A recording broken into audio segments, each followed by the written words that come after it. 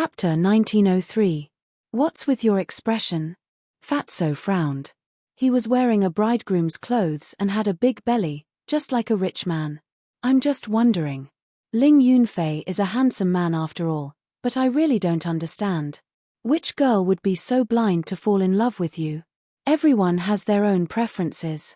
Fat Lord is not very good looking, but he has a beautiful heart. Fatso smiled proudly. Beautiful heart. Qin Feiyang's mouth twitched fiercely. Who didn't know what kind of person this guy was? How dare he say it out loud? Suddenly, an angry rebuke sounded from behind the curtain. Qin Feiyang, I won't allow you to bully him. Before the voice died away, a woman dressed like Lu Hong came out and stared at Qin Feiyang with dissatisfaction. Ah! Qin Feiyang immediately froze on the spot. How could it be this woman? Fatso grabbed the woman's hand and laughed. Boss, Fat Lord's wife has a bad temper. You'd better watch your words in the future. Qin Feiyang was completely confused. This woman was Li, his granddaughter, Li Yang. Of course, he knew Li Yang. Not only was she beautiful, but she was also very capable and talented. He never expected that Li Yang would fall in love with Fatso. Wait. Was she forced by Fatso? Thinking of this, Qin Feiyang shivered and quickly looked at Li Yang and said, Did Fatso threaten you? Don't be afraid of him. I'll help you. Ah. Everyone present was suddenly stunned. Alas. I don't agree either. But this girl, I don't know what's wrong with her. Not only does she want to be with Fatso, but she also wants to get married immediately. Li he sighed secretly. Fatso was too different from the grandson-in-law in his heart. Boss, what do you mean? Fatso snapped back to reality and said angrily. Shut up. Qin Feiyang glared at him, then looked at Li Yang and said, Don't be afraid. Tell me if you have any grievances. Li Yang smiled bitterly and said, He didn't force me to marry him. I forced him to marry me. What? Qin Feiyang was dumbfounded. He asked, Are you all right? I know that this might seem inconceivable to you all. However, this is the truth. I just like him. Because I feel very secure when I'm with him. Besides, a person's appearance really doesn't matter as long as he treats me well for the rest of my life. Li Yang said and looked at Fatso affectionately. The entire place was silent. Qin Feiyang also fell silent. Such a woman was so rare. Fatso was extremely touched. He also grabbed Li Yang's hand and said very seriously and sincerely, Yang, don't worry. Fat Lord will definitely treat you well for the rest of his life. Because Fat Lord also knows his own limits.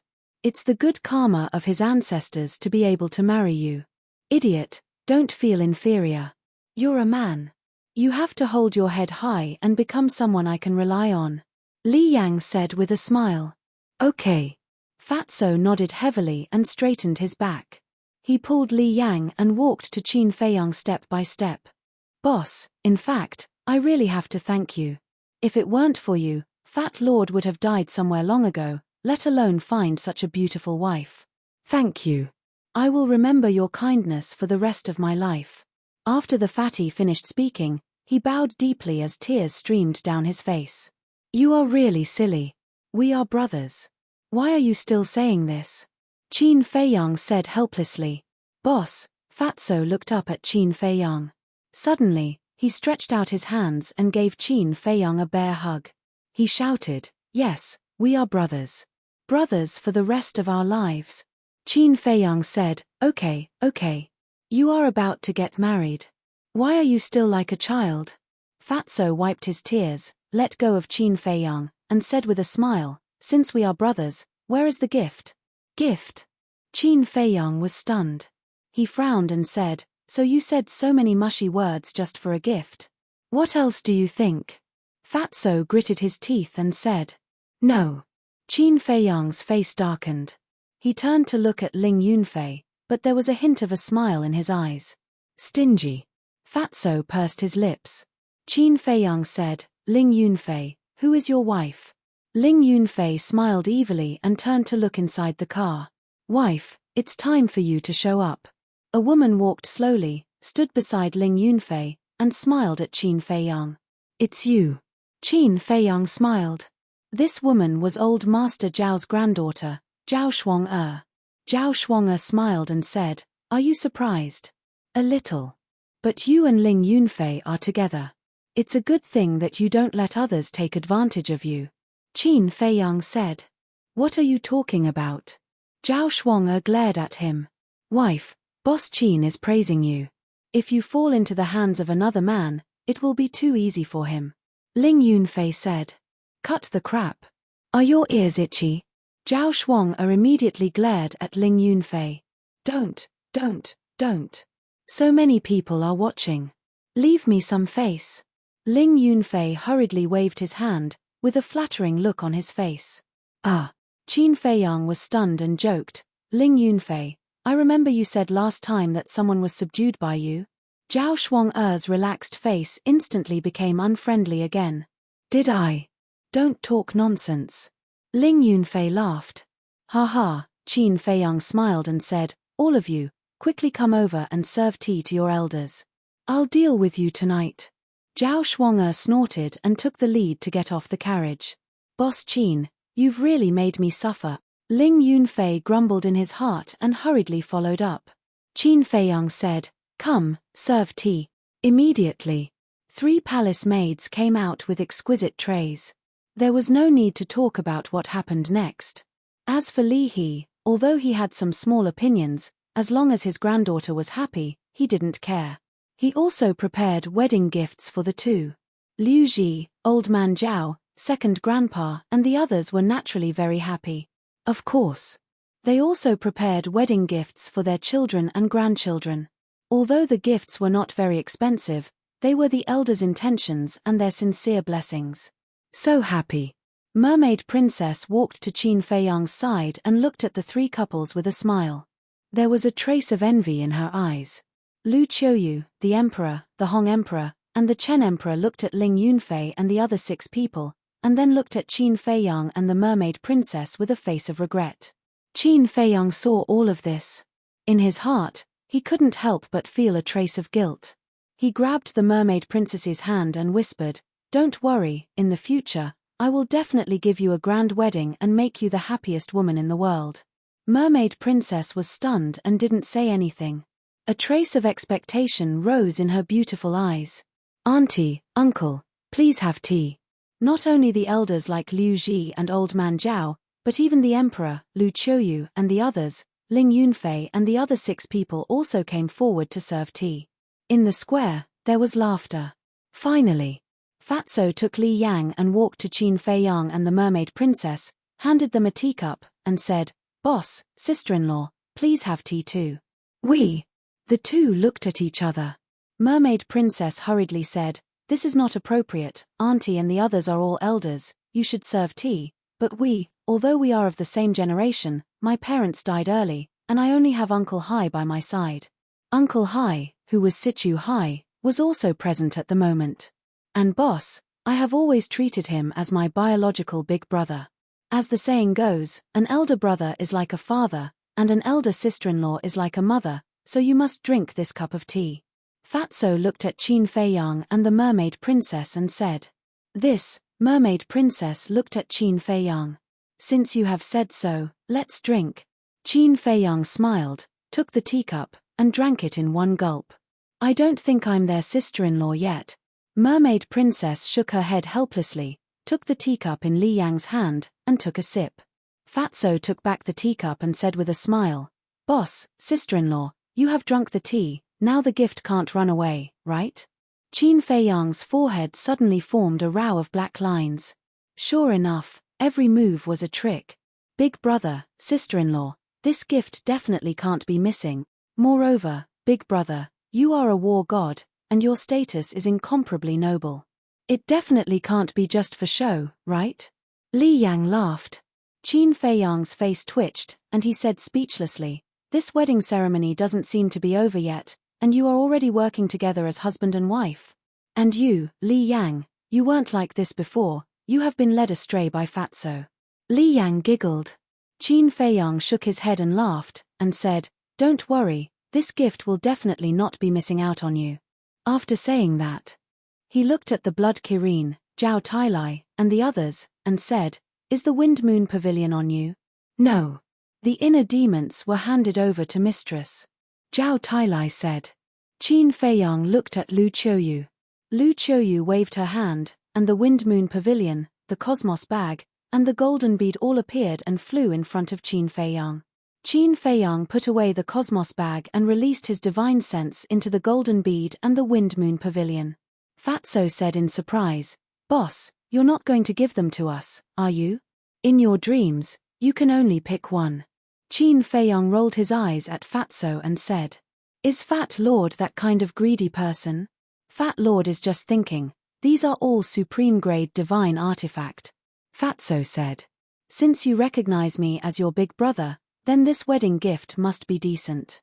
Qin Feiyang glanced at the two supreme-grade divine artifacts, and with a wave of his hand, the Wind Moon Pavilion flew in front of the two of them, and said with a smile, "Take it." "Thank you, boss." Fatso was overjoyed and immediately reached out to grab it. But suddenly, Qin Feiyang waved his hand, and the Wind Moon Pavilion returned to his hand. Fatso's smile froze, and he said angrily, "Boss, what are you doing? Are you trying to make me happy?"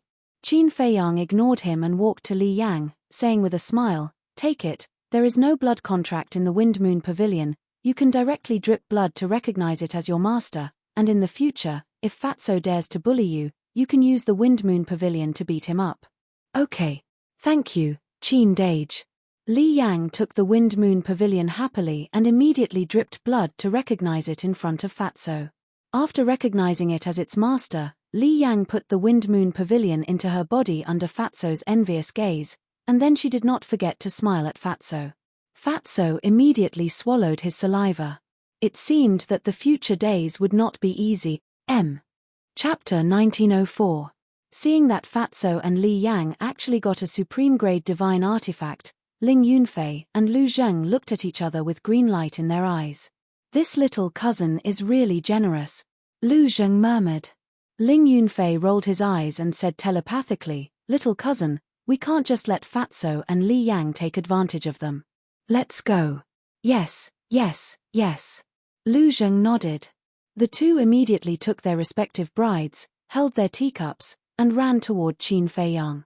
Looking at Lu Zheng and Ling Yunfei's behavior, second grandpa angrily scolded, "How can you run around on such an important day?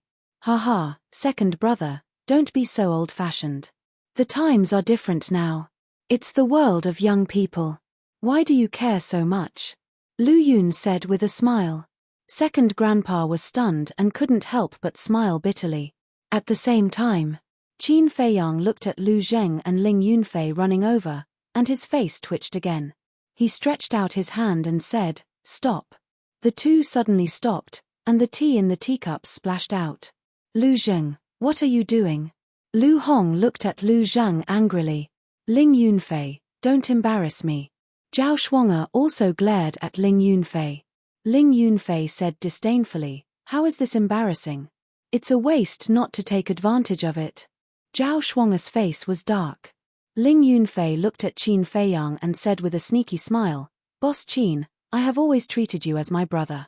You can't favor one and discriminate against the other." Qin Feiyang rolled his eyes. Lu Zheng also looked at Qin Feiyang, grinned, and was about to speak. Qin Feiyang hurriedly waved his hand and said, "Stop." "What? You won't even give me a chance to speak?" Lu Zheng's smile froze. He glared at Qin Feiyang angrily. Qin Feiyang said, "It's true that Fatso and Ling Yunfei treat me as their big brother, but you, so it's this. It's nothing. As long as you give me enough benefits, we can make an exchange. I'll be the younger cousin, and you'll be the older cousin." Lu Zheng said with a grin. Fatso and Ling Yunfei immediately cast disdainful glances at Lu Zheng. Gong Sun Bei, Qin Rushuang, and the others looked at each other and could not help but shake their heads and laugh. Second grandpa was fuming and glaring at him. For the sake of some congratulatory gifts, he didn't even care about his dignity. What kind of behavior was this? This was simply a disgrace to the Lu family. Qin Feiyang was also speechless. He said, "You'd better look at second grandpa's face now." Lu Zheng glanced at second grandpa and did not take it to heart. He looked at Qin Feiyang and said, Don't use him to scare me. It's useless. Bastard. Second grandpa was furious. Second brother, what do you think you're doing? Lu Yun saw that the situation was not good. He hurriedly held second grandpa down and comforted him. Qin Feiyang smiled helplessly. He looked at the blood Kirin and said, "Give me the dragon vein sword and the Kirin armor." The blood Kirin was stunned. Qin Feiyang smiled and said, "Give it to me." The blood Kirin sighed helplessly. With a thought, the dragon vein sword and the Kirin armor appeared. After a period of repair, the Kirin armor had been restored to its original state. Qin Feiyang waved his hand, and the two supreme-grade divine artifacts flew to him. Then, he erased the blood contract. Looking at the two divine artifacts, Lu Zheng and Ling Yunfei's eyes lit up. Qin Feiyang rolled his eyes at the two and said calmly, "It's the same as Fatso's. You don't have a share." When the two heard this, their faces immediately withered like frosted eggplants. Qin Feiyang looked at Lu Hong and Zhao Shuang and smiled. "Come here." The two looked at each other and walked in front of Qin Feiyang. Qin Feiyang looked at Zhao Shuang and smiled. "To be honest, I used to feel guilty." "Why?" Zhao Shuang was suspicious. "Back in the Swallowpan mountain range, when you were ambushed by Zhuren, I swore to help you and take care of your family. But at that time, I only thought of Aunt Shui and Aunt Liu Ji. As for your grandfather, I did not do anything. It wasn't until he was killed that I remembered that I hadn't even come to visit him before. So, please forgive my carelessness." Qin Feiyang lowered his head and said apologetically, "You think too much. I never blamed you. Besides, hasn't grandfather been resurrected?" Zhao Shuang smiled. "Thank you." Qin Feiyang said gratefully and smiled. "Then you can choose one." "That's not good. I know that you still have to go to the miracle.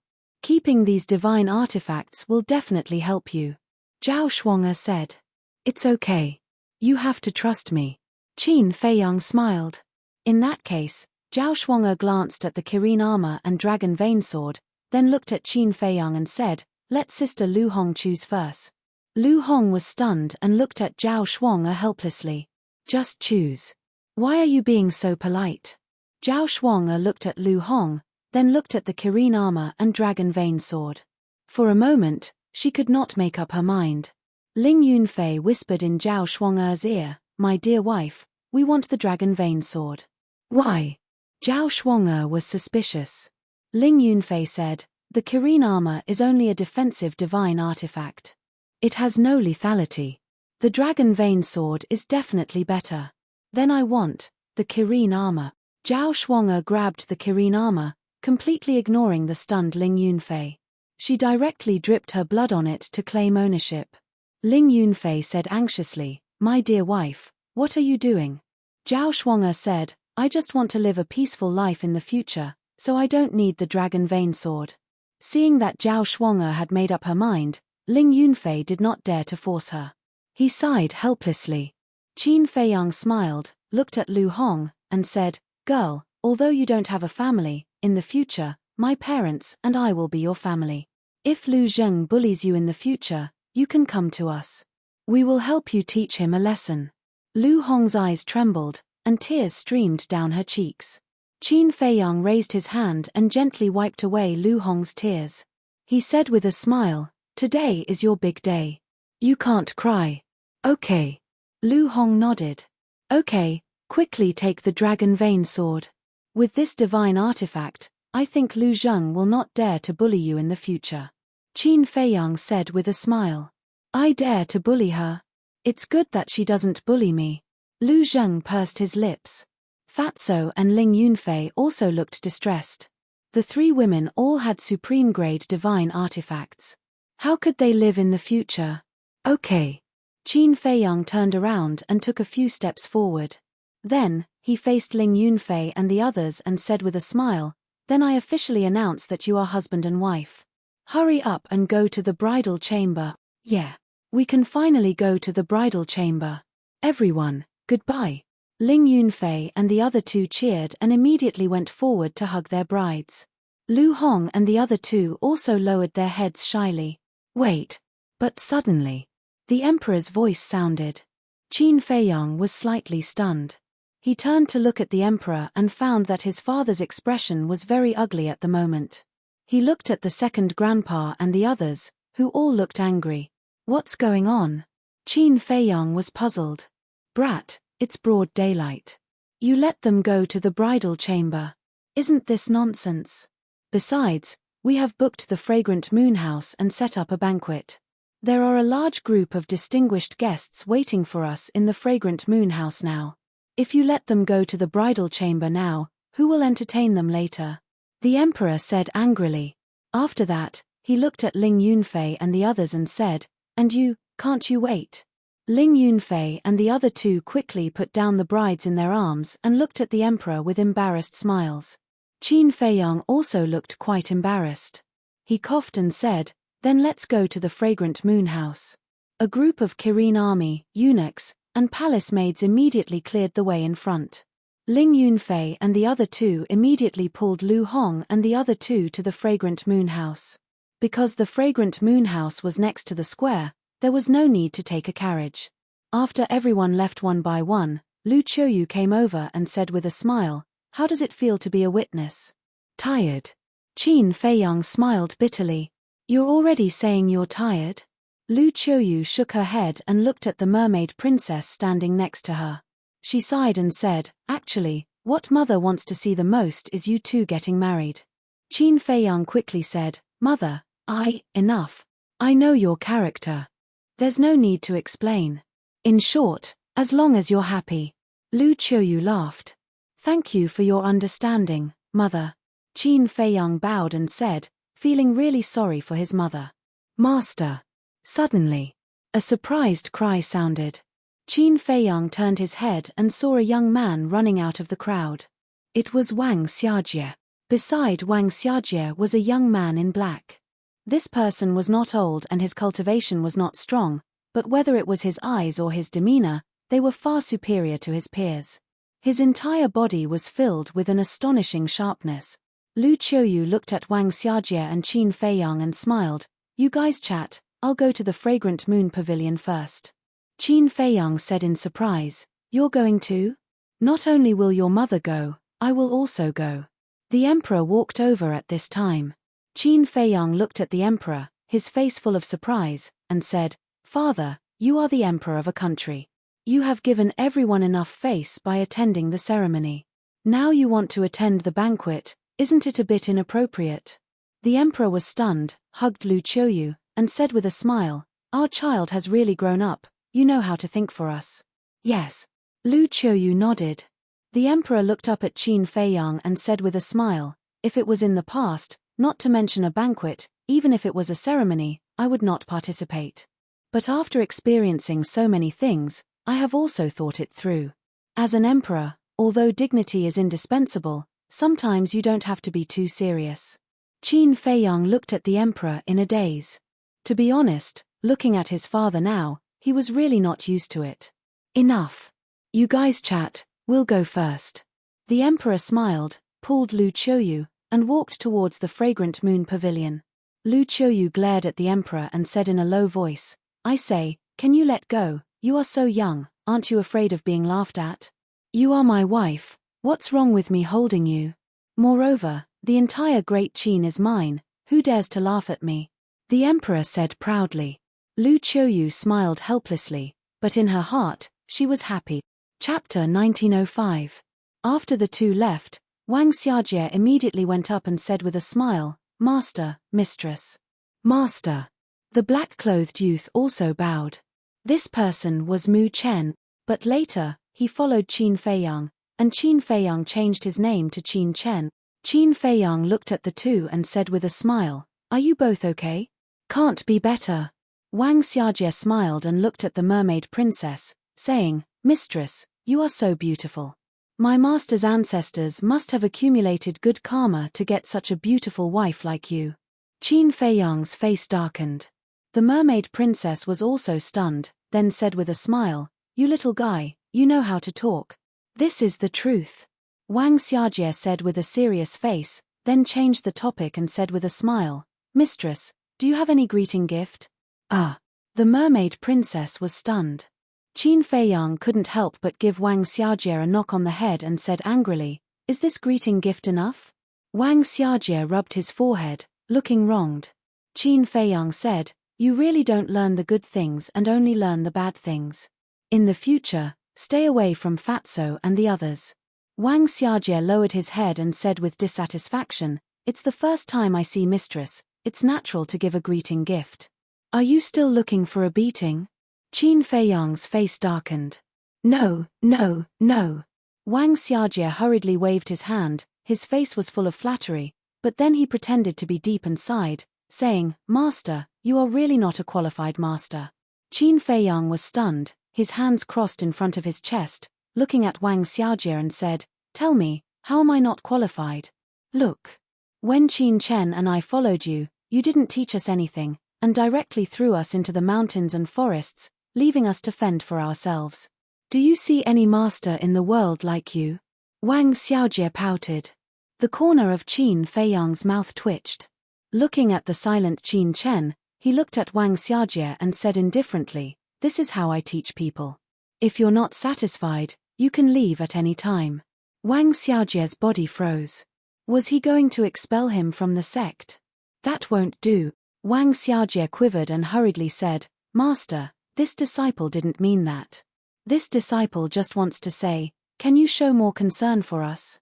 Are you still a child? You still want me to care about you?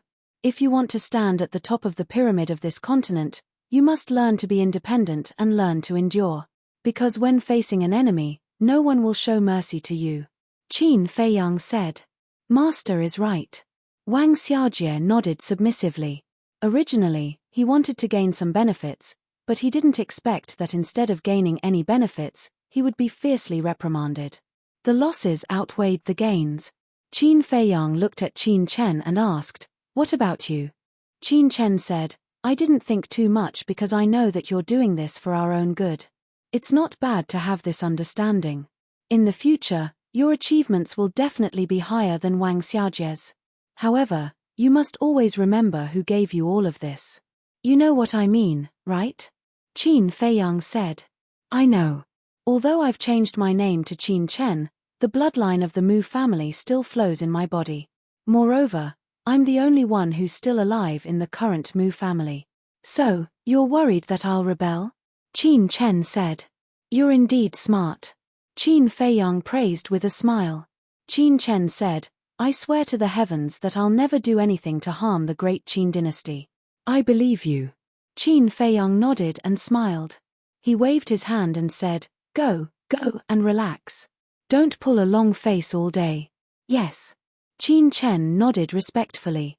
Qin Feiyang looked at Wang Xiaojie and said, "You go too. Learn from him in the future." Wang Xiaojie pursed his lips and reluctantly followed Qin Chen to the fragrant Moon Inn. This Qin Chen is indeed a promising talent. However, this disciple of yours is not bad. There's no need to be so harsh on her," Mermaid Princess said. "If I don't be harsh on them now, it'll be the same as harming them. After all, I can't always protect them, right? Moreover, the great Qin dynasty will be their world in the future. Of course, I hope that they can go further and further," Qin Feiyang said. Mermaid Princess thought for a moment and nodded with a smile, "That's true. I hope they can understand your painstaking efforts. If they're really a promising talent, they'll understand."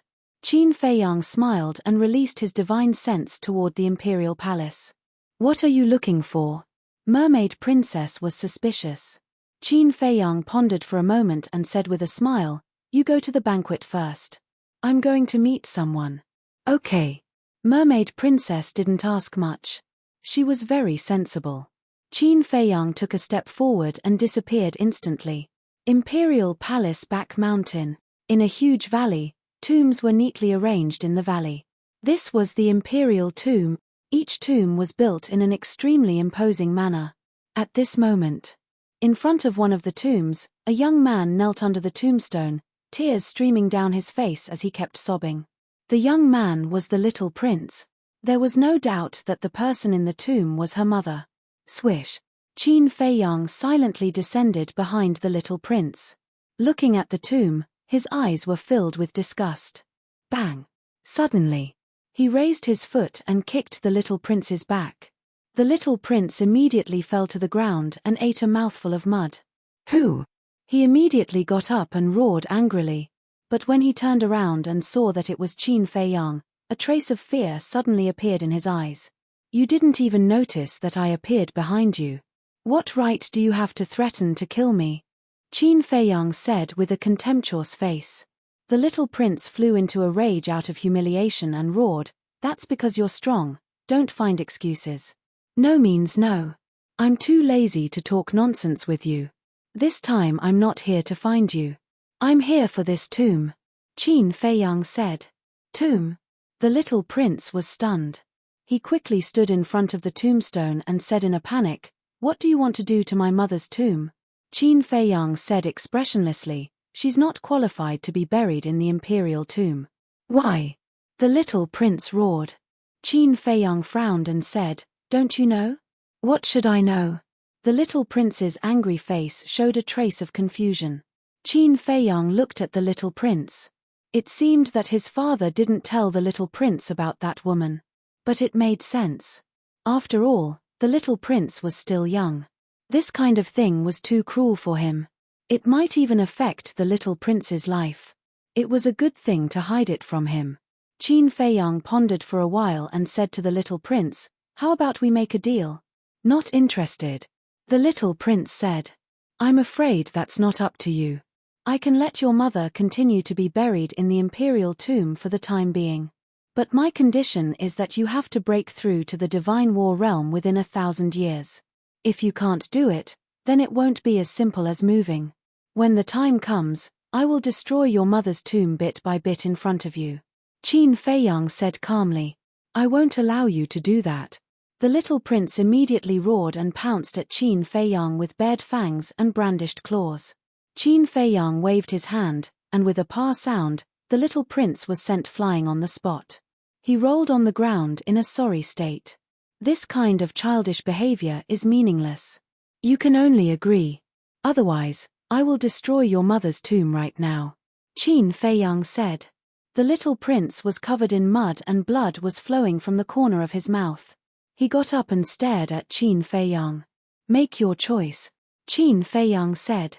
The little prince turned to look at the tomb and nodded, "Okay, I promise you.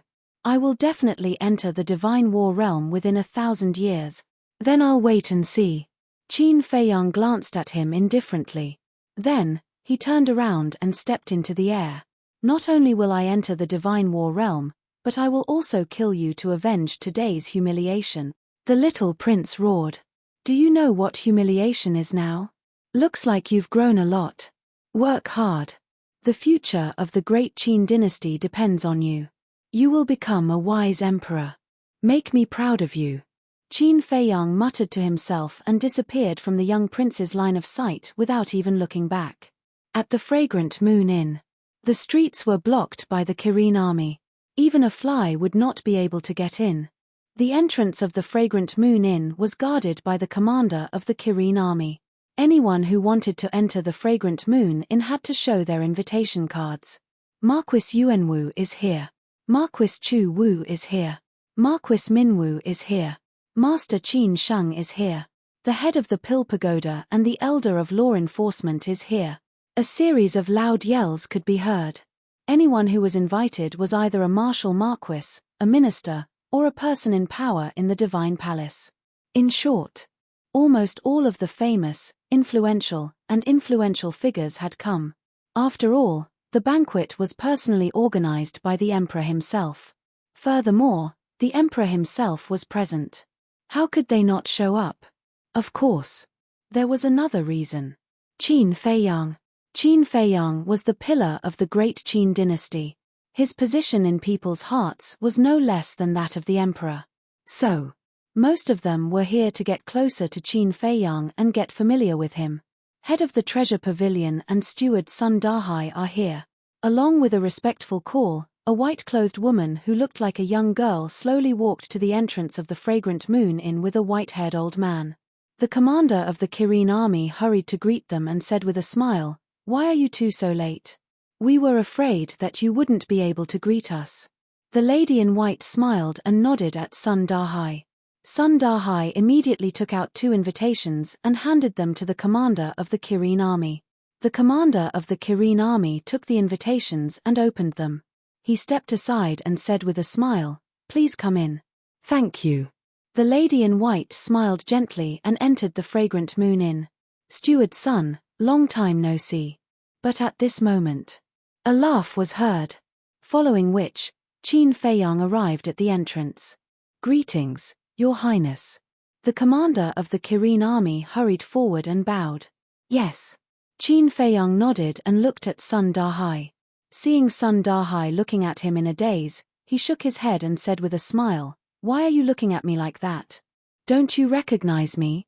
Sundar quickly bowed and said, "Greetings, Your Highness." Qin Feiyang hurried forward and helped Sundar up, saying, "Elder son, you don't have to be so polite with me. To think that Your Highness still remembers this old man.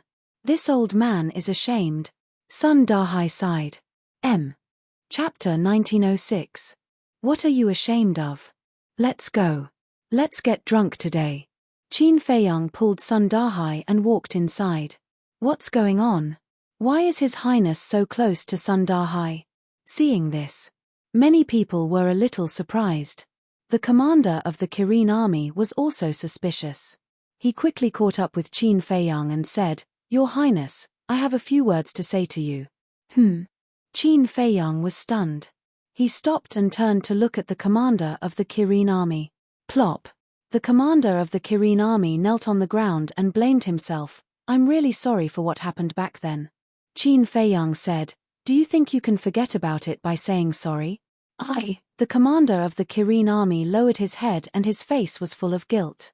Suddenly, Qin Feiyang shook his head and smiled. He reached out to help the commander of the Kirin army up and said, "It's all in the past. Don't take it to heart." Your Highness, the commander of the Kirin army looked at Qin Feiyang in a daze. "I was just joking with you. I've forgotten about it. Besides, you were just following orders. Come in and find me when you're done. Let's have a few drinks." Qin Feiyang said. "Yes." The commander of the Kirin army shouted. He stood straight and his face was full of gratitude. Qin Feiyang patted him on the shoulder and turned to pull Sundar into the fragrant moon brothel. "Your Highness, long time no see. How have you been?" The woman in white stood in front and looked at Qin Feiyang with a smile. "You are." Qin Feiyang looked at the woman in white suspiciously. Sundar hurriedly said, "She's our leader." Qin Feiyang suddenly realized. He looked at the woman in white and asked, "Have we met before?" "Your Highness is really direct. But even if we haven't met, we know of each other's existence," the white-clothed woman said. "That's true." Qin Feiyang smiled. The white-robed girl cast a suspicious glance at Sundar. After that, she turned to Qin Feiyang and spoke, "You guys chat then. I'll go meet some old friends." In fact, she was also very puzzled. Why did the relationship between Qin Feiyang and Sundar suddenly become so good? In fact, it was so good that it was somewhat ridiculous. "All right." Qin Feiyang nodded. After the white-clothed woman left, the guests in the hall stood up and bowed. "Everyone, enjoy the food and drink. Don't be shy," Qin Feiyang said with a smile. He then greeted Sundar warmly and walked upstairs. Sundar smiled bitterly and said, "Your Highness, this little old man is somewhat overwhelmed by your favor like this." Qin Feiyang shook his head and laughed. He sighed and said, "To be honest, I really have to thank you this time. If you hadn't secretly told me about Great Qin's situation in the Central Divine Kingdom, I really don't know what would have happened." Sundar said, "It was just a small matter." "Wrong. If it was just a small matter, why didn't those marquises and ministers tell me? I know that they don't have confidence in me and think that I can't defeat the demon ancestor. So, they don't want to draw trouble to themselves. But you are different. You truly love Great Qin and don't want Great Qin to fall into the hands of the demon ancestor. You also trust me without a doubt. Just this trust alone is something that ordinary people can't compare to." Qin Feiyang said. "Your Highness is too serious. As a citizen of Great Qin, it's only right that I care about Great Qin's safety. Sun Dahai shook his head and smiled. You're old, so don't be modest. If I lose this time and the demon ancestor finds out that you're the one who told him, you'll definitely be killed. So, you risked your life to tell me the news. I, Qin Feiyang, will always remember this kindness. Qin Feiyang said. Sun Dahai stopped and looked at Qin Feiyang. Seeing that Qin Feiyang's expression was incomparably sincere, he said, with your highness's words, this old man can die without regrets. Old man, when did you become so polite? Qin Feiyang rolled his eyes. Your highness is so polite. How would I dare to be impudent? Sun Dahai said innocently. Qin Feiyang was stunned. Thinking back, from the time he met Sun Dahai at the door until now, it seemed that he had been polite. Qin Feiyang laughed and said, my bad, my bad. I'll punish myself with 3 cups later. Seeing this, Sun Dahai couldn't help but laugh, and said, Your Highness, if you really want to thank this old man, then don't say such polite words. Qin Feiyang was stunned, and asked, Then what do you want? What do you think? Sun Dahai asked. Qin Feiyang pondered for a while, looked around, and asked in a low voice, You don't want the position of the pavilion master of the treasure pavilion, do you? Although this is just a question, it doesn't seem right for you to do this. After all, your pavilion master is still so young. What are you thinking about? Who wants the position of pavilion master? Sun Dahai's veins bulged. Then what do you want? Qin Feiyang was suspicious. Sun Dahai snorted coldly. Don't play dumb, I don't believe that you really don't know what I'm thinking. Qin Feiyang laughed out loud. He shook his head and said, You damned old man, you really haven't changed at all. You're always thinking about those pill formulas of mine. Sun Dahai rolled his eyes and said, As a businessman, if I don't think about the pill formulas, do you think I'll think about you? Don't. I'm not interested in men, let alone a rotten old man like you. Qin Feiyang said. Sun Dahai joked, You don't know, right? An old man is better than a young man, more experienced. Qin Feiyang looked at Sun Dahai in astonishment. Sun Dahai rubbed his hands, like a weasel looking at a lamb, and said to Qin Feiyang, How about it, do you want to try? Scram. Qin Feiyang's face darkened, and he directly kicked. Feiyang, we're here. At this moment, a pleasant voice sounded from above. Qin Feiyang looked up and saw a peerless beauty standing in front of the railing on the top floor. It was the mermaid princess. Sun Dahai looked at the mermaid princess, and poked Qin Feiyang's back, and said with a wretched smile, Boy, you're quite lucky. Have you become a real man now? What real man? Qin Feiyang was suspicious. Sun Dahai said with a tone of disappointment, Stupid, of course it's a matter between men and women. Qin Feiyang was speechless. Why didn't I realize that you're such a wretched old man before? Sun Dahai didn't care and shook his head. It seems that you haven't made your move yet. You're not going to make your move on such a beautiful woman? Do you have a problem in that area? Old man's son. Qin Feiyang shouted angrily. Can this old man take it that you're angry out of humiliation? It seems that you do have a problem in that area, but don't be afraid, this old man has a secret recipe that specializes in all kinds of male problems. For the sake of our friendship, this old man won't take your money. This old man will have someone send it to you some other day, and I guarantee that you'll be able to regain your masculinity. Sun Dahai smiled slyly. Qin Feiyang rolled his eyes at him, and then swept Sun Dahai up to the top floor. Next to it was a private room. And it was the largest and most luxurious room in the fragrant moon brothel. At this moment, the door of the room was open. Qin Feiyang turned his head and saw Tan Tai Li and Emperor Hong sitting at the head of the table, followed by Emperor Chen, Qin Yuan, Lu Yun, second grandpa, third grandpa, and fourth grandpa. Then there was the emperor couple, the mermaid emperor. Then there was Qin Rushuang. These were all Qin Feiyang's close relatives. Tan Tai Li said, Brat, we're waiting for you. Come in quickly. Okay. Qin Feiyang nodded, pulled the mermaid princess, looked at Sun Dahai, and said, Let's go in. This. Looking at the table of people inside, Sun Dahai could not help but turn pale. What's wrong? Qin Feiyang was suspicious. Sun Dahai stammered, everyone here is your family, and I'm the only outsider. This isn't appropriate. What's inappropriate about it? Qin Feiyang directly raised his hand and pushed Sun Dahai in. The emperor and others looked at Sun Dahai, and also looked at Qin Feiyang suspiciously. Although today was Ling Yunfei's wedding banquet, it was now equivalent to a family banquet. Naturally, a family banquet should be a family banquet. But why did Qin Feiyang let Sun Dahai in? Your Majesty, my lords, Sun Dahai stood inside the door with his head lowered, not daring to look at them. Qin Feiyang walked in with the mermaid princess, and then closed the door. Lu Qiuyu asked, Feiyang, what's going on? Qin Feiyang pulled the mermaid princess to sit next to Qin Rushuang, and then briefly explained the situation. I see. Only then did everyone realize. Lu Qiuyu smiled. Indeed, we should thank you properly. Elder son, don't be so reserved, quickly sit down. Yes, Your Majesty.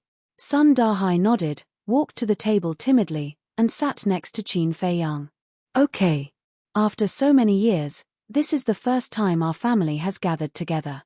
Today, no national affairs, no worries, no trivial matters, we'll just talk about our family. Emperor Hong smiled. Yes. The last time we gathered together was when Feiyang was born. In the blink of an eye, Feiyang has not only grown up, but also found a wife. We old guys have to admit that we're old. Emperor Chen sighed. We're old, but on the wine table, we can't lose to the young people. Lu Yun said as he got up to pour wine. Yes, let this kid know that we old people are not easy to bully. Emperor Hong nodded. Swish. A group of old men immediately stared at Qin Feiyang. Qin Feiyang's eyelids twitched, and he looked at everyone warily and said, What are you doing? Let me tell you, I'm not good at drinking at all. With so many elders here, even if you don't know how to drink, you have to drink. Not only you, but your wife also has to drink. Qin Yuan chuckled. Qin Feiyang said helplessly, Uncle Yuan, why are you fooling around? Qin Yuan said, Silly boy, this is not fooling around. This is everyone's concern for you. After all, it's easier for you and your wife to do things when you're drunk, and we have a chance to hold grandchildren. Do things? Hold grandchildren? Qin Feiyang's face twitched. It turned out that this group of old people was planning this, but no matter how he looked at it, they were disrespectful. Fut. Qin Rushuang on the side laughed directly. Sun Dahai's face also turned red. When the mermaid princess heard that, she immediately lowered her head. Her face was so pale that it was almost dripping water. Chapter 1907. On this day, Qin Feiyang was miserable. Although Emperor Hong and the others were old, their alcohol tolerance was quite terrifying. After an afternoon, Qin Feiyang was already dead drunk. The mermaid princess also drank a lot. However, although everyone said it, they did not force her. As an outsider, Sun Dahai was naturally even more miserable. Moreover, because the people sitting here were all supreme figures of great Qin, they did not refuse anyone. Before evening, they had already been carried back. Qin Feiyang also wanted to run, but it was not so easy. After the three grooms, Fatso, Lu Zheng, and Ling Yunfei, greeted the guests, they staggered over to find Qin Feiyang, reeking of alcohol. Helpless, Qin Feiyang could only secretly use his divine power to refine the alcohol in his body and continue to fight with everyone. Late at night, the guests slowly dispersed. The emperor and the others also returned to the palace. Only a group of young people was left. However, the commander of the Kirin army was still here. The emperor had specially asked him to stay here and look after everyone. Qin Feiyang lay on the table, his face drunk. He said weakly, Damn fatso, little cousin, Ling brat, aren't you going to the bridal chamber? You keep dragging me to drink. What's the point of the bridal chamber? Besides, we can't forget our friends in the face of love. Tonight, we'll drink with you to our heart's content. The three of them were also a drunken mess. The mermaid princess, Lu Hong, Li Yang, and Zhao Shuang'er sat to the side, looking at their men with helpless faces. Gong Sun Bei said with a smile, all these years, they've been working hard and struggling. It's not easy to have some free time, so let them indulge. Li Yang asked, Big brother Gongsun, what plans do you have for the future? Me. Gongsun Bei grabbed the wine cup, thought for a moment, and said, Yi Shu talked to me a few days ago and asked me to take over the position of Chief Tower Master. This is a good thing. Fatso raised his head, put his arm around Gongsun Bei's shoulder, and said, Congratulations, brother Gongsun, for becoming the 5th Chief Tower Master. From now on, you have to take good care of us. I haven't decided yet. Gongsun Bei shook his head. No decision. Big brother Gongsun, isn't it your wish to lead the forgotten continent to glory? Li Yang said. You're right, but the world is at peace now. Madame Tantai Li has returned, and Yi Shu and the other gods of war have returned. It's not my turn. Gongsun Bei shook his head.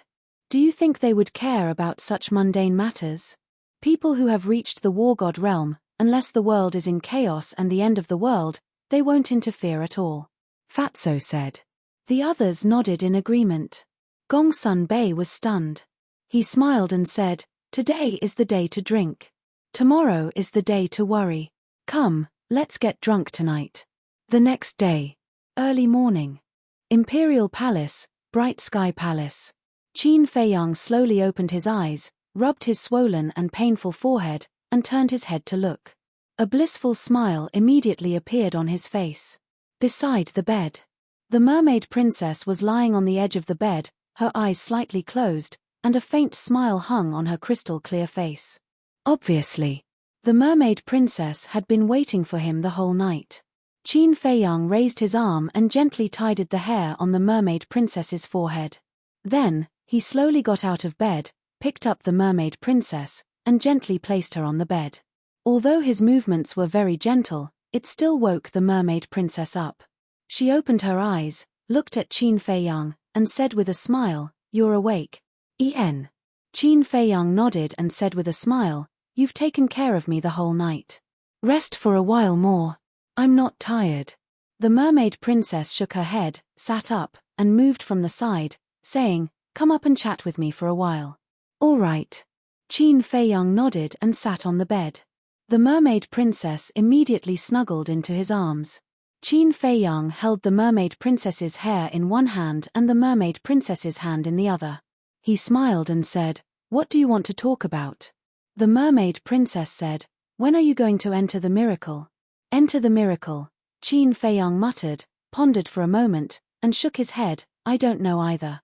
The mermaid princess asked, Are you reluctant to part with your current life?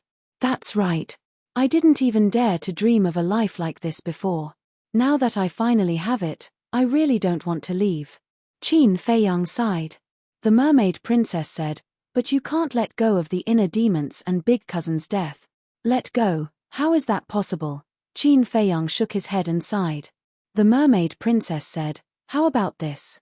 Forget about these things for now and live well with Auntie and the others for a while. I'm afraid that the longer I stay, the more reluctant I will be.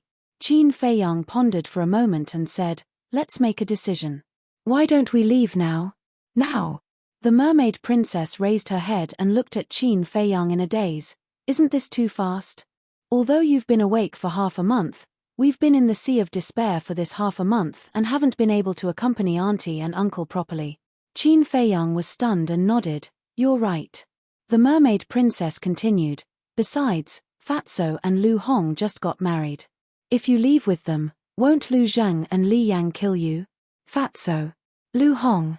Qin Feiyang froze and smiled, I don't plan on taking them with me. You don't want to take them with you?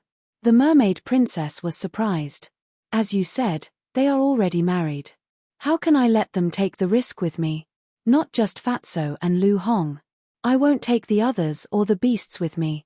Qin Feiyang said.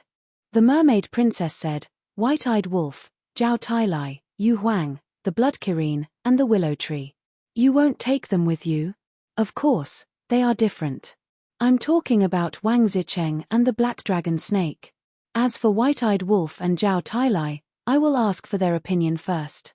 If they want, they can continue to follow me. If they want to stay here and live the rest of their lives peacefully, I will give them my blessing.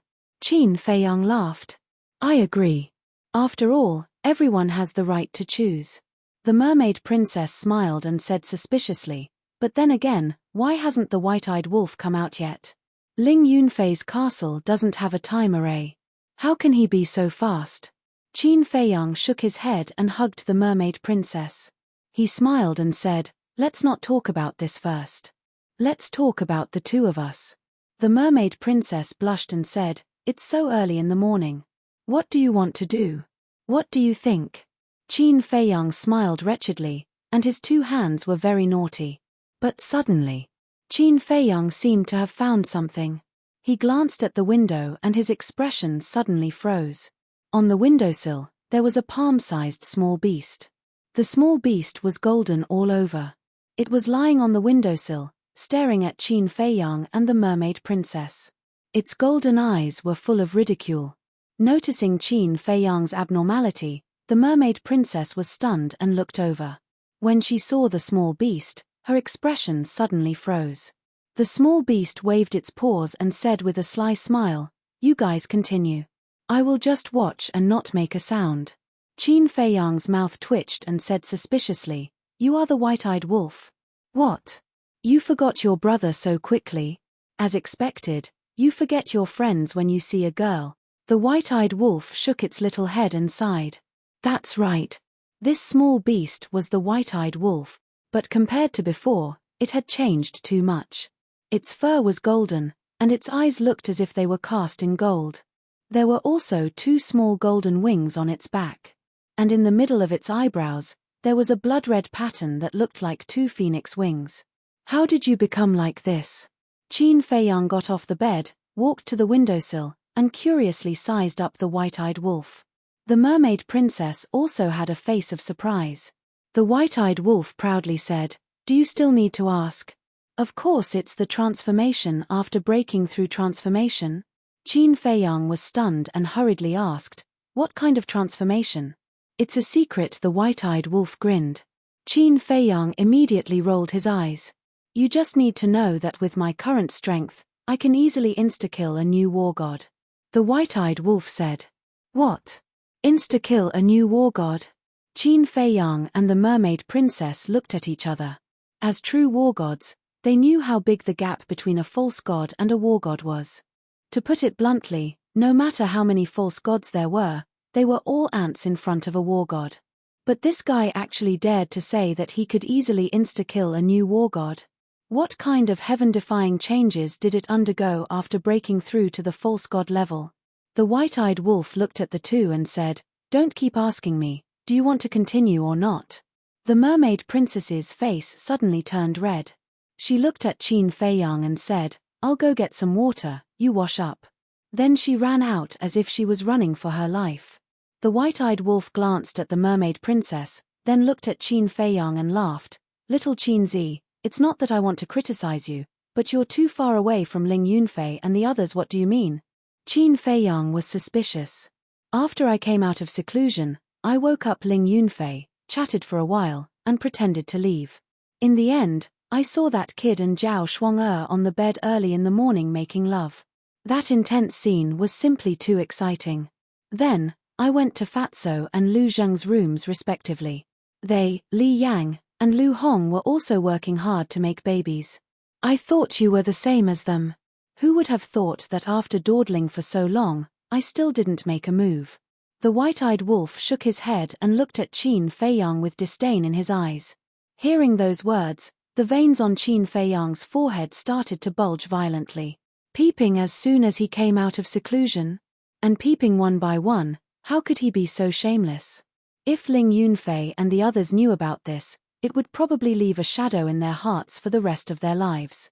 Qin Feiyang glared at it and said, cut the crap. Since you're already here, you must have heard our conversation. Yes. The white-eyed wolf nodded and asked, what's wrong? Qin Feiyang said, do you want to stay here, or do you want to go to the miracle with me? Isn't that obvious? Of course I want to go to the miracle. I want to destroy that small beast with my own hands and avenge the inner demons. The white-eyed wolf snorted coldly. Chapter 1908. The mermaid princess just walked in with a basin of water. Hearing the white-eyed wolf's words, she said, "The small beast and the ice dragon are so strong, it's best not to offend them for the time being. Don't worry, this brother still has this bit of self-awareness." After the white-eyed wolf finished speaking, he looked at the mermaid princess and laughed. "When are you going to make a baby? Let this brother watch from the side." "Get lost." Qin Feiyang's face darkened, and with a slap, the white-eyed wolf suddenly flew out like a meteorite. The mermaid princess shook her head and laughed. "As soon as this wolf cub comes out, the capital will definitely be lively again. Needless to say, before it peeped at us, it had already gone to peep at Ling Yunfei and the others." Qin Feiyang said helplessly. "Peep?" The mermaid princess was stunned and asked, "Then did it see anything?" "It saw everything it should see, and it also saw everything it shouldn't see." Qin Feiyang shook his head. The mermaid princess was stunned to the extreme and couldn't help but laugh. While twisting the towel, she said, "This ruffian wolf really knows how to mess around. Get used to it." Qin Feiyang took the towel and washed up well. His whole person became refreshed and said with a smile, "As you said, forget about those things for the time being and accompany mother and the others." "En." The mermaid princess nodded. "Bastard Wolf King, what are you doing?" Suddenly, an angry roar sounded. Qin Feiyang was stunned and looked at the mermaid princess. "This seems to be father's voice." "What do you mean it seems to be? It's uncle's voice." "Such a big temper. It seems that this ruffian wolf must have done something good again." The mermaid princess said. "It's really worrisome." Qin Feiyang rubbed his forehead and said, "I'll go take a look." The mermaid princess nodded. Whoosh! Qin Feiyang flickered and appeared above Bright Sky Palace. Looking in the direction of the voice, he saw the white-eyed wolf flash in front of him and disappear in the direction of the first district. Following closely, the emperor also caught up. He didn't even wear his dragon robe, only a coat. His expression was full of anger. Qin Feiyang hurried over and asked, "Father, what's wrong?" The emperor was so angry that his face turned black. He said, "Can you look after it for me? It's simply lawless." "What did it do?" Qin Feiyang was suspicious. It actually came to peep at me and your mother. Don't you think that's too much?" The emperor said furiously. Qin Feiyang was stunned. He looked at Di Shi from head to toe. No wonder he came out with a coat. It turned out that he hadn't gotten up yet. Wait a minute. Even if he didn't get out of bed and peeked at her, there was no need to be so angry, right? Could it be? Qin Feiyang looked at the emperor, and his eyes immediately became strange. "What are you looking at?" The emperor frowned. Qin Feiyang laughed mischievously and said, "Dad, are you with Mom?" Even if it was the emperor, when he heard this and looked at Qin Feiyang's ambiguous expression, his face couldn't help but turn red. "Ha ha." Qin Feiyang laughed heartily and gave him a thumbs up. He said, "Dad is indeed old but vigorous. Come on, work hard, and strive to give me another younger brother or sister. Are you looking for a beating too?" The emperor flew into a rage out of humiliation. Qin Feiyang saw that the situation wasn't good and fled back to Bright Heaven Palace. What a brat. The emperor shook his head and glared angrily at the direction where the white-eyed wolf disappeared, then turned and disappeared from the palace. "What's wrong?" The mermaid princess stood outside the palace and looked at Qin Feiyang and asked. "This damn wolf cub, he actually dared to peep at father and mother. It seems that he should be taught a good lesson." Qin Feiyang rubbed his forehead and said. The mermaid princess didn't know whether to laugh or cry. This ruffian wolf's shamelessness was indeed well-deserved. "Wait. Are we in Bright Heaven Palace?" Qin Feiyang sized up the palace and frowned. The mermaid princess was speechless. "You only realized now?" Qin Feiyang asked suspiciously, "Isn't this the little prince's palace now? Last night, the little prince was brought to the back mountain by Emperor Hong and old Qin, saying that they would teach him step by step." The mermaid princess said. Qin Feiyang nodded in realization and said with a smile, "That's good too. With great-grandfather and old Qin's careful guidance, not to mention anything else, at least on the path of cultivation, he won't take any detours. What you did in the imperial tomb yesterday, Emperor Hong and the others also learned from the little prince. In the early morning, Emperor Hong came to find you. He wanted to talk to you, but seeing that you were drunk and unconscious, he didn't wake you up. The mermaid princess said. Then you know about it too? Qin Feiyang asked. Even Emperor Hong told me. Isn't it a bit too much for you to do this? The mermaid princess said. Too much? Qin Feiyang shook his head and smiled.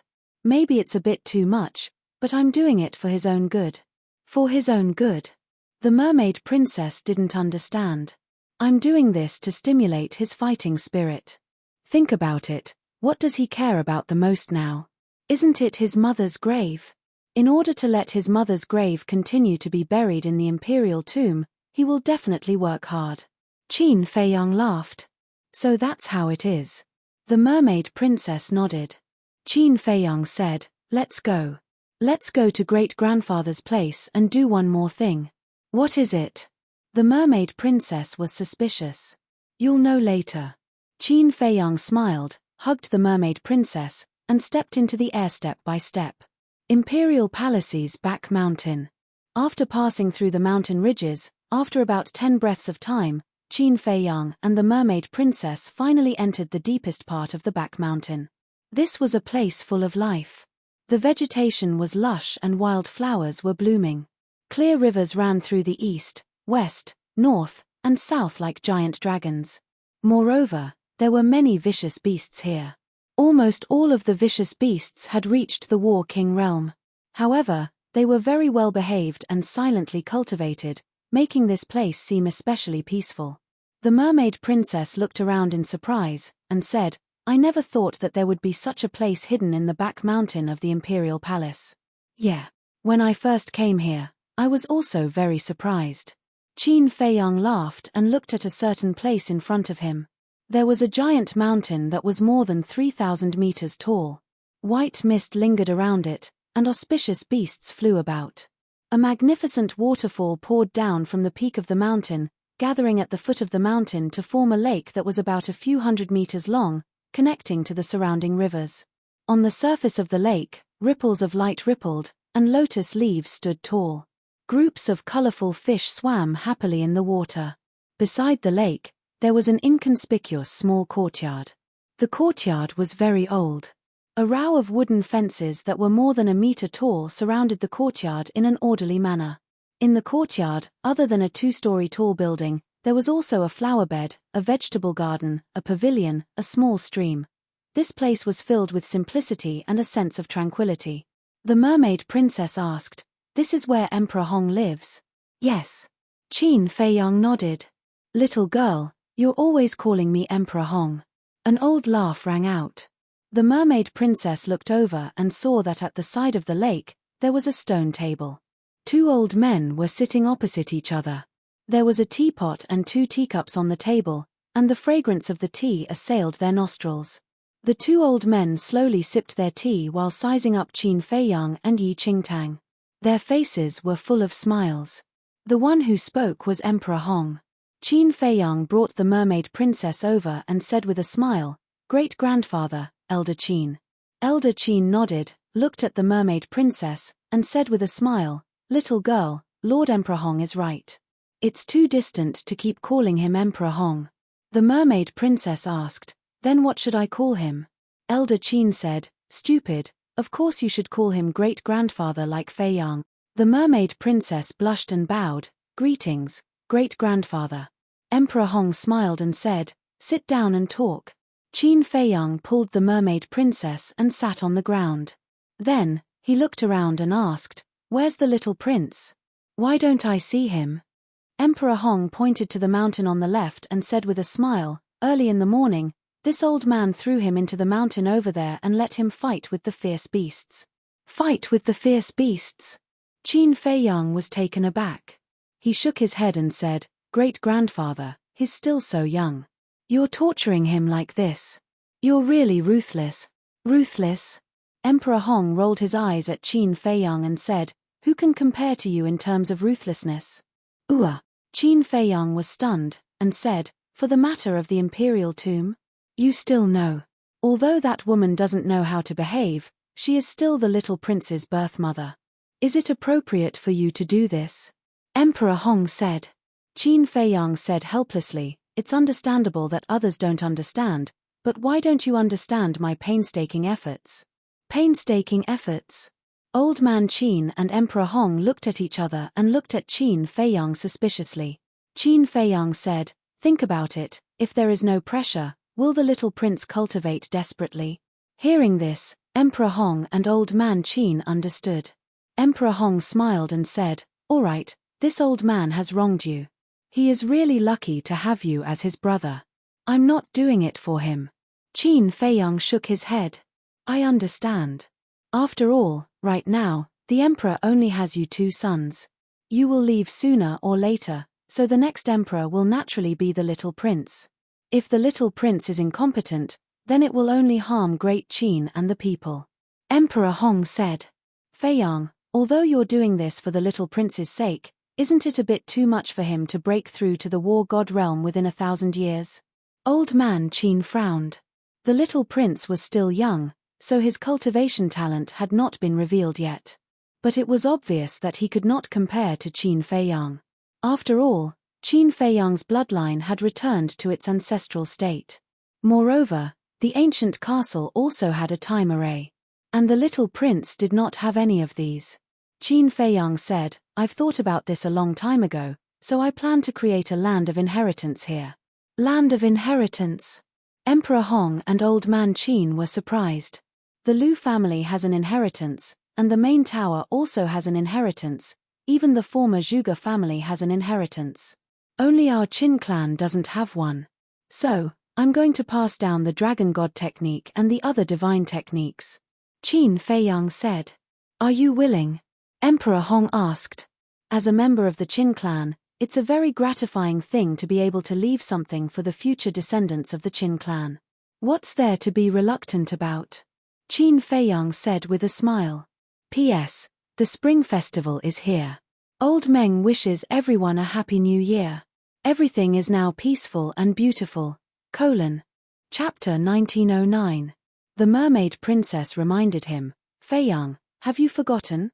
The Qin clan also has a heritage in the sacred land of the Mermaid clan." "Of course I haven't forgotten. But it's not convenient in the Sea of Despair. Besides, that is the place of inheritance for the Mermaid clan, it does not belong to the Qin clan. It has a different meaning." Qin Feiyang said. "Then do whatever you want." The Mermaid Princess thought for a while and said with a smile. No matter what the man in front of her wanted to do, she would support him unconditionally. "Feiyang." Old Man Qin grabbed Qin Feiyang's hand and sighed, "I really don't know how to express my gratitude to you at this moment." "No, it's respect." "Old Man Qin, you're wrong. This is what I should do and it's my duty." Qin Feiyang said helplessly. Okay. I'm being too polite." Old Man Qin laughed. Qin Feiyang shook his head and smiled.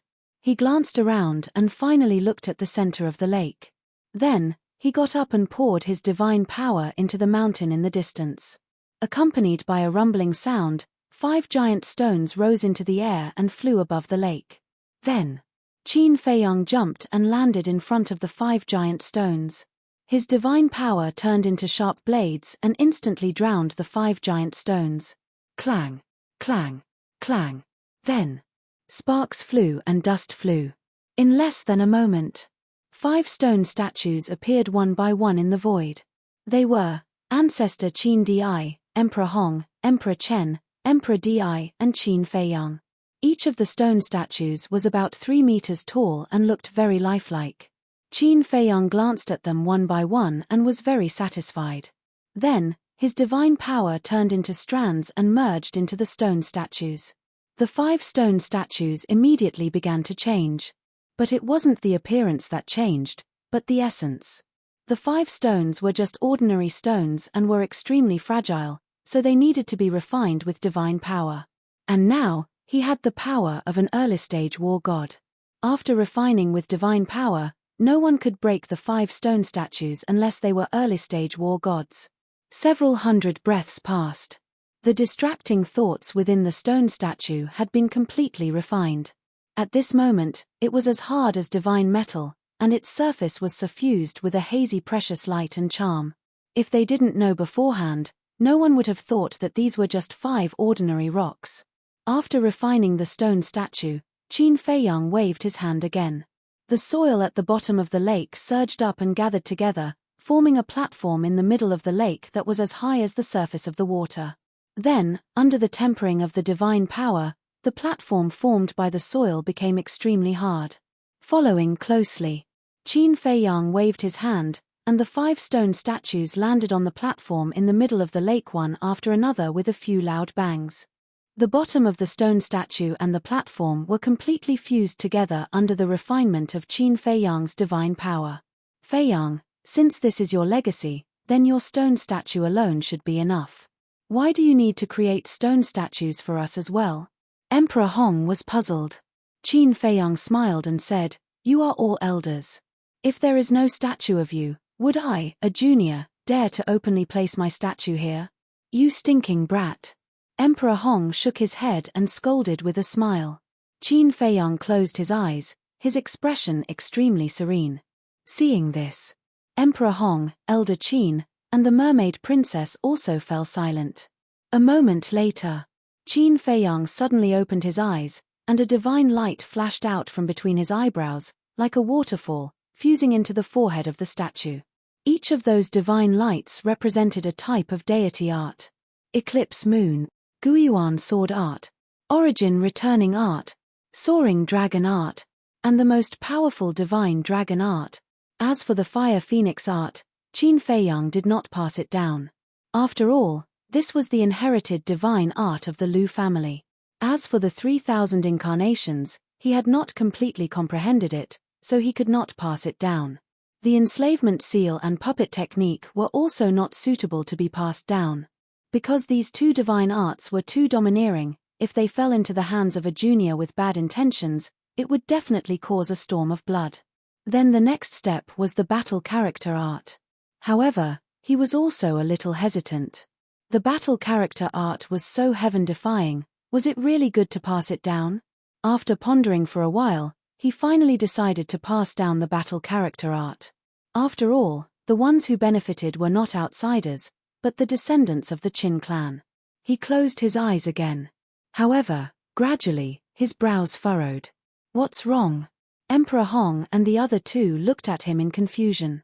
Qin Feiyang opened his eyes and said helplessly, "I originally wanted to leave behind the battle character art, but this battle character art seems to be unable to be passed down." Unable to be passed down? The 3 of them looked at each other. Mermaid Princess asked, "Could it be that you haven't comprehended it thoroughly?" "Impossible, because I relied on the battle character art to become a god."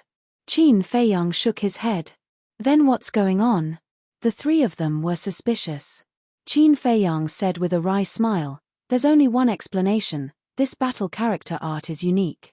Emperor Hong said with a smile, "If that's the case, then don't force it. Leaving behind so many divine arts is enough." Qin Feiyang nodded, and drops of purple gold dragon blood kept floating out from his chest. As the purple gold dragon blood kept appearing, Qin Feiyang's face slowly turned pale. The mermaid princess asked in surprise, "What are you doing now?" Qin Feiyang did not answer. About 100 breaths later, there were as many as 50 drops of purple gold dragon blood in the void in front of them. Each drop of purple gold dragon blood was like a gem, exuding a mighty divine dragon's aura. Qin Feiyang looked at Emperor Hong and said, "Great-grandfather, these purple gold dragon blood essences are left for the descendants of the Qin clan. You must take good care of them. Also, remember, you can only give them 1 drop after their bloodline awakens." "You mean?" Emperor Hong was surprised. "That's right. Like me, the bloodline awakens is only the first step. The second step is to fuse with the purple gold dragon blood. Only then will the power of the purple gold dragon blood and purple gold dragon chi be fully recovered." Qin Feiyang said. Emperor Hong frowned. "Although it's not bad, it requires the blood of a real purple gold dragon. Is your blood useful?" "Although I'm not a real purple gold dragon, these 50 drops of blood are all refined from my bloodline power. They can be compared to the purple gold dragon blood. Moreover, the drop of divine dragon blood that the ancestor left in the imperial jade seal was actually not the blood of the purple gold dragon. According to my analysis at that time, It should be a drop of blood essence refined from the bloodline power of the ancestor. Qin Feiyang said. So that's how it is. Emperor Hong suddenly realized. He took out a jade pendant and carefully put away the 50 drops of blood essence. Qin Feiyang looked at old Qin and said, I'll have to trouble you to prepare a brush, ink, paper, and inkstone for me. All right. Old man Qin nodded and hurriedly moved the teacup away.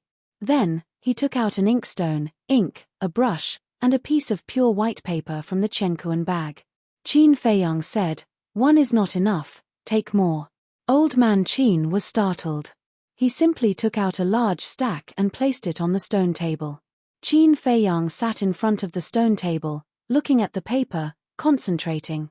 The mermaid princess immediately squatted at the side and helped grind the ink. Seeing this, old man Qin secretly laughed. What an obedient and sensible girl. That's right. With her taking care of Feiyang, even if Feiyang goes to the divine ruins in the future, this old man will be at ease. Emperor Hong sent a sound transmission. Then, the two of them curiously lowered their heads and looked at Qin Feiyang. What did this kid need so much paper to write? Qin Feiyang calmed himself down for a moment, then grabbed the brush and began to write.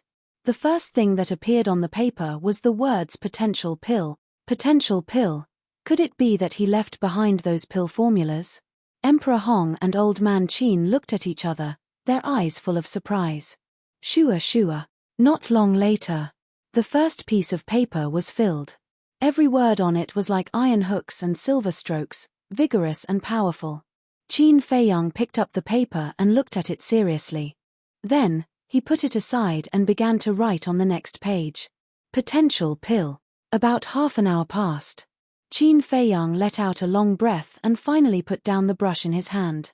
A smile also appeared on his old face. Great-grandfather, these are the potential pill, small fortune pill, big fortune pill, 9-chew yellow dragon pill, 9-turn dragon blood pill, 5 elements universe pill. The medicinal ingredients needed for each pill, as well as the steps and temperature of the refining process, I have clearly recorded them all. Find a time to organize them. At that time, you can keep them yourself, or give them to father. In short, they can't fall into the hands of others.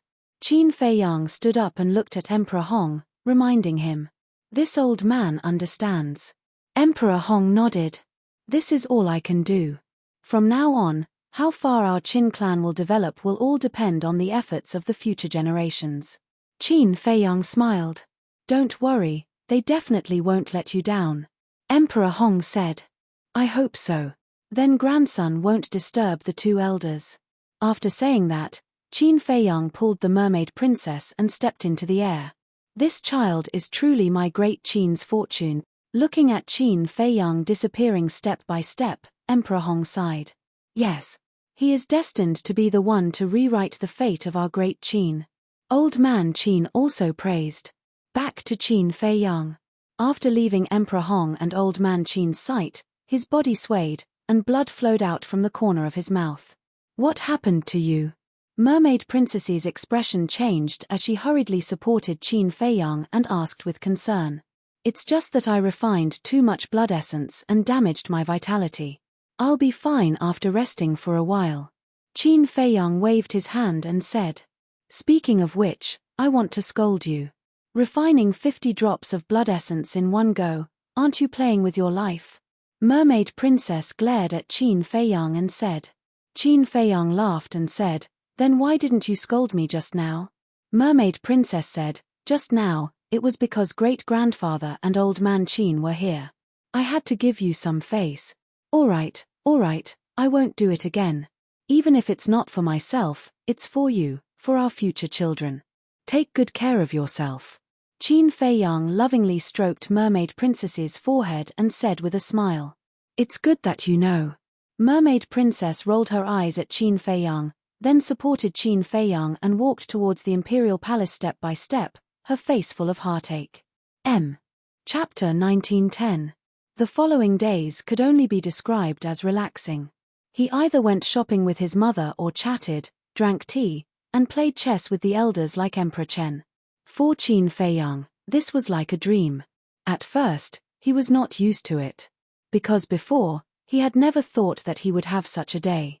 In the blink of an eye, half a year passed. It had been half a year since the battle at the Sea of Reincarnation.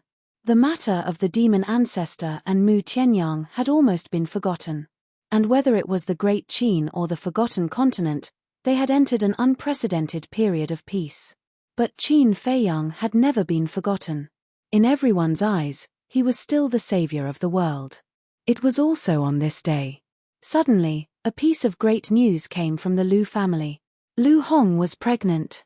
After hearing this news, the emperor and his wife immediately brought a lot of tonics and called Qin Feiyang and the mermaid princess to go to the Lu family.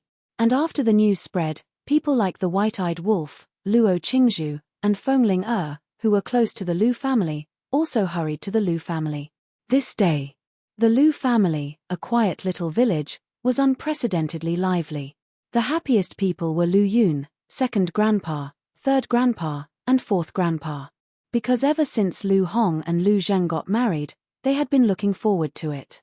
In the room, Lu Hong was lying on the bed, and Lu Zheng was sitting beside her with a happy smile on his face. The white-eyed wolf sat on the edge of the bed like a normal person, his paw pressed on Lu Hong's wrist. After a long time, he nodded and said, "According to the pulse, this little guy will definitely have a good bone structure and extraordinary talent in the future." Lu Hong was stunned and speechless. She said, "Brother Wolf, how come I didn't know that you can read fortunes? Are you kidding me? Who am I? In this world, is there anything that I can't do?" The white-eyed wolf smiled proudly. "I'm calling you fat, and you're panting." Lu Qiuyu rolled her eyes and pushed the white-eyed wolf away. Sitting by the bed, she grabbed Lu Hong's hand and said with a smile, "You're no longer alone in the future. You must take good care of yourself." After that, Lu Qiuyu then looked at Lu Zheng and scolded, "And you, brat, don't make Lu Hong angry at this time. Auntie, she has 2 amulets now. One is the fetus in the womb, and the other is the supreme-grade divine artifact, Dragon Vein Sword. Tell me, how would I dare to make her angry?" Lu Zheng felt wronged. When everyone heard this, they could not help roaring with laughter. Lu Zheng glanced at Qin Feiyang and said, "Little cousin, this is your first nephew. Aren't you going to express your gratitude?" Qin Feiyang's face twitched, and he said, "I've already given you the Dragon Vein Sword. What more do you want? Haven't you heard of the saying, a greedy man is like a snake trying to swallow an elephant? You're so petty. When he's born in the future, I'll tell him that your uncle is a stingy person." Lu Zheng snorted coldly. "Up to you." Qin Feiyang shrugged his shoulders, turned around and walked out of the room. Looking at the clear sky, his face was full of smiles. All these years, Lu Hong had been following him and sharing his worries. It could be said that she had contributed a lot. So, he was really happy to see that Lu Hong had a good home. The emperor walked to Qin Feiyang's side without saying a word and sighed, "Feiyang, father also wants to hold a grandson." Ah! Qin Feiyang was stunned. He turned his head and looked at the emperor helplessly. He smiled and said, "It's more practical to have a few more sons and daughters with mother." "Brat." The emperor glared at him and asked, "When are you leaving?" Qin Feiyang pondered for a moment and said with a smile, "I've already rested for more than half a year. It's time to move on. Let's do it today." "Today?" The emperor's eyes trembled and he said, "Do you need to be in such a hurry? At least give us some time to send you off. I don't want to alarm everyone." Qin Feiyang shook his head. In the past 6 months, he had asked the Golden Leopard, the Blood Kirin, Zhao Tailai, Kui Li, Tang Hai, the Willow Tree, and Yu Huang. No one hesitated. No matter where he went, they would always follow him. The emperor looked deeply at Qin Feiyang and sighed. "Fine, but there is one thing you must remember. This will always be your home." Qin Feiyang's body trembled slightly. He lowered his head and said, "Thank you, father." "Silly boy, the person who should be thanking you the most should be me. Thank you for choosing to forgive me." The emperor smiled. Qin Feiyang smiled and turned to look at the emperor. However, he found that everyone was standing behind him. Even Lu Hong had gotten up and stood with Lu Zheng. She looked at Qin Feiyang with a sad expression. "You guys." Qin Feiyang was startled. He cautiously asked, "You couldn't have heard it, right?" "Nonsense. We're not deaf." Lu Zheng stared at Qin Feiyang angrily. Qin Feiyang smiled awkwardly. "We were quite happy that Hong was pregnant, but you suddenly made such a scene. Aren't you trying to ruin our mood?" Lu Zheng said. I'm sorry. Qin Feiyang quickly apologized. Lu Hong frowned and said, "Lu Zheng, can you not be so rude?" Lu Zheng's expression froze and he said unhappily, "Hong, why are you still helping him? Shouldn't husband and wife be united?" Lu Hong rolled her eyes at him and walked in front of Qin Feiyang. She asked, "Can't you wait a little longer?" "Wait for what?" Qin Feiyang was suspicious. Lu Hong said, "When I give birth to the baby, we'll go with you." Hong is right. There's strength in numbers. Lu Zheng nodded. "No." Before Qin Feiyang could speak, the 4 grandfathers of the Lu family hurriedly shouted. Lu Hong and Lu Zheng looked at the 4 grandfathers in shock. "Girl, Zheng, if you go to the miracle site too, who will take care of the child?" "That's right. Parents are important to the child. A child without parents is like an orphan. It looks very pitiful. In short, you must stay in Great Qin. And you must work hard and have a few more children." The 4 grandfathers' attitude was very firm. Lu Zheng looked at the 4 grandfathers and frowned. "What about Big Brother's revenge?" Lu Yun said, "Leave this matter to Feiyang. You don't have to worry." Lu Zheng was stunned. He looked at Lu Yun and said angrily, "The one who died is my biological brother. You tell me not to worry? Is that possible?" Lu Yun snorted and said, "Boy, don't say that I look down on you. Even if you go, you won't be of much help. Instead, you will be a burden to your little cousin." "Old man, is this what a grandfather should say?" When Lu Zheng heard this, he immediately became angry. Lu Yun was Lu Zheng's biological grandfather. Lu Yun said, "I'm just telling the truth." "You," Lu Zheng's eyes widened in anger. "What about me?" Lu Yun was also fuming with anger. Looking at the old man and the young man, Qin Feiyang was at a loss for a moment. Lu Qiuyu glared at Qin Feiyang and said, "Brat, it's all your fault." "My fault?" Qin Feiyang was stunned. What did this have to do with him? Everyone was in a good mood, but you suddenly said that you wanted to leave, and you left in such a hurry. If it's not your fault, whose fault is it? Lu Qiuyu was unwilling. In fact, no matter how much she said, she just couldn't bear to let Qin Feiyang go. Yes. It's all my fault." Qin Feiyang smiled bitterly. Of course, he knew that his mother didn't really blame him. How could he want to leave? But there were some things that he had to face. Lu Hong glanced at everyone and sighed secretly. She grabbed Lu Zheng's ear and said angrily, "You've got guts, haven't you? You even dare to talk back to your grandfather." Lu Zheng's face changed, and he hurriedly said, Hong, let go. Don't be angry.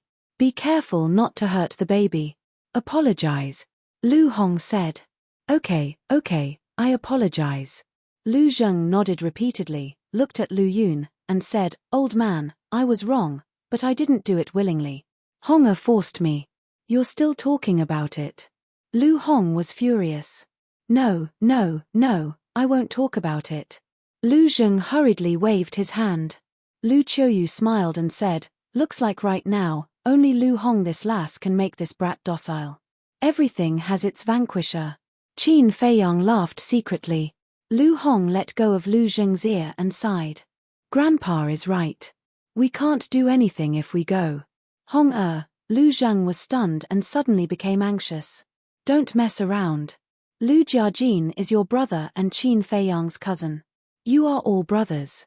There's no need for you to take revenge personally." Lu Hong said.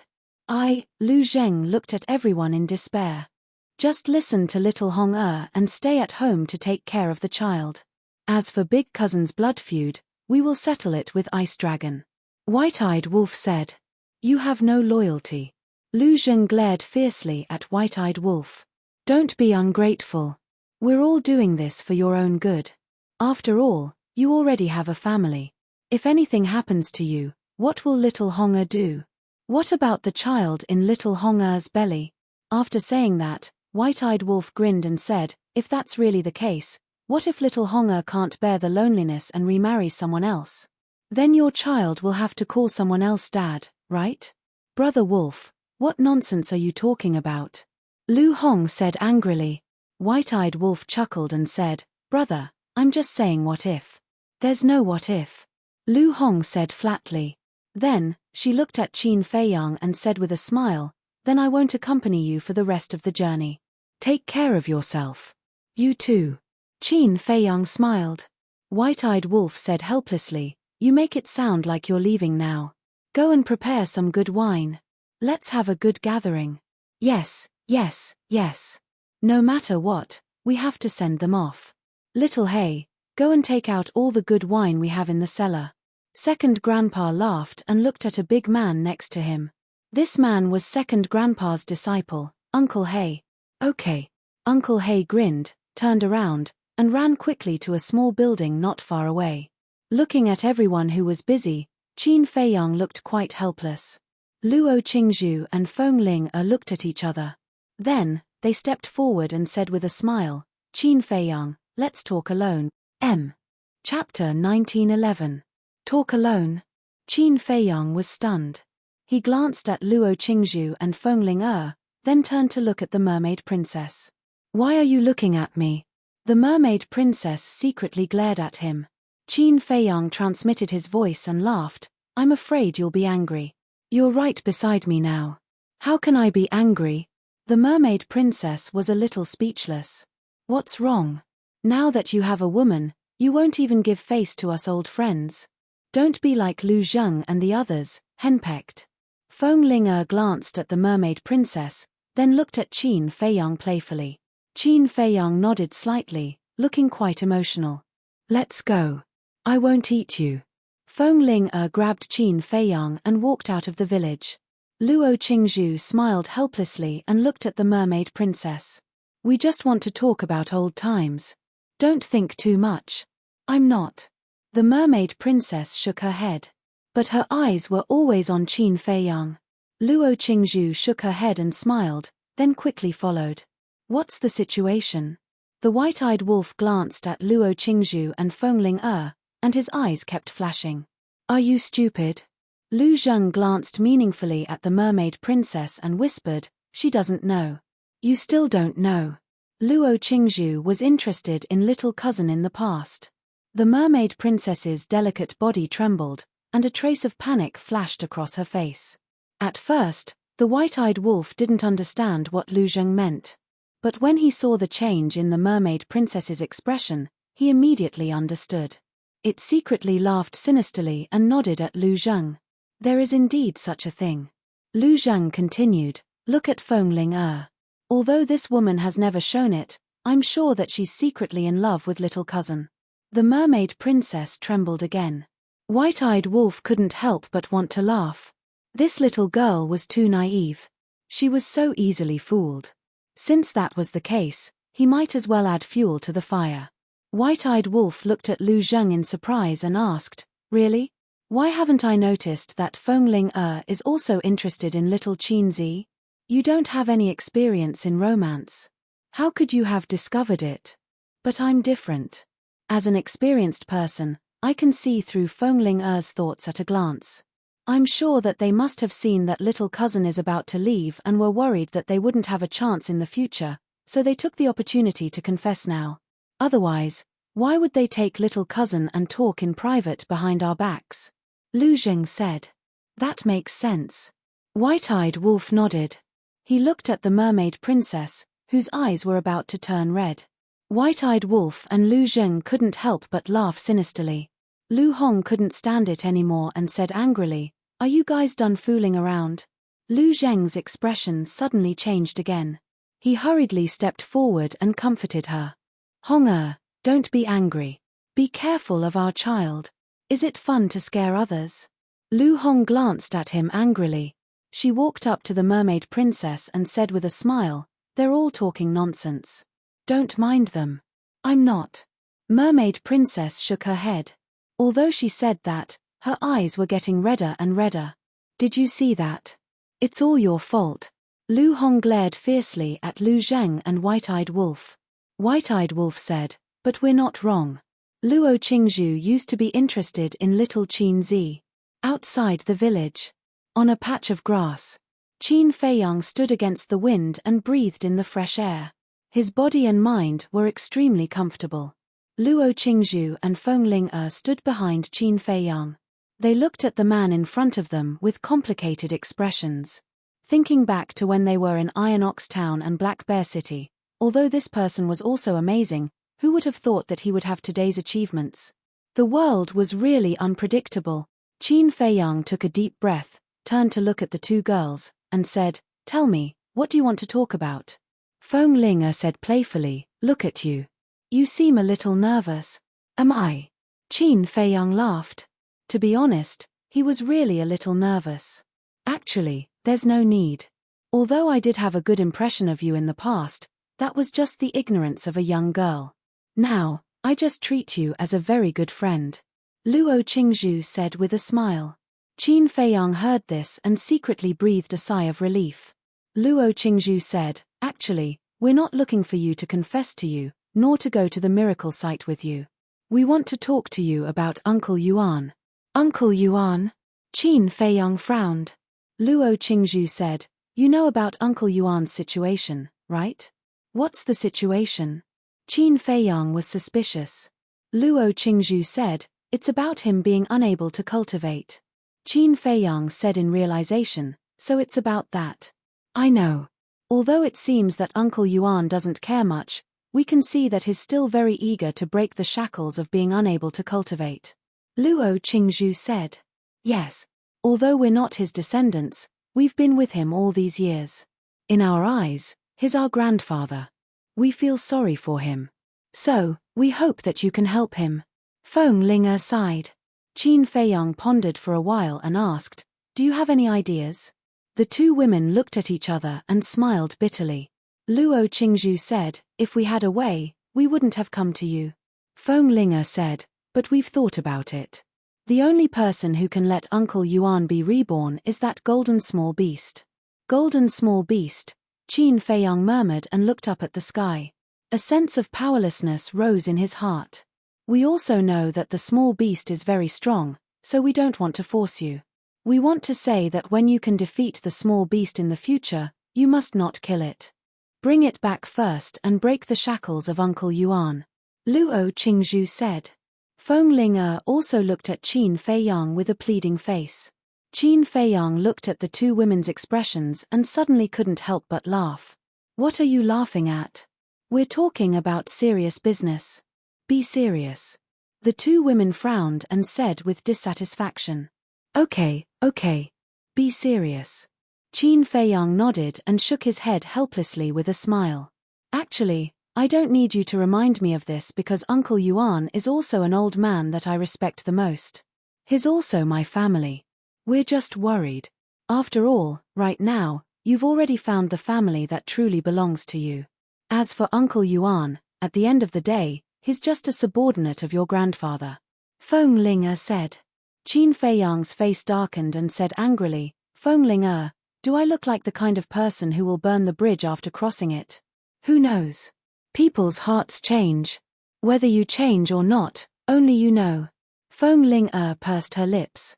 Qin Feiyang's veins were bulging. He let out a long breath and said, "I'm not going to argue with you." Feng Ling screamed, "Oh, you've grown a temper. Do you remember how I taught you a lesson in Black Bear City?" Qin Feiyang's face twitched and said playfully, "Then do you remember that I used to have a cheap fiancé?" "Cheap fiancé?" Feng Ling was stunned and immediately became angry. She shouted, "Don't mention that to me again." Back in Black Bear City, Qin Feiyang just casually said that Feng Cheng's granddaughter was his fiancée.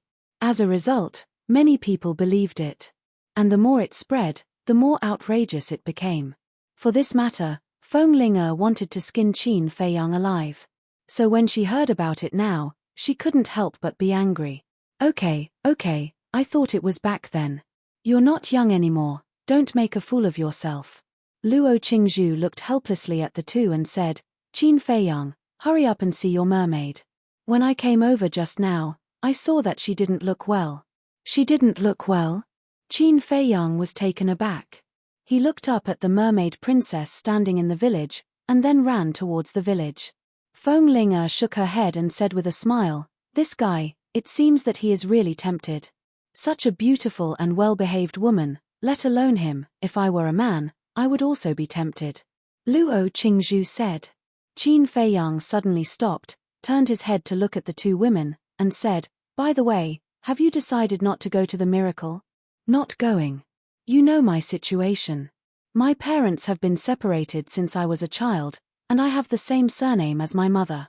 Now that they have finally reconciled, I have to accompany them." Luo Qingzhu said with a smile. Feng Ling'er said, "Me too, I have to accompany Grandpa. I really envy you."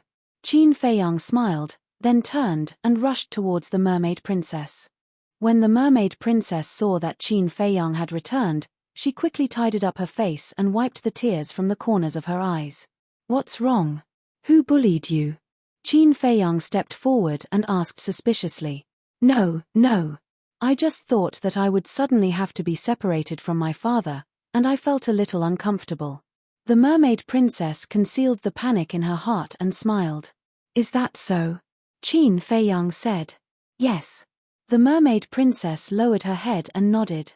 Qin Feiyang shook his head, stretched out his hands, and hugged the mermaid princess into his arms, and said with a smile, "Silly girl, do you think I don't know what you are thinking?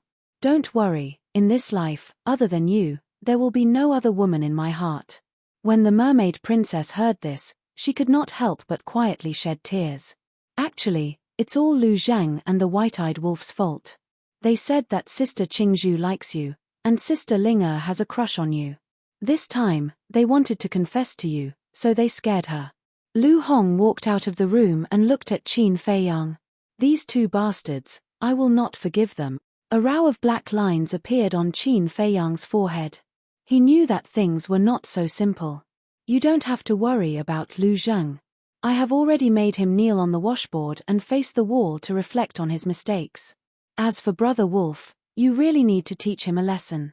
Lu Hong said helplessly. She really felt helpless against the white-eyed wolf. "Kneel on the washboard?" Qin Feiyang was stunned. Lu Hong said with a smile, "Although the Lu family is full of cultivators, everyone's life is the same as ordinary people, so there is no shortage of washboards." Qin Feiyang looked at the mermaid princess. The two of them looked at each other, and in the end, they could not help but laugh. A dignified man, and a fake god, actually had to kneel on the washboard. This guy was really pitiful. "Little girl, let's go, let's gloat and vent your anger for you." Qin Feiyang grabbed the mermaid princess and ran excitedly into the room. Chapter 1912. Each and every one of them is just a bunch of kids who never grow up. Seeing this, Lu Hong shook her head and sighed. Then, she turned to look at the inner room and said coldly, "Don't get up without my permission." After that, she left. In the inner room, Lu Zheng knelt on a washboard that was more than half a meter long, facing the wall and looking dejected. "Ayaya, isn't this my impressive-looking and extraordinarily handsome little cousin? What are you doing?" Qin Feiyang ran in and looked at Lu Zheng, who was kneeling there obediently. His eyes were full of ridicule. Lu Zheng suddenly clenched his hands and said angrily, "Are you blind? It's because I have eyes that I asked you what this is. I haven't seen it before." Qin Feiyang went up and looked at the washboard curiously. "Bastard!" Lu Zheng roared. He wanted to find a hole to hide in. Qin Feiyang laughed and said playfully, "Little cousin, this is called retribution. Do you understand?" Lu Zheng raised his head and glared at Qin Feiyang with gritted teeth. But suddenly, he hugged Qin Feiyang's thigh and cried with snot and tears, "Little cousin, I beg you, take back the dragon vein sword." "Why? Did the dragon vein sword offend you?" Qin Feiyang was puzzled. "The dragon vein sword didn't offend me. But Hong-er threatened me with the dragon vein sword when she got angry. How am I going to live in the future?" Lu Zheng wailed. "How you live is your business. I won't take back what I've given away." "You, don't look so wronged. Lu Hong also wants her husband to become a dragon." "She's spurring you," Qin Feiyang said. "How can you spur me like that?" Look at me. Where's my dignity as a man? Lu Zheng cried. What dignity do you have in front of your wife? Take your time to enjoy it. This is Lu Hong's love for you. Don't take it for granted. Qin Feiyang laughed mischievously and pulled the mermaid princess who was hiding at the side and laughing secretly. He turned around and left. Qin Feiyang, I hate you. Lu Zheng's roar resounded through the sky. What's that? Do you believe that I will make you kneel until tomorrow morning? Lu Hong's voice sounded from outside. Lu Zheng immediately shivered. He lowered his head and shriveled up like a frosted eggplant. Qin Feiyang walked out of the room and saw Lu Hong picking vegetables in the garden. He said with concern, Don't do these things. Take good care of the baby. I just got pregnant. Do you have to make such a big fuss over nothing? Lu Hong looked at Qin Feiyang helplessly, then lowered her head and got busy again. Is that so? Qin Feiyang was stunned. He turned to look at the mermaid princess and asked, I've never been pregnant. How would I know? Mermaid princess glared at Qin Feiyang angrily. That's true. Qin Feiyang smiled awkwardly. Whoosh. Suddenly, 3 figures appeared in the sky. Qin Feiyang looked up and said in surprise, Why are you here? The 3 were Ren Wuxuang, Ren Duxing, and Old Master Ren. The 3 of them landed in the courtyard. Old Master Ren said with a smile, Lu Hong is pregnant. It's such a joyous occasion. We have to come and visit. Lu Hong got up and said with a smile, Thank you. Why are you still doing such rough work? Go to bed and lie down. Lu Zheng, what are you doing? Why aren't you taking good care of Sister Hong? Ren Wuxuang shouted angrily. I'm here. Lu Zheng ran out in a hurry and looked at Ren Wuxuang as if he had seen his savior. You're a little incompetent. How can you let a pregnant woman do the work? Ren Wuxuang said angrily. Yes, it's my fault, my fault. I'll definitely change in the future. Lu Zheng nodded repeatedly. Fortunately, Ren Wuxuang and the other 2 came. Otherwise, he would have to continue kneeling on the washboard. Lu Hong rolled her eyes at Lu Zheng and said secretly, There are so many guests here. I'll give you some face and spare you for now. But if you dare to talk nonsense again, I won't dare. Madam, don't be angry. The child is more important. Lu Zheng hurriedly ran over and said with a smile. Why is it a little strange? Ren Wuxuang looked at the 2 of them suspiciously. Little cousin, does your knee still hurt? Qin Feiyang suddenly roared. Get lost. Lu Zheng immediately flew into a rage out of humiliation. It's good to be young. Ren Duxing smiled and looked at Qin Feiyang, saying, This is the first time we've met. Is it? I remember that in the land of ruins. No, look at my memory. At that time, it was Mu Tianyang who controlled Uncle's physical body. It's also the first time we've officially met. Qin Feiyang said with a smile. I've heard about you. You're a big shot. Thank you for taking care of my father and my daughter all these years. I also have to thank you for thinking of me when you opened the gate of rebirth and allowing me to be reborn. After saying that, Ren Duxing was about to bow to Qin Feiyang. Uncle, that's impossible. Qin Feiyang hurriedly stopped Ren Duxing and sighed, If you want to say thank you, I should be the one thanking Sister and Old Master. If it weren't for their help in the spiritual state back then, let alone all of this, I might not even be alive. So it's only right for me to repay you. Ren Wuxuang said with a smile, Yes, father, don't be so polite with him. Okay. Ren Duxing nodded. Sister, I haven't seen you for a while. You've become prettier. How is it? Have you found the right person? No, I can introduce you to a few. Qin Feiyang grinned. Ren Wuxuang blushed, raised his fist, and said angrily, Brat, are you looking for a beating? So fierce. Uncle, Old Master, hurry up and find someone to marry her off, Qin Feiyang said. I want to, but no one dares to accept her. It's all my fault. I spoiled her too much when she was young, and now she has a bad habit. Old Master Li laughed and said, Grandpa, how can you talk about your own granddaughter like that?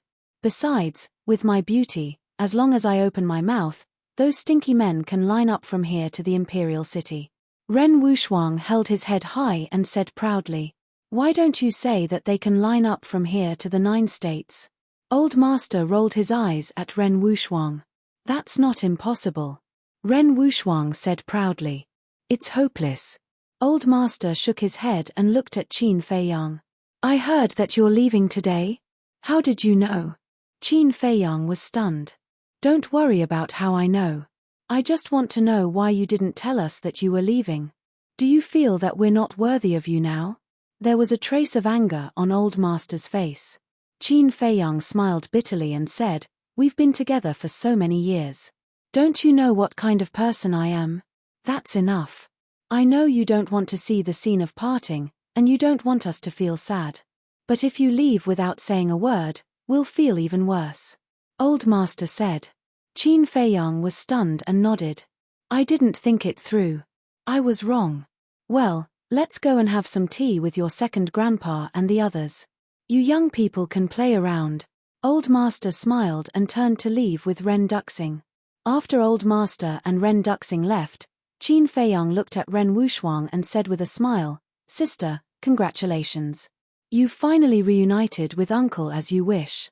It's all your credit. I won't forget it. But to be honest, I've been waiting for this moment for a long time." Ren Wuxuang sighed. Qin Feiyang asked, "What about in the future?" "In the future," Ren Wuxuang pondered for a while and said with a smile, "Of course, I'll be filial to father and grandpa." "Filial to father and grandpa," Qin Feiyang murmured and sighed. "To be honest, I envy you. You can stay with your loved ones all the time." Ren Wuxuang said, "As long as you can let go of everything, you can do it too. It's easier said than done to let go." Qin Feiyang shook his head. "I don't know how to enlighten you, nor do I have the ability to help you. I can only say one thing. No matter where you go, you have to protect yourself." Ren Wuxuang said, "Thank you. You'll always be my sister." After Qin Feiyang said that, he added, "Cheap sister. Brat." Ren Wuxuang raised her slender arm and knocked hard on Qin Feiyang's head. However, her eyes were full of doting. All along, Qin Feiyang had been like a younger brother in her heart. Looking at her younger brother, who was so responsible, she felt gratified from the bottom of her heart. "Young Master. Boss Qin. Master." At this time, more figures descended in the sky above the courtyard. Qin Feiyang looked up and glanced at the familiar faces. He smiled helplessly and said, "You're all here." Among these people, there were Yang Wei, Wang Yangfeng, Wang Xiajie, Qin Chen, Ling Yunfei, Zhao Shuang'er, Fatso, Pei Yi, Gongsun Bei, Wang Zicheng, and so on. Yang Wei said angrily, "You're still hiding so many important things from us. Young Master, you're not being honest."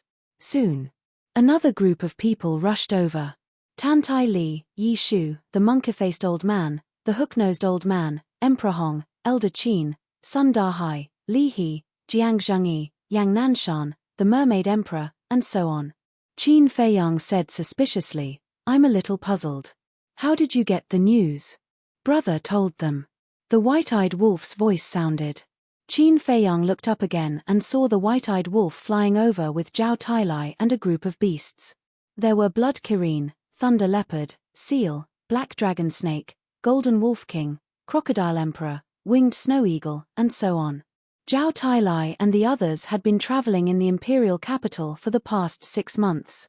Originally, Qin Feiyang wanted to wait until he left before informing them. In the end, he didn't expect the ingrate to call all of them over. This was good too.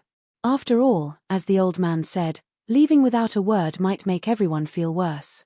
It was better to have a good night's gathering and set off for the miracle site tomorrow morning. "In that case, white-eyed wolf, I'll have to trouble you a little more. Go and call Lu Yun, Ji Shui, the commander of the Kirin army, Li Ji, Elder Wan, and the others over. And Uncle Yuan. In short, call anyone who has a good relationship with us over." Qin Feiyang said. "All right," the white-eyed wolf yelled, then turned around and disappeared like a flash of lightning. P.Chem. Chapter 1913. On this day, Qin Feiyang did not leave the village at all, accompanying his family and friends. Everyone seemed to have forgotten about the matter of parting and did not mention it again. Because they did not want to be sad and did not want to ruin the atmosphere. At night, in the center of the Liu family village, a bonfire burned, illuminating the surroundings. Everyone gathered around the bonfire. The children sang and danced, the adults chatted and drank, and the laughter continued. Happy times were always short. The night passed. The horizon gradually turned white. Rays of sunlight shone down, and everything began to wake up. At this moment, everyone put down the wine cup in their hands, lowered their heads, and fell silent. The entire village gradually fell into a deathly silence. Qin Feiyang glanced at everyone, his eyes filled with the sadness of parting. A moment later, he grabbed a wine jar, raised his head, and took a big gulp. He stood up and bowed, and said word by word, "To be able to have all of you is the fortune of my life, Qin Feiyang. Thank you all for accompanying me all this time. From now on, no matter where I, Qin Feiyang, go, I will never forget all of you." Everyone raised their heads and looked at Qin Feiyang, their eyes filled with tears. "Thank you. Thank you so much. You will always be the people I care about the most, and Great Qin will always be my home. Everyone must take care and wait for my return." After Qin Feiyang finished speaking, he shouted, "Kui Li, old Zhao, give me the 10,000 beasts diagram and the ancient pagoda." Kui Li and Zhao Tailai stood up and walked in front of Qin Feiyang. The 10,000 beasts diagram and the ancient pagoda immediately appeared out of thin air. Qin Feiyang directly erased the blood contract inside, and then took out the divine phoenix blade. "Mother, the 10,000 beasts diagram is for you." Qin Feiyang waved his hand, and the 10,000 beasts diagram flew in front of Lu Qiuyu. "Yang Wei, the divine phoenix blade is for you." Qin Feiyang waved his hand again, and the divine phoenix blade also flew in front of Yang Wei. "Wang Yangfeng, the ancient pagoda is for you." As his voice fell, the ancient pagoda also flew in front of Wang Yangfeng. "Feiyang, young master," however. Lu Qiuyu and the other two turned a blind eye to the 10,000 beasts diagram, divine phoenix saber, and ancient pagoda. They stared at Qin Feiyang without blinking, afraid that they would miss something. Tears blurred their vision. Qin Feiyang glanced at them one by one and shouted, "Let's go." A portal opened. Qin Feiyang resolutely turned around and stepped into the portal. "Feiyang, you have to take care of yourself. You must come back. We will always be waiting for you at home." Just as Qin Feiyang turned around, Lu Qiuyu's heart-wrenching voice rang out. Qin Feiyang's heart ached. Tears welled up in his eyes uncontrollably. But he didn't turn around. He was afraid that if he turned around and saw those reluctant faces, he would not be able to resist staying. "Father, uncle, auntie, take care of yourselves." The mermaid princess bowed deeply and turned to enter the teleportation gate. The emperor said, "Girl, take care of yourself. Take care of Feiyang." "I will, uncle." The mermaid princess smiled without turning her head. "Everyone, take care." Zhao Tailai and the others looked at each other, cupped their hands, and said something to everyone. Then, they turned around and entered the portal. After the portal disappeared, no one left. They couldn't bear to part with it for a long time. The Sea of Reincarnation, above an island. Qin Feiyang looked at his companions in front of him. This time, in addition to the mermaid princess and the white-eyed wolf, Tang Hai, Zhao Tailai, Kui Li, the blood Kirin, the golden panther, the willow tree, and Yu Huang had followed him into the miracle. Yang Wei. Qin Feiyang wanted to keep him by his side. That was because he owed Yang Wei too much and wanted to make it up to him. However, Yang Wei told him that he had been lurking around the Grandmaster all these years. It was like walking on thin ice. He was too tired and wanted to take a good rest. After Qin Feiyang heard this, he didn't force him. Staying in the Great Qin Empire might be the right choice for Yang Wei. So, he left the Divine Phoenix Blade to Yang Wei. The Divine Phoenix Blade had given birth to an artifact spirit. In the future, it would definitely grow into a supreme-grade divine artifact, or even a peak-grade legendary divine artifact. It could be considered a bit of his feelings for Yang Wei. Of course, He also knew that the divine phoenix blade alone couldn't make up for Yang Wei's sacrifice over the years. Therefore, he also specially instructed Emperor Hong and his father to take good care of Yang Wei and Yang Wei's clansmen in the future. As for Li Jian, the Golden Wolf King, the Silver Wolf King, and the Crocodile Emperor, they all chose to stay in the Great Qin Empire. Qin Feiyang didn't force them. After all, he had said from the beginning that he respected everyone's opinions. Moreover, Li Jian, the Crocodile Emperor, and the other beasts staying in the Great Qin Empire also relieved him of his worries. This was because Li Jian, the Crocodile Emperor, and the other beasts were his most loyal subordinates. Moreover, they had all opened the door of potential and stepped into the false god realm. Their future achievements were limitless. With them around, it was enough to protect the future generations of the Great Qin Empire. As for Wang Zicheng, Big Barbarian Bull, Spirit Queen, Viper, Dan Wangcai, and the 6 elders, they all chose to return to the Forgotten Continent to assist Gongsun Bei. Actually, Qin Feiyang also understood in his heart. Whether it was Yang Wei, Li Jian, or the others, they didn't want to be a burden to him. Because in their opinion, no matter how hard they worked, they wouldn't be able to catch up to Qin Feiyang. The gap in strength would only get bigger and bigger. Therefore, even if they followed, they wouldn't be able to help. It was better to stay in the Great Qin Empire and the Forgotten Continent, take care of the rear, and let Qin Feiyang go out without any worries. In short, one sentence, they didn't want to be a burden to Qin Feiyang. However, Qin Feiyang had never thought of it that way. Taking a deep breath, Qin Feiyang looked at Tang Hai and the others and smiled. Are you ready? Everyone nodded. Then, let's go. Qin Feiyang waved his hand and led a group of people towards the demonic Dragon Island in a grandiose manner. However, when they approached the Demon Dragon Island, everyone was stunned in the void. The Demon Dragon Island that had been shattered and swallowed by the sea actually appeared in front of them again. What's going on? Zhao Tailai was surprised. Hee. It's this old man who recreated the Demon Dragon Island. Suddenly, a faint laughter sounded. A white-haired old man appeared in front of everyone. His old face was full of smiles. Uncle Yuan? Qin Feiyang was stunned and hurriedly went up, smiling. I thought I wouldn't have the chance to see you before I left. It turns out that you've already been waiting for me here. Uncle Yuan didn't show up at yesterday's gathering. Going there will only add to the sadness. Qin Yuan shook his head and smiled. This trip to the divine site is dangerous and unpredictable. Uncle Yuan will give you a killing intent that can save your life at the critical moment. Qin Yuan waved his hand and a killing intent swept out from his forehead and entered Qin Feiyang's sea of consciousness. Thank you. Qin Feiyang was touched. Uncle Yuan stepped forward and tidied up Qin Feiyang's clothes, saying, You must come down alive. Don't let everyone wait in vain. Qin Feiyang nodded. Then go. I have moved the teleportation altar to the center of the Demon Dragon Island. There are also people waiting for you there. Uncle Yuan smiled. Who is it? Qin Feiyang was suspicious. You'll know when you get there. Uncle Yuan smiled slightly. Then I'll take my leave. In the future, I'll have to trouble Uncle Yuan to take care of my mother and the others. Qin Feiyang said.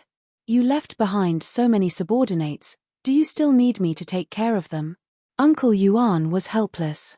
Isn't this because you are more reliable? Qin Feiyang smiled, bowed deeply to Qin Yuan, and flew toward the central area of the Demon Dragon Island. Central area. In a valley. A blood-colored altar was located in the middle of the valley. Beside the altar stood a man and a woman, as well as a beast several meters long.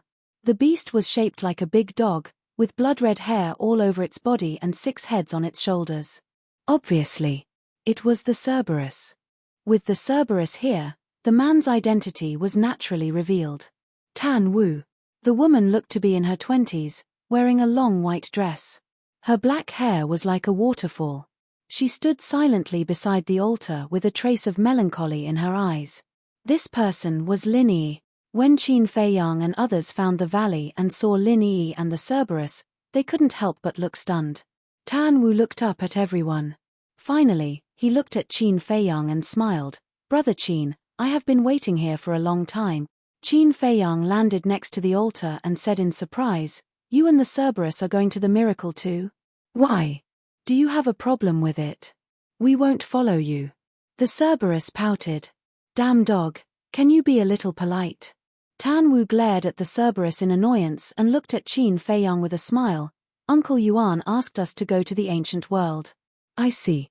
Qin Feiyang nodded in realization and looked at Lin Yi again. Lin Yi was originally looking at Qin Feiyang, but when she saw Qin Feiyang looking at her, she immediately turned her head and looked away, avoiding his eyes. "Haven't you remembered yet?" Qin Feiyang asked. Lin Yi was silent, and the disappointment in her eyes became stronger. This art of indifference is too overbearing. In the past few days, Uncle Yuan has been helping her find her memory. He has tried everything, but it's useless. Tan Wu sighed. Mermaid Princess stepped forward and comforted, "Don't worry. Take your time. You will definitely remember." "Thank you." Lin Yi smiled slightly and said. "Sigh." Qin Feiyang sighed. In the past, Lin Yi was such a lively and innocent little girl.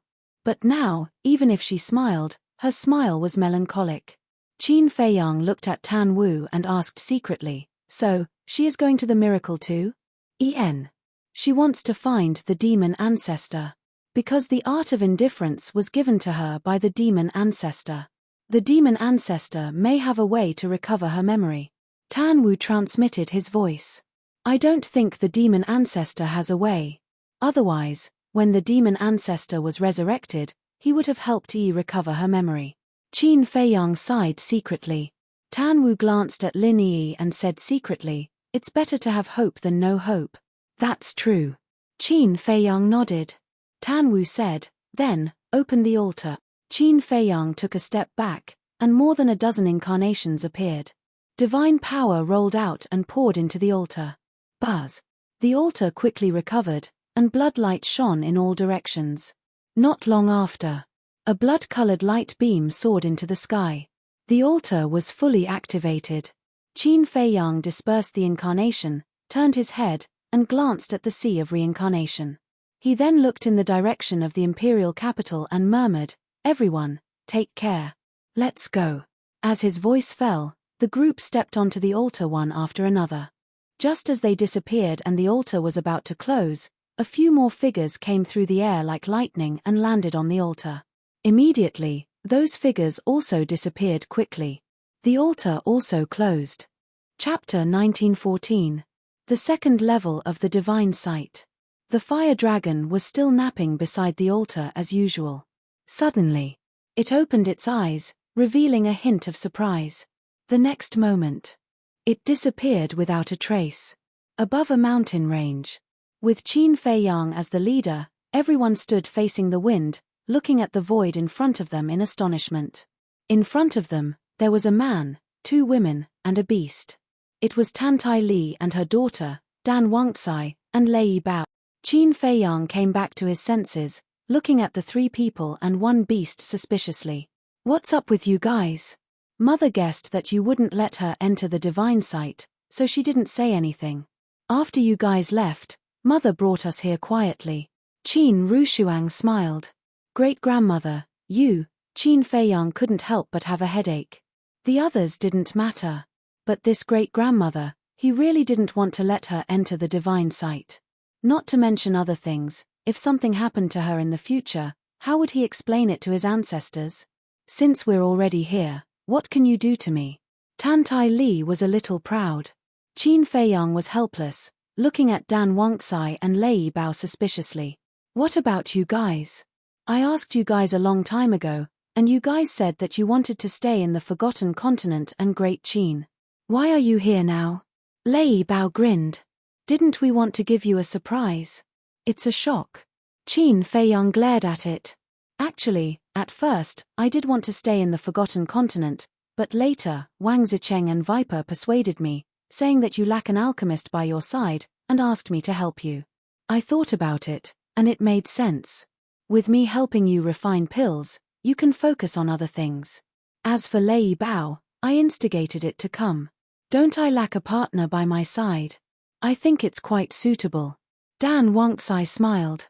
Lei Bao hurriedly said, Dan Wonksai, don't misunderstand, I haven't agreed yet. It's just a matter of time. Dan Wonksai said. Stop being so smug. I'm not interested in you at all. I just want to see the world. Lei Bao was filled with disdain. Qin Feiyang said helplessly, you guys really like to launch surprise attacks. Brother Qin, you're finally here. Suddenly, the fire python appeared and warmly welcomed Qin Feiyang. Brother Hua, it's been half a year since we last met. How have you been? Qin Feiyang was also full of smiles.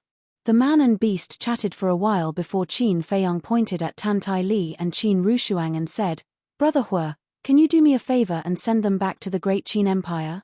How dare you? Tan Tai Li's face darkened. Qin Rushuang also looked displeased. Qin Feiyang asked, if you all leave, what will happen to the Forgotten Continent? I've taken care of everything. Gongsun Bei has already taken office. Yi Shu and the others will do their best to assist him. Moreover, there are also outstanding youngsters like Wang Zicheng. So you don't have to worry at all. Tan Tai Li said indifferently. Qin Feiyang's face twitched. So it was premeditated. The fire python looked at the two of them and looked at Qin Feiyang apologetically, saying, Brother Qin, I can't do anything about this. Last time, it was Lord Ice Dragon who sent me out.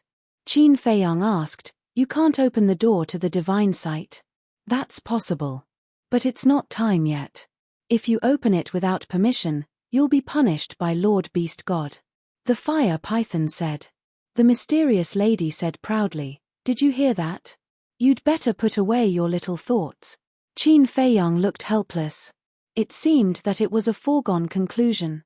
The mermaid princess looked at the fire python and asked, Lord Guardian, are the inner demons and Lu Jiajin really dead? I didn't see it with my own eyes. But Lord Ice Dragon said so. It shouldn't be false. The fire python said. Where is Ice Dragon now? Qin Feiyang asked. I don't know. After I returned, it left a sentence and returned to the 3rd floor, never to appear again. The fire python shook its head. What did it say? Qin Feiyang was suspicious. It's related to you. It said that I'm not allowed to let you enter the 3rd floor. The fire python said. I'm not allowed to enter the 3rd floor? Is there some unspeakable secret on the 3rd floor? Qin Feiyang said angrily. I don't know about this, but I don't dare to disobey Lord Ice Dragon's orders, so, the fire python looked at Qin Feiyang with some difficulty. Huff. Qin Feiyang took a deep breath, suppressed the anger in his heart, and said with a smile, Brother Fire, don't worry. I won't make things difficult for you. Actually, it's not just you. I'm also very unwilling. As long as the fire dragon is not killed, I won't be able to rest in peace. The fire python sighed. Qin Feiyang said, I promise you, I'll come to you with its head sooner or later. En. The fire python nodded and said with a smile, then what are your plans now? I originally wanted to enter the 3rd floor first to check whether the inner demons and big cousin are alive or dead. But now it seems that I can only go to the ancient world to look for my ancestors. Qin Feiyang pondered for a while and said, I can send you to the ancient world, but Brother Qin, the ancient world isn't that simple. There are too many experts there. You must be careful. The fire python warned. Thank you for the reminder. Qin Feiyang smiled gratefully. Young master, wait a moment. Did you bring the space-time gate? Zhao Tailai suddenly asked. Yes. But I didn't bring the imitation space-time gate. After I gave it to old Qin, I didn't take it back. Just treat it as a gift to him, Qin Feiyang said. The imitation space-time gate is not important. Zhao Tailai pondered for a while, looked at Qin Feiyang, and said, Young master, I have a suggestion. Go ahead. Qin Feiyang said. Zhao Tailai said, we can open the space-time gate and enter the 3rd floor. This way, we won't be making things difficult for the Guardian. Qin Feiyang was stunned. He looked up at the fire python and said, Brother Fire, do you have the coordinates of the 3rd floor? I've only been to that hall. The fire python said. Give me the coordinates. Qin Feiyang said. That's not good. Only Lord Divine Beast and Lord Ice Dragon can open the door of that hall. So even if I give you the coordinates, you won't be able to walk out of that hall. The fire python hurriedly said. Qin Feiyang clenched his hands and said, how will I know if I don't try? Are you sure? You have to understand that if Lord Ice Dragon and Lord Divine Beast know about this, I won't care about you. The fire python said in a deep voice. In other words, it was better not to take the risk and enter the ancient world first. When he was strong enough, he would come back to the third floor. Qin Feiyang pondered for a while, looked at the fire python and said, I want to take a look. You. The fire python shook its head and said helplessly, all right, I'll let you in, but you have to remember, if the situation is bad, immediately retreat. Okay. Qin Feiyang nodded. The fire python's divine power gushed out and poured into the teleportation altar. Buzz. The teleportation altar quickly recovered. Brother Fire, what are you doing? Qin Feiyang was surprised. Didn't they say to open the spacetime gate and enter? Why did they revive the altar? The fire python said with a smile, keep your spacetime gate to save your life. Qin Feiyang said anxiously, what if Lord Ice Dragon and the others find out? How will you explain it? That's simple. After you enter, I'll destroy my Sea of Qi. At that time, if Lord Beast God and the others find out, I'll say that I was injured by you and couldn't stop you. I think at that time, at most, I'll be punished a little. I won't lose my life. The fire python laughed. Thank you, Brother Fire. Qin Feiyang bowed and was moved. This was because the fire python was risking its life with him. Go in quickly. The fire python smiled. Goodbye. Qin Feiyang cupped his hands and said. Then, he stepped onto the altar resolutely.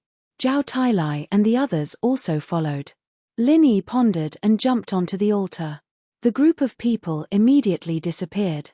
This is all I can help you. You'll have to rely on yourself next. The fire python looked at the dimming altar and muttered to himself. A strand of divine power tore the scales and flesh on his abdomen. His Sea of Qi shattered on the spot.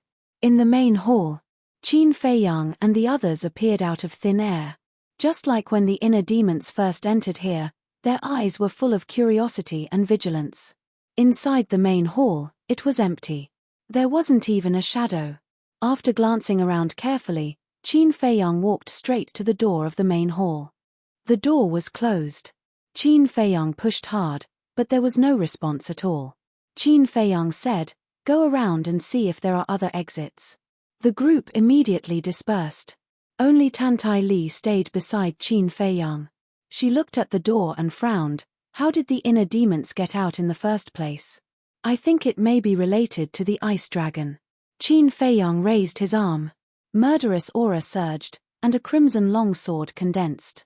Tantai Li saw it and immediately took a few steps back. Slash. Qin Feiyang yelled and slashed at the door. With a loud bang, the door did not split open. Instead, he was blasted out with blood spurting from his mouth. Is there anything wrong? Tantai Li hurriedly stepped forward, supported Qin Feiyang, and asked with concern. I'm fine. Qin Feiyang waved his hand and looked at the door. His eyes were full of unwillingness to admit defeat. Soaring Dragon Secret Art activated. His cultivation soared to great success War God in an instant, and then he slashed again. But in the end, the door still did not respond at all. Tantai Li sighed. It seems that what Fire Python said is true. We can't get out of this main hall at all. Da. At this time, Zhao Tailai and others gathered around and shook their heads at Qin Feiyang. The entire main hall was integrated. Not to mention an exit, there wasn't even a gap. Qin Feiyang's eyes were full of unwillingness. He shouted, follow me to bombard the door. I don't believe that it can't be opened. Boom. Divine power erupted one after another. Except for Dan Wangxai, everyone took action. Even Lin Yi also contributed her strength. Boom. Divine power, divine techniques, battle soul, everyone was unscrupulous. However, the door of the main hall never moved. How can it be opened? Qin Feiyang was seething with anger. Outside the door was the third floor. But this step was like a natural moat that couldn't be crossed. Chapter 1915. In the main hall. For a moment, there was dead silence. Everyone looked at the door with a dejected expression. Kui Li suddenly spoke, breaking the silence. Young master, try to sense here and see if you can sense the existence of the inner demons. Qin Feiyang closed his eyes. A moment later, he opened his eyes and shook his head. I can't sense it. Then what do we do now? Zhao Tailai asked. If they knew the coordinates outside, they could open the spacetime gate and go out directly. But no one here had been to the third floor. Everyone fell silent again. Tan Tai Li looked at Qin Feiyang and advised, Feiyang, forget it. Listen to the fire python and go to the ancient world first. With such a big commotion, Ice Dragon and Small Beast did not appear. This means that they are no longer on the third floor. It seems meaningless for us to continue to stay here. Tan Wu also said. Qin Feiyang looked at the door, his eyes gloomy. Boom. Suddenly, a terrifying aura descended in the main hall. In an instant, Qin Feiyang and the others felt as if they had fallen into a bottomless abyss, their bodies cold. This aura, it's Ice Dragon. Everyone's eyes trembled as they looked up. They immediately saw a 1-meter-long ice dragon floating in the air above the main hall. Ice Dragon glanced at the group of people and sneered, Fire Python's courage is really not small. You actually dare to disobey my orders. Qin Feiyang's heart sank. He hurriedly said, this has nothing to do with Fire Python. I crippled its cultivation and entered the third floor. Is that so? Ice Dragon was stunned and asked. Qin Feiyang shouted, don't talk nonsense. Return the inner demons and Lu Jiajin to me. Where did you find the courage to speak to me in such a tone? Ice Dragon's eyes turned cold. Divine power rolled out and pounced towards Qin Feiyang and the others. Bang bang bang. At that moment, the group of people flew out and smashed into the cold ground. Blood flowed all over their bodies and they looked extremely miserable. Bastard, Qin Feiyang roared. Feiyang, calm down. Tan Tai Li hurriedly grabbed Qin Feiyang. Ice Dragon mocked, that's right. Calm down and be more polite. Otherwise, all of you will die here today. What are you trying to do? Qin Feiyang said angrily. What do you want to do? Haha, this is just a game. And you're just a pawn in this game. Ice Dragon said. Game, Qin Feiyang murmured. His hands were tightly clenched together. His fingertips sank into his flesh and blood dripped down through the gaps between his fingers. The inner demons and Lu Jiajin weren't very obedient, so I killed them. Not even their bones were left. So, even if I let you enter the third level now, it's meaningless. Ice Dragon said calmly. You will pay the price. Qin Feiyang enunciated every word, his eyes bloodshot. Haha, Ice Dragon laughed and said, you're really overestimating yourself. Fine, just because of your words, I'll keep your little life first. Let's see what price you can make me pay.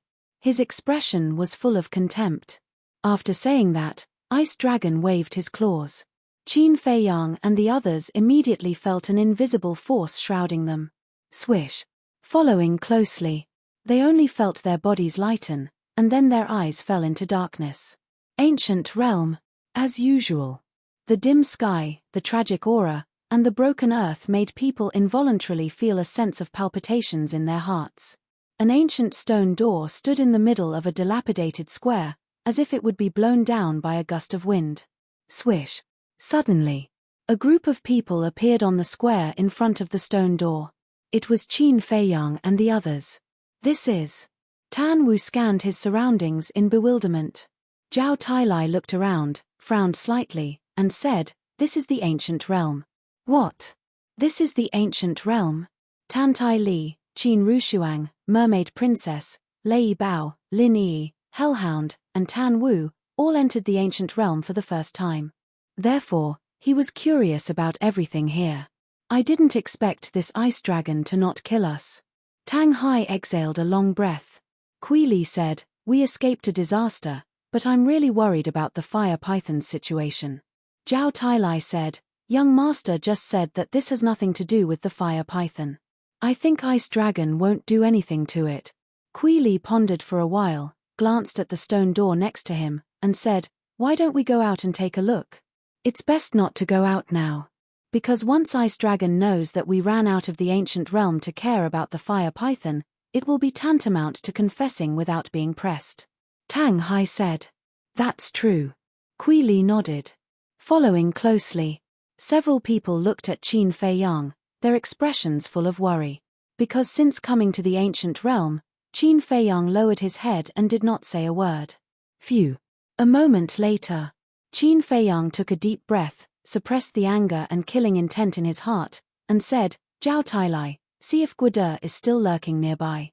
The last time they entered the ancient realm, Guode was squatting nearby, maybe this time too. Zhao Tailai nodded, released his divine sense, and searched the surroundings. A moment later, he withdrew his divine sense, looked at Qin Fei Yang, and said, "I didn't find Guoda's trace, and no one else." "That's good." Qin Fei Yang muttered. Although Guo Zixiong had given him soul stones twice, and had always been amiable, he always felt that things were not so simple. So before officially meeting, it was best to investigate the Guo family's background thoroughly. "What are you talking about? What Guoda?" The mermaid princess looked suspiciously at Qin Fei Yang and the others. Zhao Tailai and the others' expressions suddenly became a little unnatural. One must know that in the ancient realm, Qin Fei Yang still had a fiancé. Tan Wu looked at everyone at this time, cupped his hands, and said with a smile, "Everyone, since we have already come to the ancient realm, then we will bid farewell here." Immediately after, he looked at Qin Fei Yang again and comforted, "Don't be too sad. After all, the road ahead is still very long. We have to go on strong. Thank you. Take care." Qin Fei Yang did not stop him. Since Uncle Yuan let Tan Wu and the Hell God Hound enter the ancient realm, he must want to let the two of them play freely. Tan Wu smiled, jumped up, landed on the Hell God Hound's back, and shouted, "Damn dog, let's go." "Fuck. Am I your mount? Get down." The Hell God Hound yelled angrily. While running wildly, it bumped Tan Wu and quickly disappeared from everyone's sight. Lin Yi glanced at everyone, looked at Mermaid Princess, and said, "I'm leaving too." "You're leaving too?" Mermaid Princess was taken aback and hurriedly said, "Come with us. We can take care of each other." "Thank you." Lin Yi smiled, then left without looking back. Mermaid Princess wanted to chase, but Qin Fei Yang reached out and stopped her. He shook his head and said, "Don't force it." Mermaid Princess frowned and said, "But, she obviously doesn't want to face us now. If we still force her to stay, it will only put everyone in an awkward situation. Let her be. When she recovers her memory in the future, she will come to us." Qin Fei Yang said. "Sigh." Mermaid Princess sighed. "Young master." After Emperor Qin entered the third level, he inexplicably appeared in the ancient realm. "Do you think there is some connection between this ancient realm and the third level of miracle?"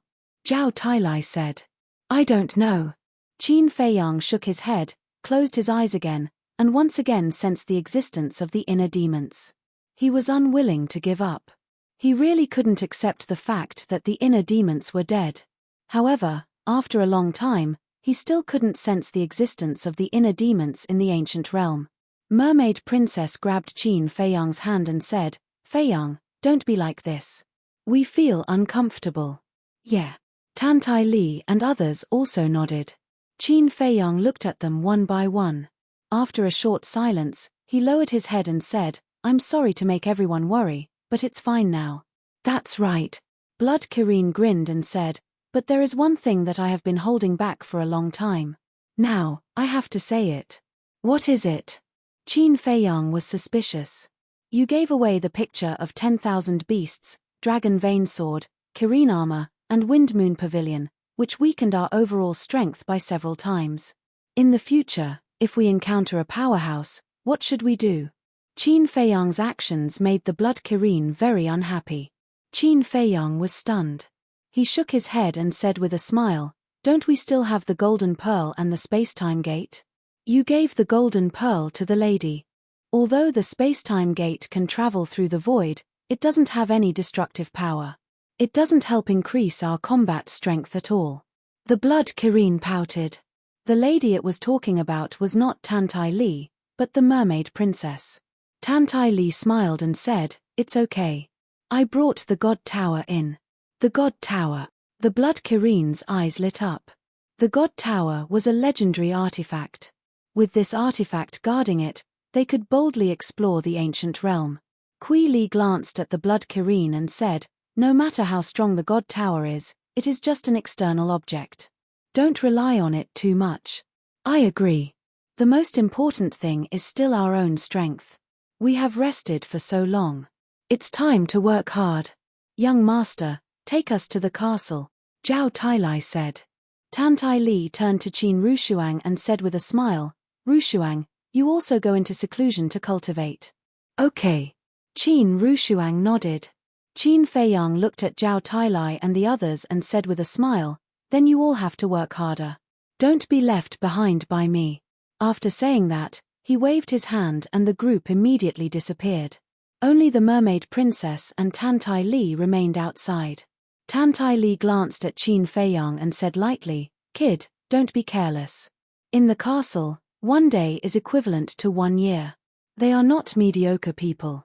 If they are not careful, they may catch up with you or even surpass you. It would be best if they could surpass me. However, without the Soul Stone, even with the castle, it will not be easy for them to break through. After all, at the War God realm, every step forward is very difficult." Qin Feiyang said. "So, the most important thing now is to find the Soul Stone?" Tantai Li asked. Qin Feiyang said, "Not only do we need to find the Soul Stone, but we also need to find the God tactics. Other than Tang Hai and the Blood Kirin, the others lack powerful God tactics." Tantai Li sighed and said, "I don't care about the rest. I just hope that we can find clues about your ancestor as soon as possible." "We will." Qin Feiyang smiled. The reason why Tantai Li and Qin Rushuang had entered the ancient realm was to find the whereabouts of their ancestor. However, they had to be mentally prepared in advance. After all, their ancestor had disappeared for so many years. It would not be easy to find him. Literature Museum. Chapter 1916. "I believe that you must still be alive. Because I can feel it." Tantai Li muttered to herself, turned her head to look at Qin Feiyang, and asked, "Which direction should we go?" "Which direction?" Qin Feiyang glanced around and suddenly thought of a person. "Wait for me," Qin Feiyang said to the two of them, and then appeared in the Black Tortoise realm. Then, he closed his eyes and extended his perception infinitely. Soon, he found the undead in the depths of the desert. But his expression was a little shocked. Whoosh! The next moment, he appeared above a sand dune. Below, a young woman was standing on a sand dune. Her figure was excellent, and her waist was small and slender. Her 2 slender jade-like legs were incomparably tall. Her facial features were also extremely exquisite, especially her eyes, which were like gemstones, ethereal with a trace of confusion. She stood quietly on the sand dune alone, without a single piece of clothing on her body. Everything was presented in front of Qin Feiyang at a glance. Her beautiful black hair danced in the wind. Even with Qin Feiyang's temperament, he couldn't help but feel restless when he saw this scene. Cough, cough. Qin Feiyang coughed dryly. The woman was startled and looked up at Qin Feiyang. Gusts of wind whistled, blowing the hair on her forehead. A fire lotus symbol appeared between her eyebrows. Qin Feiyang looked at the symbol with a trace of suspicion in his eyes. "You're here." The woman spoke and smiled slightly, looking extremely charming. Her voice was also very pleasant, like an oriole coming out of the valley. Qin Feiyang nodded and said awkwardly, "You'd better put on some clothes first." "Clothes?" The woman was stunned, and her face was slightly red. Divine power emerged and transformed into a pale yellow dress on her body. Qin Feiyang looked up and down at the woman. This was a woman who could be on par with the mermaid princess. Her every move, every frown, every smile, could affect a man's heart. Qin Feiyang asked, "Are you really that undead?" The woman nodded. Qin Feiyang asked, "What about your memories?" A trace of disappointment appeared on the woman's face. She sighed and said, "After I condensed my physical body, I have been here. I tried to recall the past, but many things are a blur." Qin Feiyang frowned. What's your name? I can't remember either. The woman shook her head. Qin Feiyang couldn't help but feel a little disappointed. He comforted her. Take your time, don't worry. Yes. The woman nodded. Qin Feiyang asked, You don't have to devour undead anymore, do you? The woman replied, There are no more undead here. Qin Feiyang was stunned. He shook his head helplessly and said, Then let's go out. I have already entered the ancient realm and need your help. My pleasure. The woman nodded with a smile. Qin Feiyang waved his hand, and the two of them suddenly appeared outside. Seeing Qin Feiyang suddenly bring out a strange woman, Tantai Li and the mermaid princess looked a little stunned. After coming back to her senses, Tantai Li teased, Boy, I didn't know that you have learned to keep a mistress in a golden house. Qin Feiyang shook his head with a wry smile and said, Let me introduce you. This is my great-grandmother, and this is my wife. Hello. The woman bowed politely and smiled. The mermaid princess looked at the woman, then looked at Qin Feiyang and asked, What about her? She is an undead. Qin Feiyang said. What? An undead? Tantai Li and the mermaid princess looked at each other. Tantai Li said in surprise, Are you talking about the undead you brought out of the ancient realm? Qin Feiyang nodded. How is this possible? An undead can condense a physical body? Tantai Li found it hard to accept that it was a living woman. Qin Feiyang said, She devoured all the undead in the desert, so she slowly condensed a physical body. The woman said, I will continue in the future because I can't cultivate now. I can only devour undead to become stronger. Qin Feiyang said with a smile, This ancient realm doesn't lack undead. The mermaid princess asked, Then should we call you? The woman thought for a moment, then touched the fire lotus between her eyebrows and said, You can call me Fire Lotus. Fire Lotus? Qin Feiyang and the others looked at each other. Although my memory is very vague, I can vaguely feel that this fire lotus mark is very important to me. It is even possible that this fire lotus mark represents my identity. After the woman finished speaking, her divine power surged again and condensed into a mask, covering her face and the fire lotus mark. What are you doing? Qin Feiyang was suspicious. The woman said with a smile, Before I figure out my identity, it is best not to let others see this mark to avoid being used by others. Qin Feiyang suddenly smiled and said, You've considered everything quite thoroughly. Although I can't remember the past, I still have a sense of crisis. Let's not talk about this first. What do you need me to do? The woman said.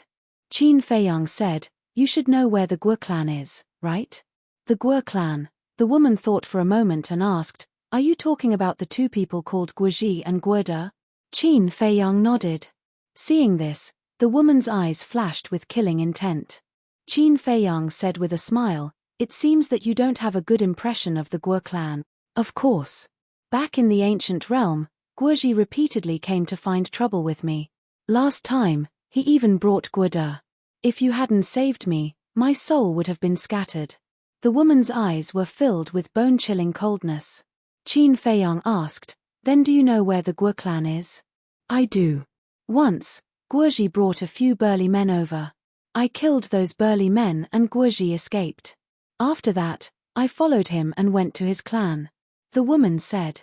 Qin Feiyang said with a smile, It's good that you know. Bring me there. Are you sure? The Guo clan has more than 30 war gods. You know Guo Zhixiong's cultivation. He is a great success war god. Guo Zhixiong's father is even stronger than Guo Zhixiong. He is a perfect war god. The woman said. Perfect war god. Qin Feiyang's eyes trembled. Tantai Li and the mermaid princess were also extremely shocked. Just the Guo family alone had more than 30 war gods and even a perfected war god in charge. Heavens! What kind of world is this ancient realm? How many powerful warriors are there? Qin Feiyang calmed himself down and said, How much do you know? Like the Guo clan? I've only been there once and was almost discovered by Guo Zhixiong. So, I didn't stay for long. I only know a little about their strength. The woman said. Qin Feiyang said, Looks like I have to go there. Since you insist, I'll lead the way for you. After saying that, the woman headed west. Great-grandmother, follow me. Qin Feiyang called out to Tan Tai Li. Then, he pulled the mermaid princess and chased after the woman. The mermaid princess asked suspiciously, Feiyang, who is the Guo clan? Why do you care so much about them? Girl, you still don't know. Qin Feiyang is here and he has a fiancé. And this fiancé is Guo Zhixiong's daughter. Tan Tai Li joked. What? The mermaid princess was stunned. Great-grandmother, do you want to see the world in chaos? Qin Feiyang was quite angry. Then, he suddenly frowned and said, Wait, great-grandmother, how do you know about this? I don't remember telling you before, right? You think you can hide it from me? I already knew from Zhao Tailai and the others. Tan Tai Li snorted. Those big mouths. Qin Feiyang cursed angrily. He turned to the mermaid princess and said, Even I am a little confused about this, so don't think too much about it. Great-grandmother, are you telling the truth? The mermaid princess said. Qin Feiyang nodded with a wry smile.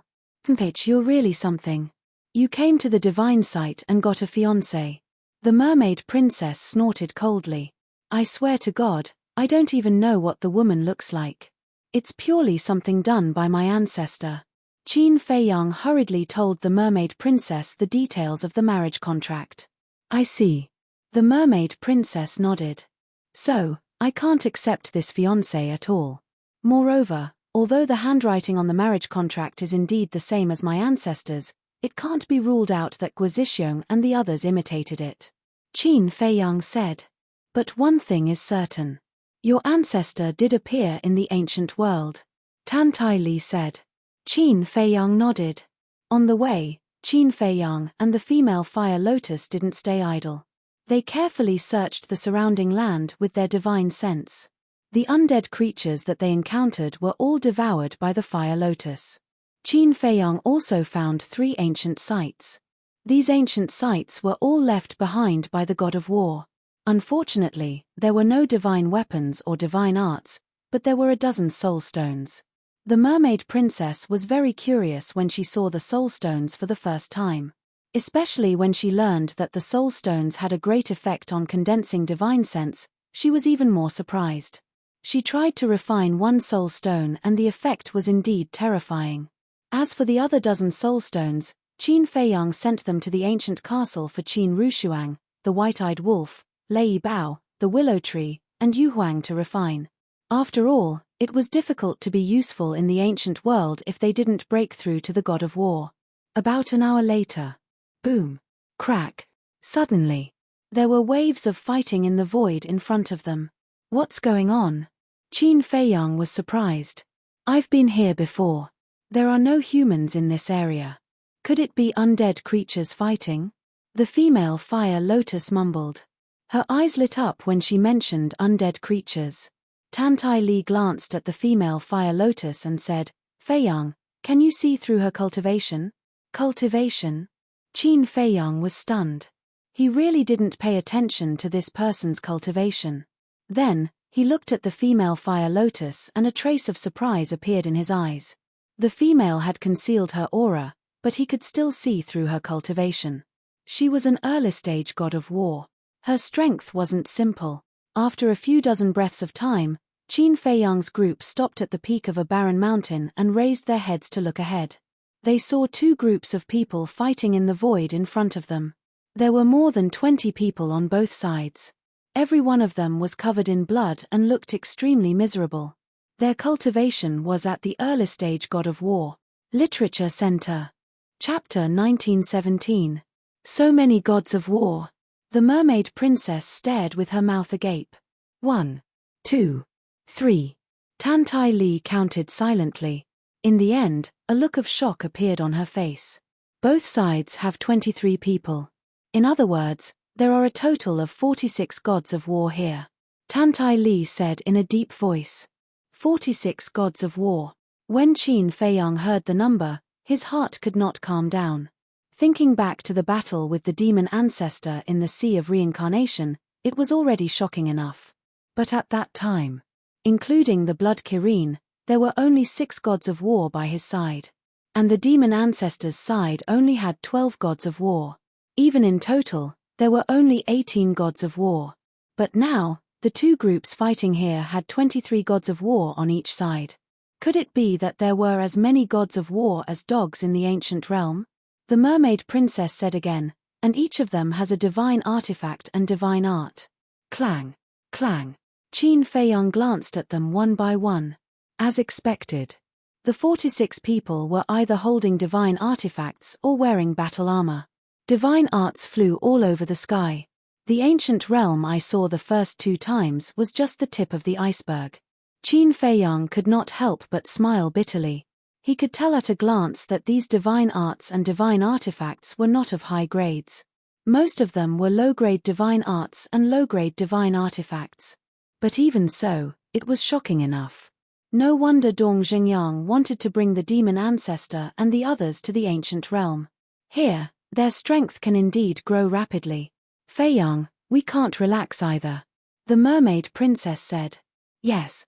We have been cultivating in the Great Qin for half a year, and they have been cultivating in the ancient realm for half a year. I think they have all broken through by now. Tan Tai Li said. Don't worry about that. Mu Tianyang's space divine item has been destroyed, which means that he no longer has a time array. Although the demon ancestor's demon pagoda is still there, I don't think they will stay together. As for Dong Zhengyang, I can't say for sure. Maybe the snow python also gave him a space divine item with a time array, or maybe not. But regardless, I don't care. Because I believe that their time formations can't compare to the ancient castle. Qin Feiyang said with a confident smile. We can't be careless either. Although the ancient castle's time array is heaven-defying, this is still the ancient world. We don't even know if there's any divine item that surpasses the ancient castle here. Tan Tai Li said. That's true. Qin Feiyang nodded. Rumble. The battle between the two sides was getting more and more intense. It was a battle of life and death. Why are they fighting? There has to be a reason, right? The mermaid princess was suspicious. Jiao Tai, you've gone too far. Suddenly, a furious roar came from afar. This voice, Qin Feiyang was taken aback. What's wrong? The mermaid princess and Tan Tai Li looked at him suspiciously. This is Guoda's voice. Follow me. Qin Feiyang's eyes flashed. He activated the concealment technique and took Tan Tai Li, the mermaid princess, and the fire lotus to the sky and flew in the direction of the voice. About 10 breaths passed. Another battlefield came into sight. On the battlefield, the 2 old men were bathed in blood as they fought. They fought until the sky turned dark. One of the old men was wearing a linen robe with white hair. It was Guoda. The other was a red-haired old man who was also wearing a linen robe. His whole body was covered in flames like a fire god. The aura he emitted was not weaker than Guoda. I was wondering why they weren't guarding the entrance of the ancient world. It turned out that a war had broken out. Qin Feiyang murmured. Even further away, there was another battlefield. The fluctuations and aura of the battle were more terrifying than here. Qin Feiyang took the 3 of them and flew over brazenly. Although they were brazen, they activated the concealment technique. Neither Guoda nor the red-haired old man noticed them. When they flew to the battlefield, Qin Feiyang could not help but frown. In the battlefield, there were 2 middle-aged men who were also engaged in a bloody battle. One of them was burly with a height of 2 meters. He was like a small giant. His upper body was bare and he only wore a pair of large underpants. His whole body emitted a valiant aura. The other man was wearing a black linen robe. His body was slightly thin and his eyes were deep. His facial features were sharp and there were strands of white hair at his temples. His expression was rather cold. The cultivation of the 2 men was stronger than Guoda and the red-haired old man. They were war gods in the greater success stage. Moreover, they each had a divine artifact in their hands. The burly man had a battle axe in his hand. It was about the size of a washbasin. It was completely black as if it was made of black iron. The middle-aged man in black had a divine artifact in his hand. It was a pure gold battle sword that was 5 fingers wide. Both of them emitted a sharp aura that could tear the sky and earth apart. What's wrong? Mermaid Princess saw Qin Feiyang frowning and was somewhat puzzled. Qin Feiyang sent a sound transmission. That black-clothed middle-aged man is Guozixing. Tan Tai Li was startled. She looked at Guozixing and secretly teased. So he is your future father-in-law. Great-grandmother, what nonsense are you talking about? Qin Feiyang was helpless. Ha ha, Tan Tai Li laughed secretly. Qin Feiyang shook his head, looked at Guozixing and the burly man, and frowned. Such a large-scale battle, what exactly are they doing? Aren't you going to help them? After all, they gave you a lot of soul stones the previous 2 times. Mermaid Princess secretly said.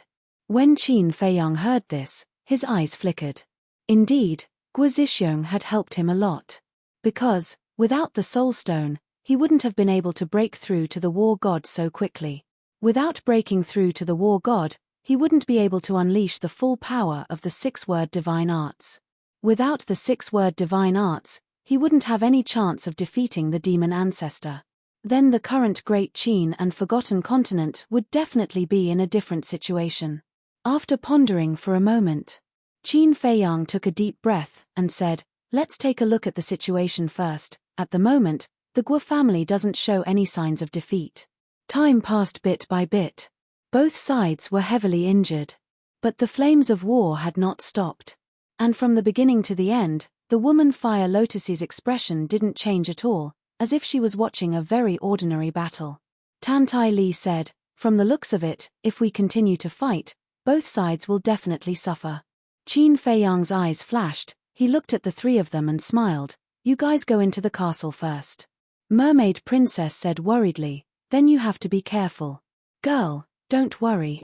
Not to mention these small success, great success, even perfect war god is not a match for your sweetheart. Tan Tai Li said. Mermaid Princess's face flushed red. Qin Feiyang laughed. Little girl, you have to learn from great-grandmother on this point. No matter what, you have to have full confidence in me. Mermaid Princess nodded. Qin Feiyang waved his hand and sent the 3 of them to the castle. Then, he looked at the burly man, his eyes flashing with a cold light. Shua. Following closely. He silently approached the burly man. The burly man and Guozixing were fighting fiercely. But suddenly, an unprecedented sense of danger rose in his heart. However, the burly man didn't think that there were other people hiding in the dark, he only thought that this sense of danger was brought by Guozixing. So, he didn't escape, but was wary of Guozixing. Clang! The giant axe and the battle sword crazily collided in the air, bursting out with dazzling flames. Qin Feiyang glanced at the giant axe, and finally shook his head in disappointment. Originally, he wanted to take the opportunity to snatch the giant axe. But according to his observation, it was only a middle-grade divine artifact. It didn't even have a weapon spirit, so it was meaningless to take it. And the battle sword in Guozixing's hand was only a middle-grade divine artifact. It seemed that even in the ancient world, a supreme-grade divine artifact was very rare, let alone a peak-level and legendary divine artifact. The sense of danger didn't disappear for a long time. The burly man frowned and said angrily, Guozixing, what means do you have? Show them all, don't hide. What do you mean? Guozixing didn't understand. Humph. Don't hide it. I can already feel the threat, you must be hiding some trump card. The burly man said. Threat? Guozixing was stunned. What was this and what? He didn't understand at all. But at this moment, a young man in white suddenly appeared behind the burly man. It was Qin Feiyang. Guozixing was facing the burly man, so he immediately noticed Qin Feiyang, and his body suddenly stiffened. Just as Qin Feiyang appeared, the burly man also sensed Qin Feiyang's aura, and his face immediately changed. It was also at this moment that he realized that the sense of danger in his heart didn't come from Guozixing. Who is it? But in just a moment, the burly man reacted, and without hesitation, he swung his axe at Qin Feiyang. The sharp edge covered the sky, shattering the sky. So fast. Qin Feiyang was surprised, but he didn't dodge at all.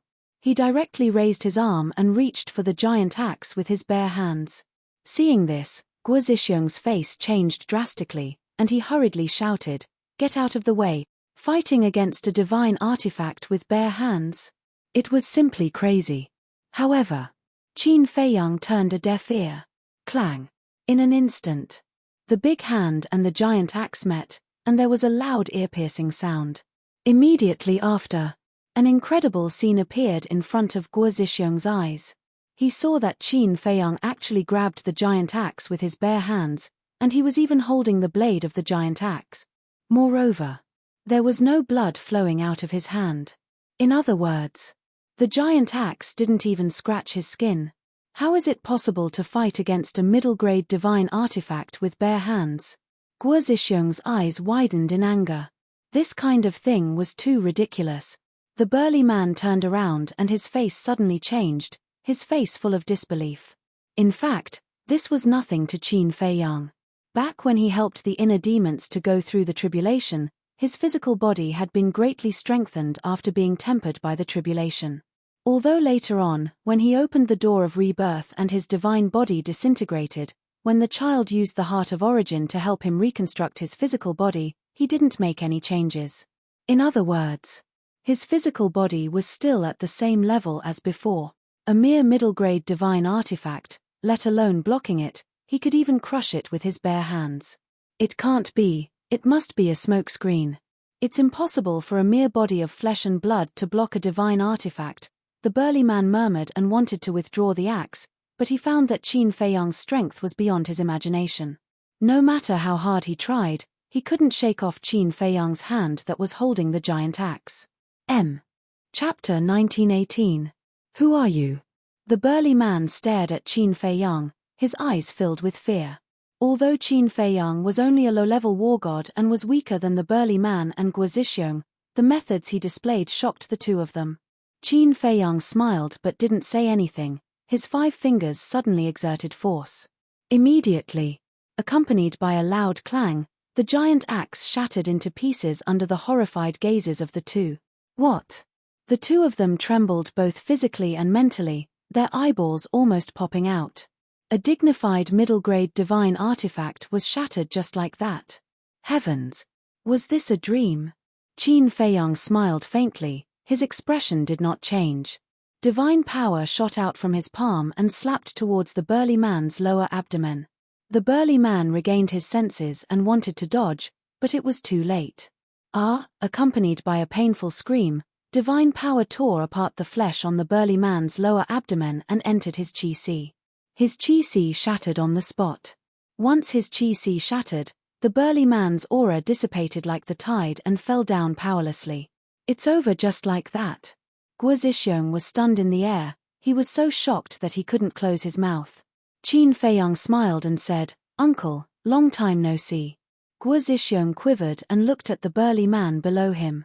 Then, he quickly put away his battle sword and ran in front of Qin Feiyang. He said in surprise, "Feiyang, when did you come?" "Not long ago." Qin Feiyang said. "You came at the right time. If it wasn't for your help, even if our Guo family won this battle, we would have suffered heavy losses." Guo Zhixiong was overjoyed. Qin Feiyang smiled and said, "Uncle, you're too polite. It was just a small matter." "A small matter?" Guo Zhixiong was stunned. He sized up Qin Feiyang and helplessly shook his head, as expected of Brother Baishan's descendant. He remembered that the last time Qin Feiyang came to the ancient realm, he was only a false god. How long had it been? Only half a year. Not only did he step into the war god realm, he even broke through to the small success war god realm. This speed was truly shocking. Qin Feiyang said, "I have to thank Uncle. If it weren't for those soul stones, my cultivation wouldn't have advanced so quickly." Guo Zhixiong rolled his eyes at Qin Feiyang and said, "We'll be a family in the future." "Why are you being so polite?" "A family," Qin Feiyang muttered to himself. Pointing at the burly man who had fallen to the ground below, he asked suspiciously, "Uncle, who are they? Why are you fighting?" "It's a long story. I'll tell you when I have time." Guo Zhixiong smiled and swooped down. He landed in front of the burly man and sneered, "Surnamed Gao, you didn't expect that my Guo family would have such a terrifying young man." The burly man's eyes darkened. He looked at Qin Feiyang, then at Guo Zhixiong and said, "How come I've never heard of such a person in your Guo family? He is my future son-in-law. How is it? Is he worthy of your attention?" Guo Zhixiong smiled proudly. Future son-in-law? The burly man was stunned. Forget it. There's no need to talk nonsense with you. Today is the end of your Gao family. A cold light flashed in Guo Zhixiong's eyes. He kicked the burly man's head, which immediately exploded like a watermelon. His divine soul was also destroyed on the spot. How cruel. Qin Feiyang muttered to himself as he watched this scene. He really didn't know whether it was right or wrong to help the Guo family. If the Guo family was in the wrong first, wouldn't he be helping the Avildor? Forget it. Let's not think so much. Our ancestors ruled the world with benevolence and righteousness. If this person can be friends with our ancestors, his nature shouldn't be bad. Qin Feiyang muttered. After Guo Zhixiong killed the burly man, he took a ring from the man's index finger. Then he flew into the air and landed in front of Qin Feiyang. He said with a smile, "Let's go and help the other clansmen." Qin Feiyang nodded and followed Guo Zhixiong. He glanced at the ring and asked suspiciously, "Uncle, is that ring a divine artifact?" Guo Zhixiong was stunned. He looked at the ring in his hand and asked, "You mean this?" Qin Feiyang nodded. Guo Zhixiong smiled and said, "This is not a divine artifact. It's an interspatial ring." An interspatial ring? Qin Feiyang was stunned. You don't know. In the ancient world, those who have some ability basically use interspatial rings. Like interspatial bags, interspatial rings are used to store things. But the difference is that the space inside an interspatial ring is hundreds of times larger than that of an interspatial bag. No matter how much wealth or how big an item is, it can hold it. But this interspatial ring is quite expensive. Most people still use interspatial bags. Guo Zhixiong explained. I see. Qin Feiyang nodded. It's very novel, isn't it? There are many things in the ancient world that are different from those in your world. For example, we don't have the teleportation gate in your world. And the currency. You use gold coins, but we use divine crystals. Guo Zhixiong smiled. Divine crystals? Qin Feiyang was stunned. Guo Zhixiong asked suspiciously, "You know about divine crystals?" Qin Feiyang said, "I don't know if the divine crystals I know are the same as the divine crystals you're talking about." The divine crystals he was talking about were naturally the divine crystals fused with the divine towers. Guo Zhixiong was stunned. He cut his finger and dripped his blood on the interspatial ring to claim ownership. Then, Guo Zhixiong took out a white oval crystal from the interspatial ring. It was half the size of a baby and emitted a white brilliance. This is the divine crystal. Guo Zhixiong handed the divine crystal to Qin Feiyang. Qin Feiyang looked at the divine crystal suspiciously and then grabbed it in his hand. A stream of pure energy suddenly flowed into his palm and flowed along his arm into his sea of qi and turned into divine power. Qin Feiyang was shocked. This divine crystal is not only the currency of the ancient world, but also can replenish or restore divine power. In short, the effect of the divine crystal is similar to that of the battle qi pill. Guo Zhixiong smiled. Qin Feiyang nodded and said with a smile, "This is different from the divine crystal I'm talking about. The divine crystal I'm talking about is a divine artifact." Then it's just the name. Feiyang, there's something I need to tell you in advance. In our ancient world, there are 3 things that are indispensable. Guo Zhixiong said. What are they? Qin Feiyang asked. The first is the divine crystal. The second is the soul stone. The third is the teleportation altar. Here, no matter where you go to trade, you'll need divine crystals. During battle, you'll also need divine crystals to replenish your divine power. As for the soul stone, I don't need to tell you.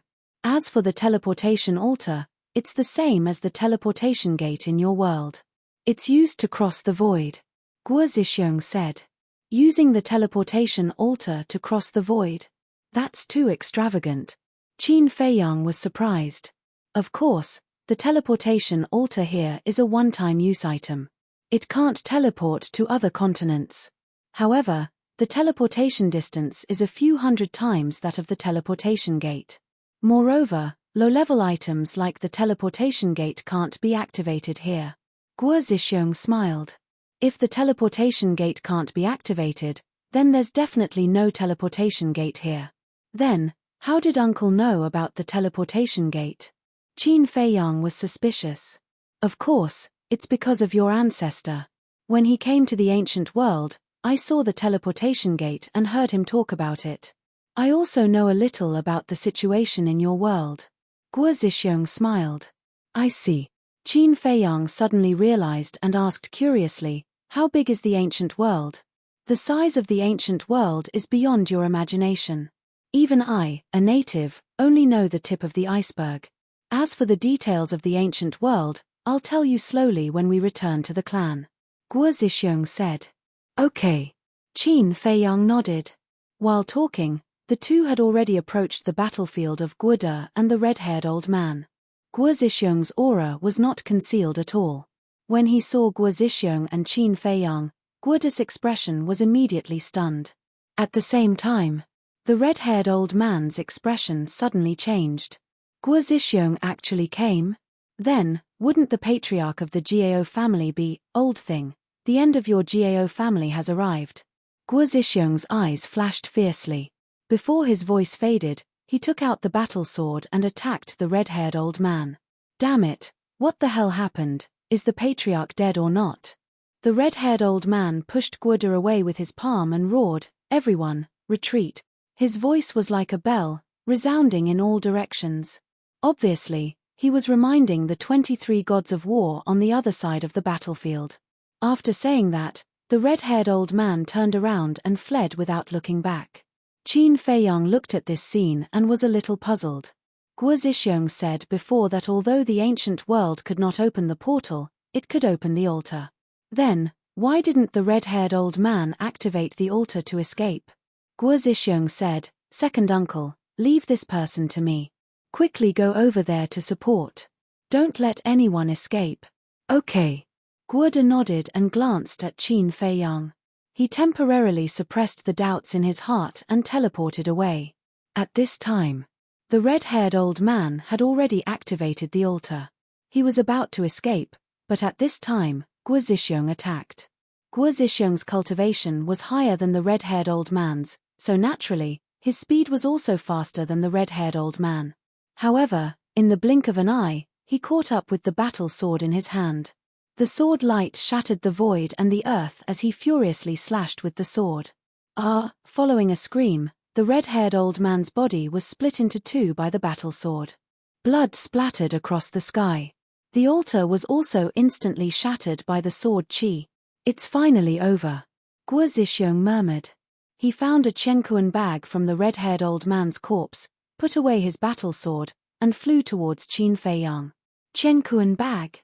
Qin Feiyang frowned. The black-clothed old man was an initial stage god of war, but he only used a Chenkuan bag. It seemed that what Guo Zixiong said was true. Chenkuan rings were extremely expensive in the ancient world. At this time, on the other side of the battlefield, there were also screams of despair. Qin Feiyang raised his head to take a look. Presumably, Guode had already rushed over. The Gao clan's people would probably all be buried here. After all, Guode was an initial stage god of war. It was too easy for an initial stage god of war to kill an initial stage god of war. Unless the other party had a very powerful technique. But obviously, the 23 gods of war of the Gao family did not have such a technique. Otherwise, they would not have fought with the Guo family until now. Chapter 1919. The battle gradually stopped. Guode led the 23 war gods of the Guo clan and flew over in a grandiose manner. Although they were all seriously injured, their faces were filled with smiles of victory. Patriarch. Is this young man the brat called Qin Feiyang that you spoke of? The 23 war gods looked at Qin Feiyang curiously. Yes. We have to thank Feiyang this time. If he didn't cripple that Gao guy's cultivation, we wouldn't know how long we would have to fight. Guo Zixiong said with a smile. What? He crippled that Gao guy's cultivation? Patriarch, are you kidding? He's only a low-tier war god. How could he have such strength? Everyone was shocked. Guode's face was also filled with disbelief. Not only that, he also crushed that giant axe with his bare hands. In short, Fei Yang's strength is not something you can compare to, Guo Zhixiong said. Seeing that Guo Zhixiong didn't seem to be joking, Guo De and the others were shocked. Crushing a mid-tier divine artifact with his bare hands and crippling the cultivation of the patriarch of the Gao family. Fei Yang, let me introduce you. Guo De, my second uncle. You've met him before. These people are the direct descendants of the Guo family. They can be considered your elders. Guo Zhixiong looked at Qin Fei Yang and said with a smile. Hello everyone. Qin Fei Yang cupped his hands and smiled. Hello little brother. They say that heroes come from the young. It's true. Our Zueki is also lucky to have found such a good husband. Everyone was talking at the same time, and they all had sincere smiles on their faces. It seems that the Guo family isn't a bunch of villains. Qin Fei Yang muttered to himself.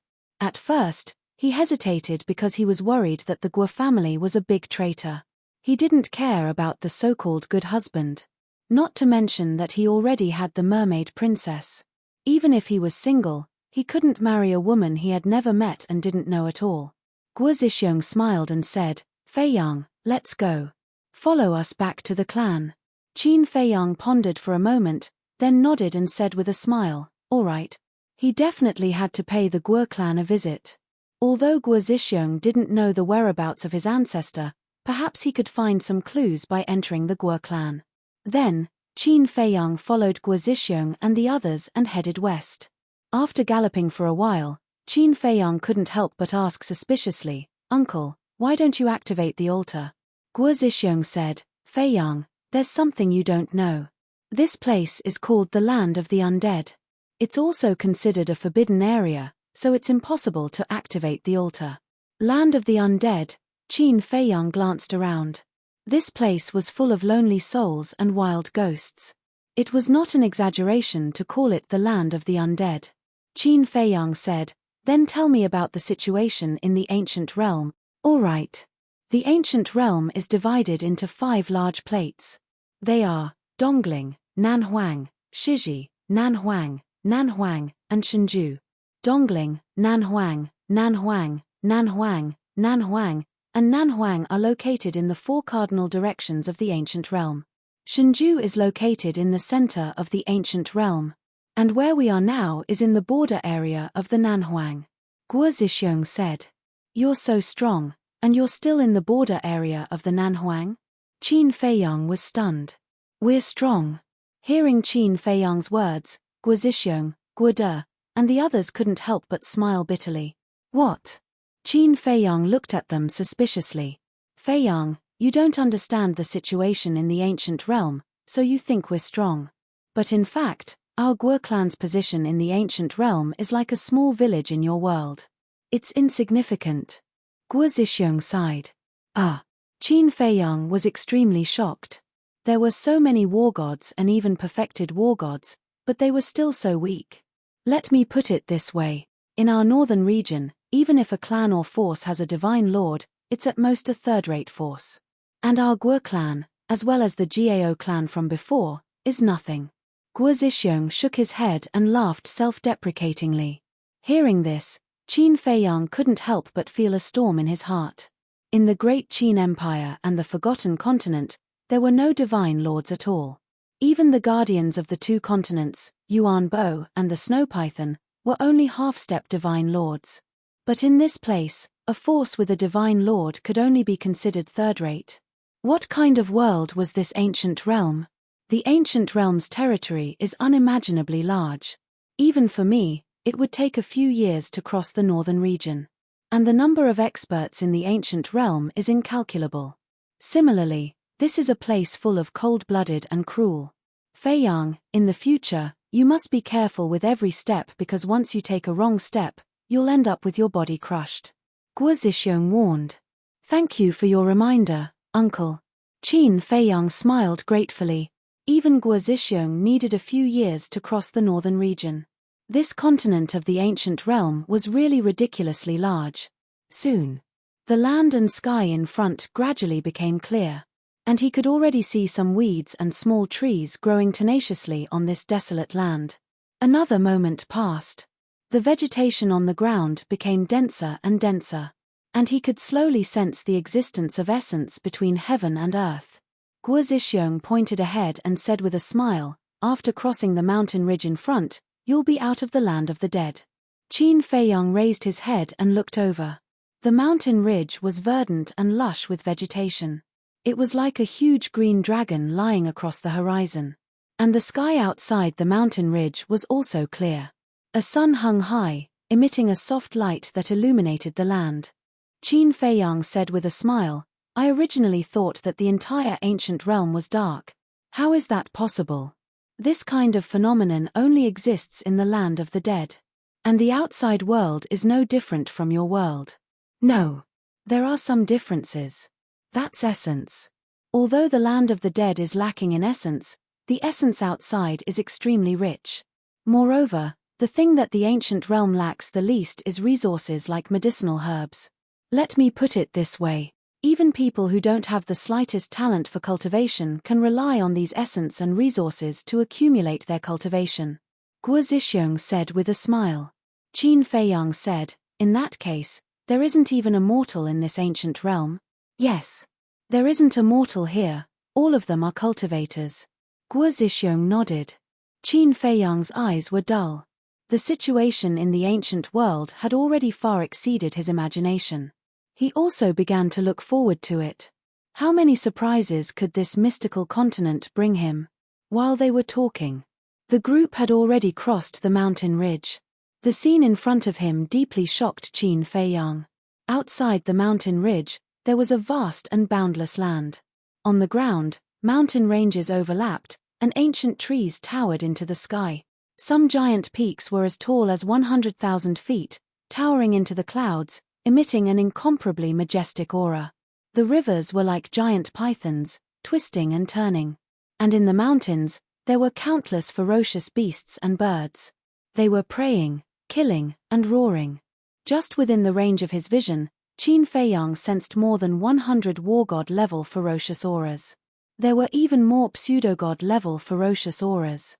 And what shocked Qin Feiyang the most was the essence here. What Guo Zixiong said was true.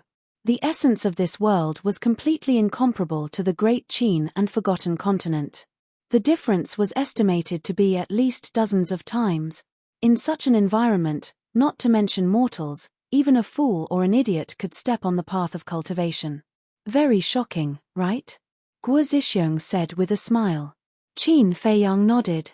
This was something that could not be denied. Guo Zixiong said, "When your ancestor first came to the ancient realm, he was the same as you." Ancestor.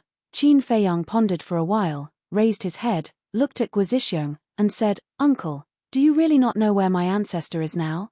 "I really don't know. Back then, when he left, he only said I'll see you again and left." Guo Zixiong shook his head and smiled bitterly. Qin Feiyang thought for a while and asked, "Then in this ancient realm, how many people know about my ancestor's existence?" This, Guo Zixiong was a little hesitant. "What's wrong?" Qin Feiyang was suspicious. "Let me say something that you don't need to be angry with. Although your ancestor is a famous big shot on your continent.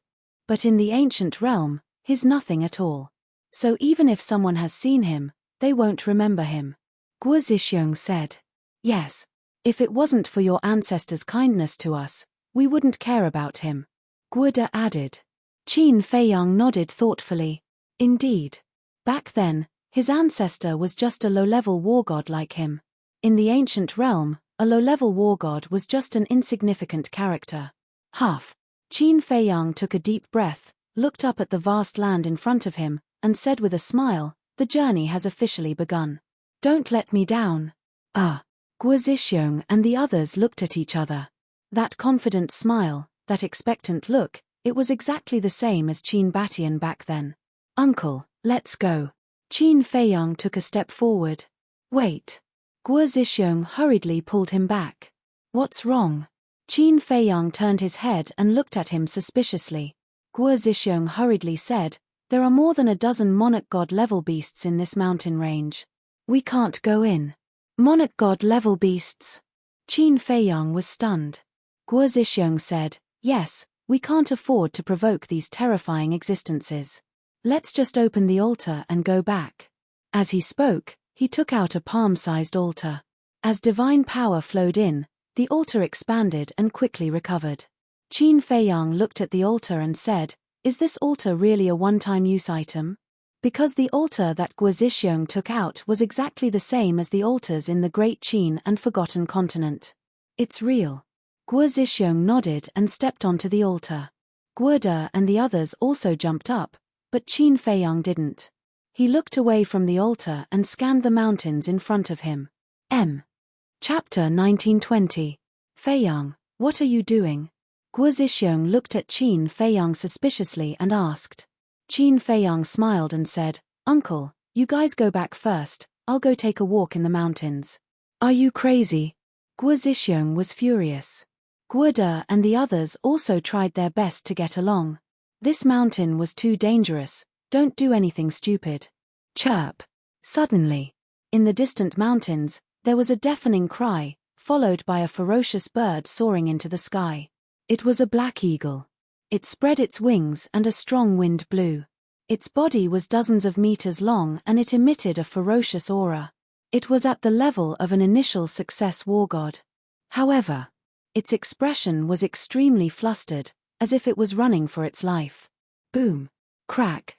Then, accompanied by a series of earth-shaking explosions, another colossus shattered the earth and mountains, rushed into the sky, and bit down on the black eagle. It was the head of a giant python. Its entire body was blood-red, like a mountain. Its fangs were dense, and its huge pupils were also suffused with a cold light. Not good. Guo Zixiong and the others suddenly changed their expressions and were filled with fear. Qin Feiyang was also dumbfounded. That black eagle was an initial success war god, but it was bitten by the giant python and couldn't move at all. Just how strong was the giant python? Next, an even more terrifying scene appeared. That giant python actually swallowed the black eagle alive. Seeing this scene, Qin Feiyang swallowed his saliva and cold sweat flowed down. Not only was the black eagle an initial success war god, its body was also dozens of meters long, but it actually swallowed it whole. How big was that giant python? Qin Feiyang looked down along the head of the giant python. However, other than the head, the body of the giant python was blocked by a few giant peaks in front of it, so he couldn't see the whole picture. However, it was obvious that it was definitely a terrifying existence. Guo Zixiong urged, "Feiyang, hurry up, it is one of the overlords of this mountain range. If it discovers us, none of us will be able to escape." "One of the overlords? You mean, it has the cultivation of a monarch god?" Qin Feiyang said. "Yes. Over 2,000 years ago, it stepped into the realm of an initial divine lord. Such an existence is definitely not someone you and I can provoke." Guo Zixiong said anxiously. "An initial divine lord?" Qin Feiyang looked up at the giant head, his eyes flickering. Suddenly, the python looked over and saw Qin Feiyang, Guo Zixiong, and the others. "Damn it, hurry." Guo Zixiong's body trembled as he hastily shouted. But Qin Feiyang turned a deaf ear. Roar. The giant python roared fiercely, and waves of terrifying power surged over like a tide. Qin Feiyang trembled both physically and mentally. Facing this ferocious might, he felt as if he was facing the might of the heavens. A sense of insignificance arose spontaneously. Guo De urged, "Patriarch, don't worry about him. Let's go." Guo Zixiong stomped his foot angrily and shouted, "My Guo family's base is just outside this mountain range. When you go out, you can ask around and find out. Be careful." After saying that, the group of phantoms quickly dissipated. At the same time, Qin Feiyang also withdrew his aura and rushed into the forest below like lightning. "Human, you're quite bold. You didn't run away." The giant python looked at the place where Qin Feiyang disappeared. Its huge body rose into the air, and its ferocious aura enveloped all directions. Qin Feiyang stood in the forest and looked up at the giant python with a shocked expression. It was a crimson python. Its body was tens of thousands of feet long. Its entire body was covered with blood-red scales. From afar, it looked like a majestic mountain range roaring toward them. "It's so big. No wonder it could swallow that black eagle." "No. That black eagle is probably not enough to fill the gaps between its teeth, Qin Feiyang murmured.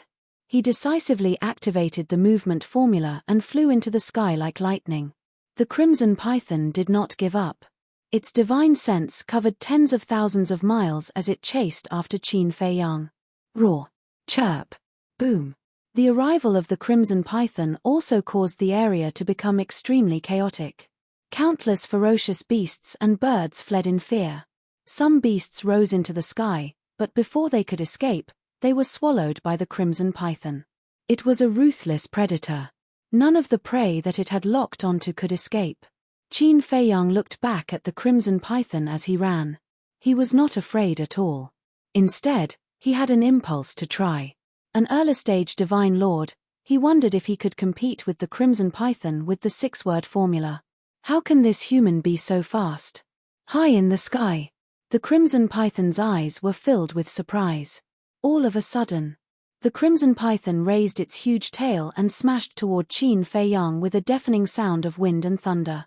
Boom! A few giant peaks were directly shattered. Qin Feiyang's eyes darkened. With a wave of his hand, a blood-red bolt of lightning streaked across the sky and hit the giant tail. Clang! Sparks flew and a snake's scale was immediately shattered. Then, the blood-red bolt of lightning penetrated into the snake's flesh and penetrated through the other side of the giant tail. A fist-sized bloody hole suddenly appeared. The crimson python lowered its head and looked at the bloody hole in its tail. Its eyes were filled with astonishment. Qin Feiyang was also a little stunned. In fact, he was just trying it out. He did not want to cause any harm to the crimson python. But he did not expect the blood-red bolt of lightning to be so powerful that it could easily tear apart the crimson python's defense. The formula was divided into low, middle, high, perfect, peak and legendary levels. The 6-word formula was above the legendary level. But Qin Feiyang could not tell what level the 6-word formula belonged to. But he had figured out one thing. The 6-word formula could ignore the barrier of the realm. Normally speaking, for example, the War Emperor would not be able to break through the barrier of the realm when facing the false god or war god, no matter how strong the formula was. The so-called barrier was the barrier between the two realms. Similarly, it was the same for the war god and the divine lord. If in the past, the war god was the ruler of this world and everyone below the war emperor was an ant, then now, in front of the divine lord, the war god was an ant. In short, if any divine lord wanted to kill a war god, even a perfect war god, it would only take a flick of his finger. Unless he had an extremely heaven-defying formula or a divine artifact in his hands. And now, the fact that the blood-red bolt of lightning could injure the crimson python was enough to show that the 6-word formula could ignore the gap between realms. The crimson python came back to its senses, lowered its head and looked at Qin Feiyang, and asked curiously, "Human brat, what was that thing you used just now?" Qin Feiyang was stunned.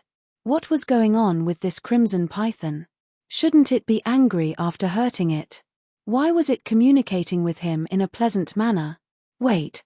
Suddenly, Qin Feiyang noticed that the bloody hole on the crimson python's tail had already healed, and there wasn't even a single scar left.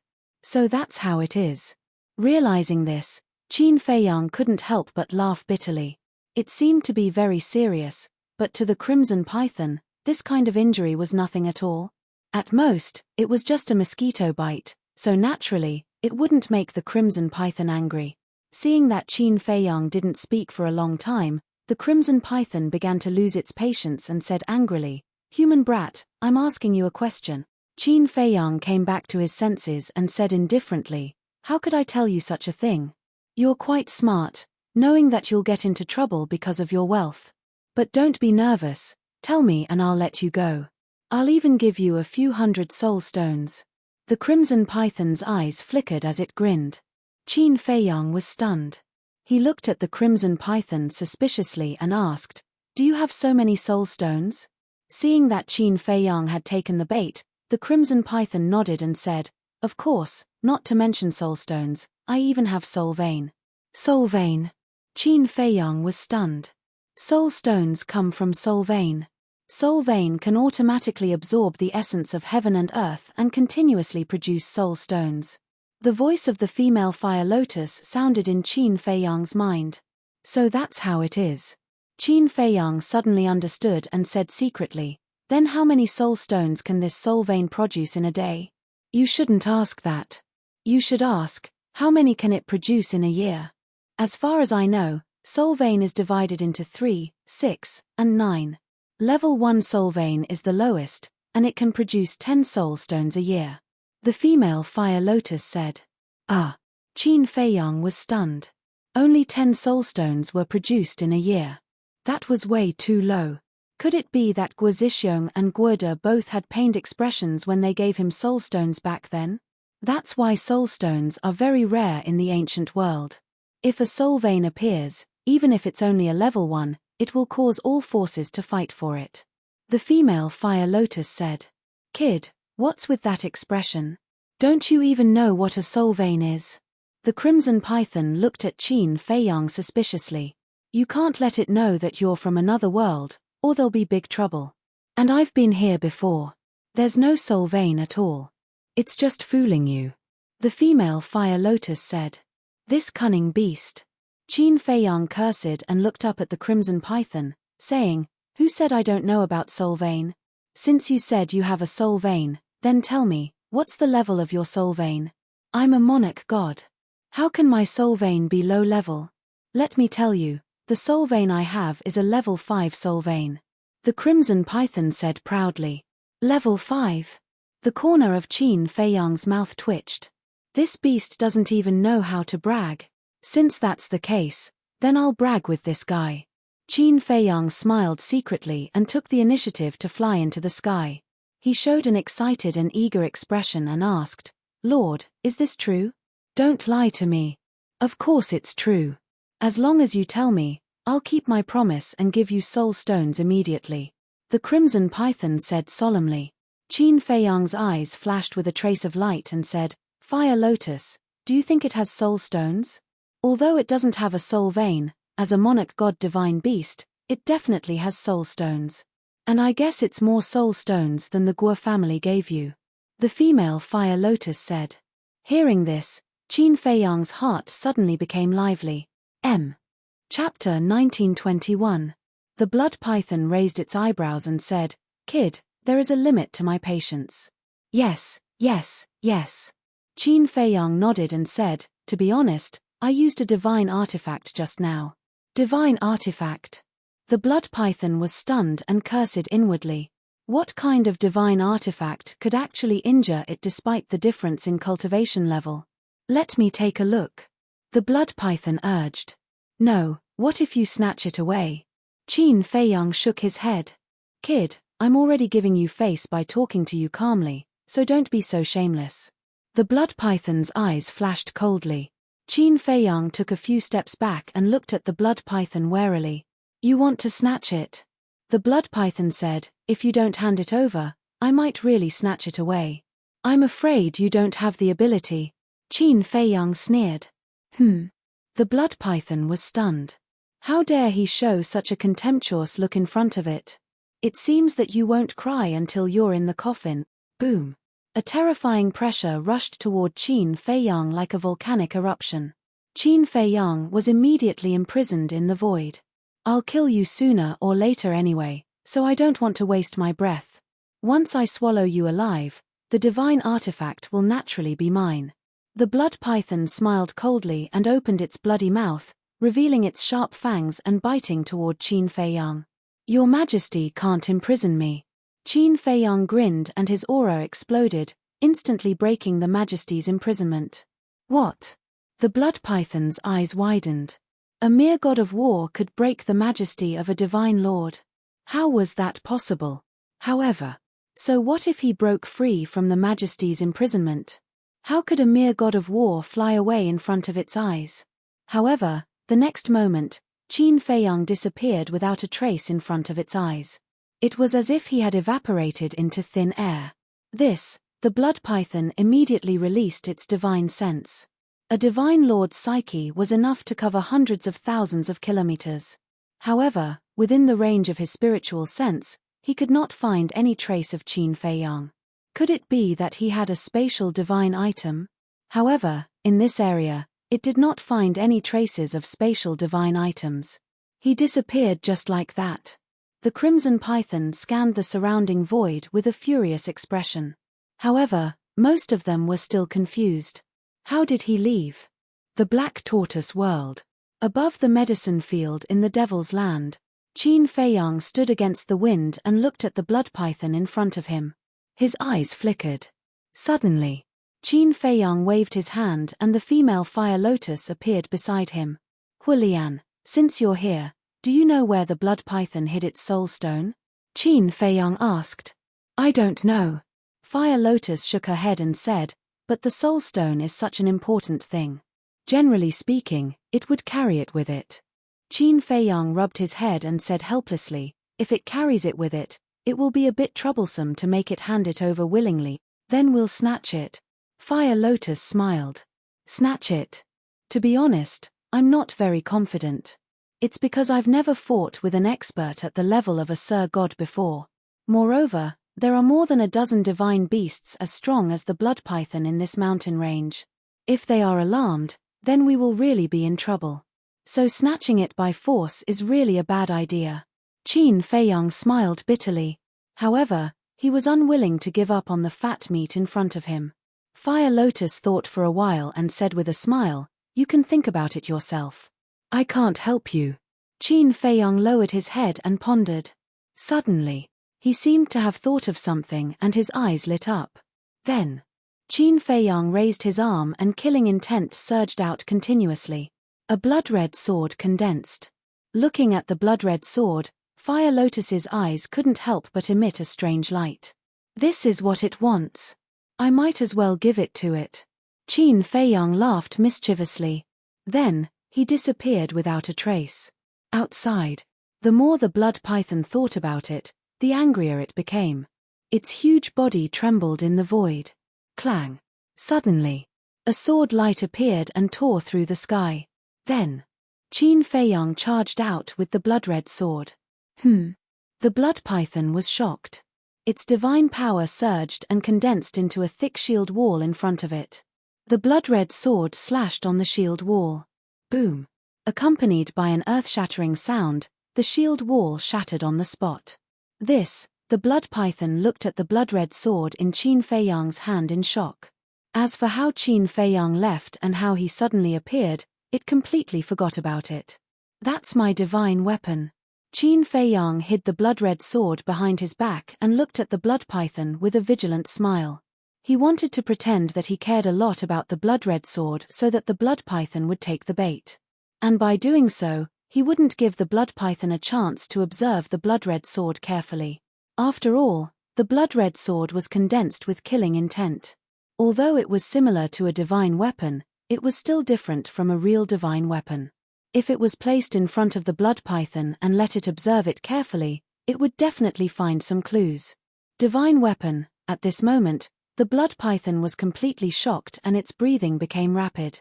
To think that it, a divine lord, could easily destroy the shield wall condensed with divine power. The level of the blood-red sword must be high.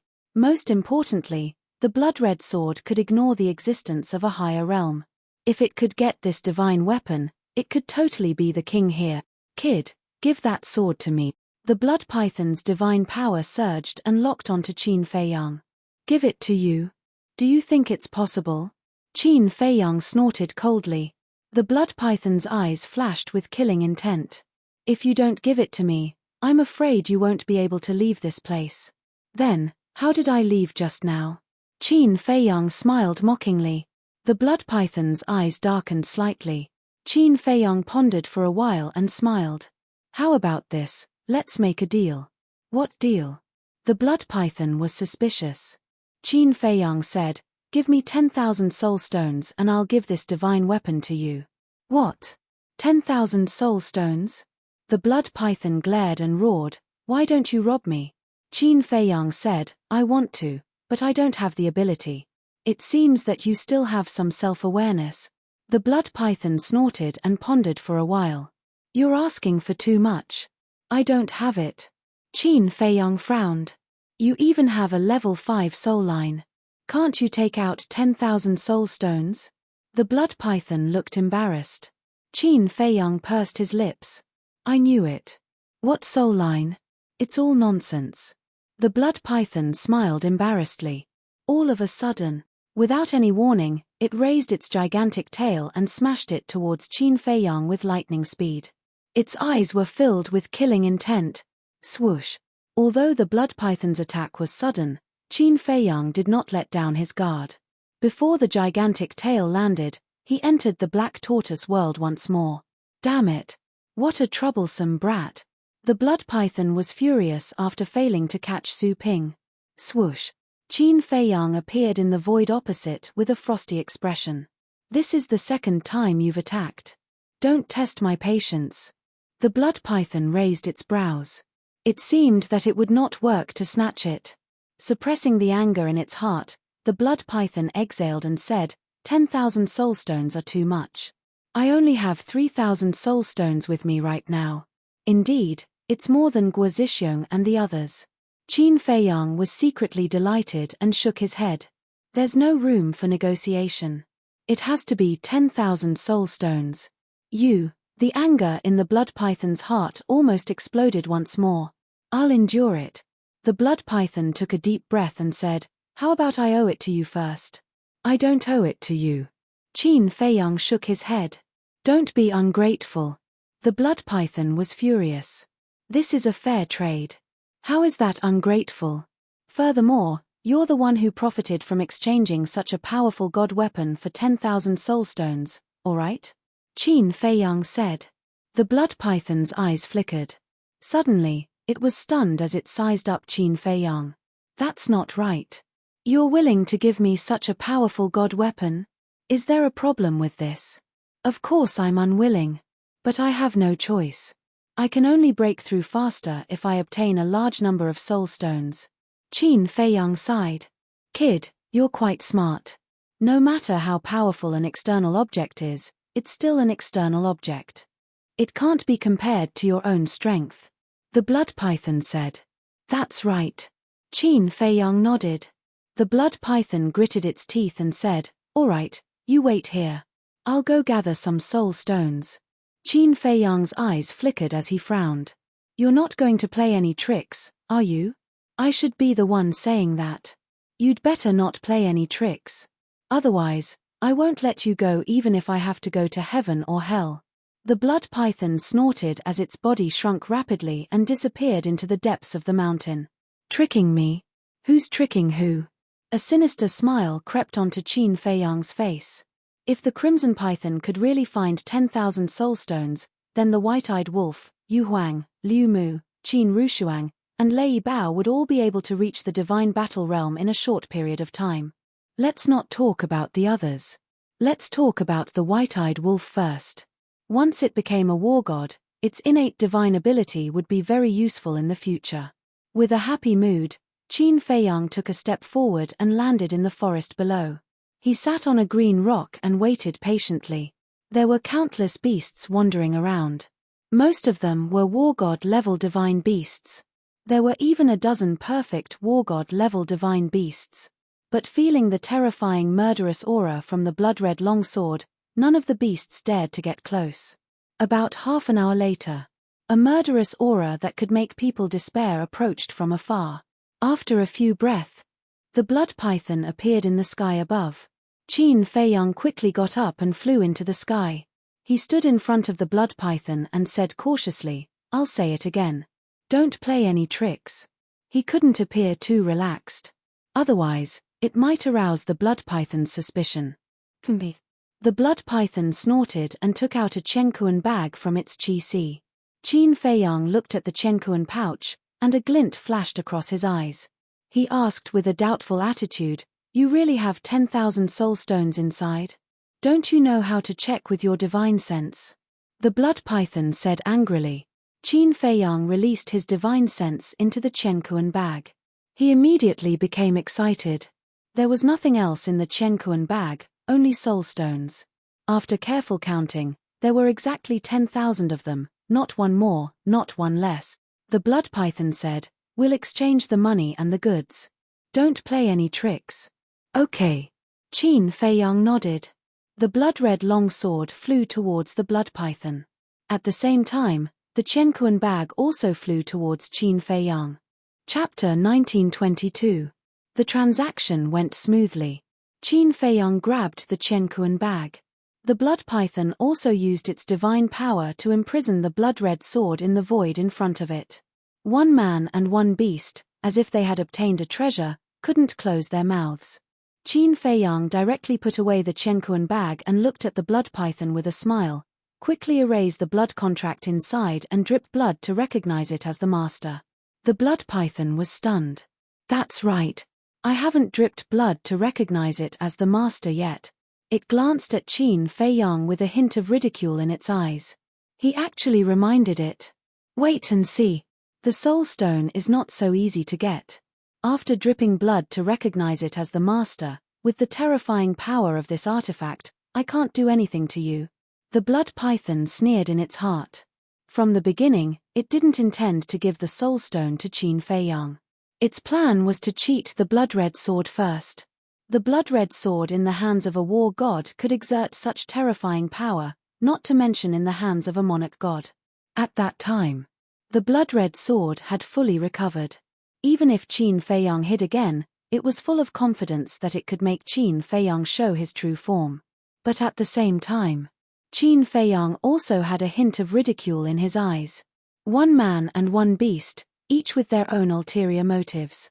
The blood python quietly urged its divine power and poured it into the blood-red sword. But just as the divine power entered the blood-red sword, its body suddenly stiffened. "What's going on? This battle sword, why isn't it made of divine iron? This is murderous intent. Bastard, this is actually just a battle sword condensed by murderous intent." Haha, Qin Feiyang really couldn't hold it in anymore and laughed out loud. Hearing this laughter, the blood python's eyes suddenly sank, and a monstrous anger in its heart surged out uncontrollably. "Do you really think it's a divine artifact?" Haha, Qin Feiyang laughed so hard that he rocked back and forth. He laughed so hard that tears almost came out of his eyes. The blood python gritted its teeth and stared at Qin Feiyang, its eyes extremely hazy. "The situation is actually like this. That blood-red sword was formed from a deity incantation. But this battle art is very heaven-defying. The sword it condenses is indeed very similar to a real divine weapon. Once upon a time, there was a Qilin. When he first saw this blood-red sword, he thought it was a divine weapon, just like you." After Qin Feiyang finished speaking, with a thought, the blood-colored long sword floating in front of the blood python collapsed on the spot. The Kirin he was talking about was the blood Kirin. Crack. Looking at the dissipating blood-colored sword, a deafening sound suddenly came from the blood python's mouth. The venomous fang on the left side of its mouth had shattered because it had used too much force. Qin Feiyang was stunned. Even her poisonous fangs were shattered. How angry and how much did she hate him? However, the teasing look on his face became even more intense. He smiled comfortingly and said, "Don't be like this. My heart aches just looking at you. Bastard." The blood python was so angry that it spat out a mouthful of blood. The broken fangs, mixed with blood, sprayed out. "TSK, TSK, TSK. How pitiful." Qin Feiyang shook his head, his eyes full of sympathy. "You're courting death."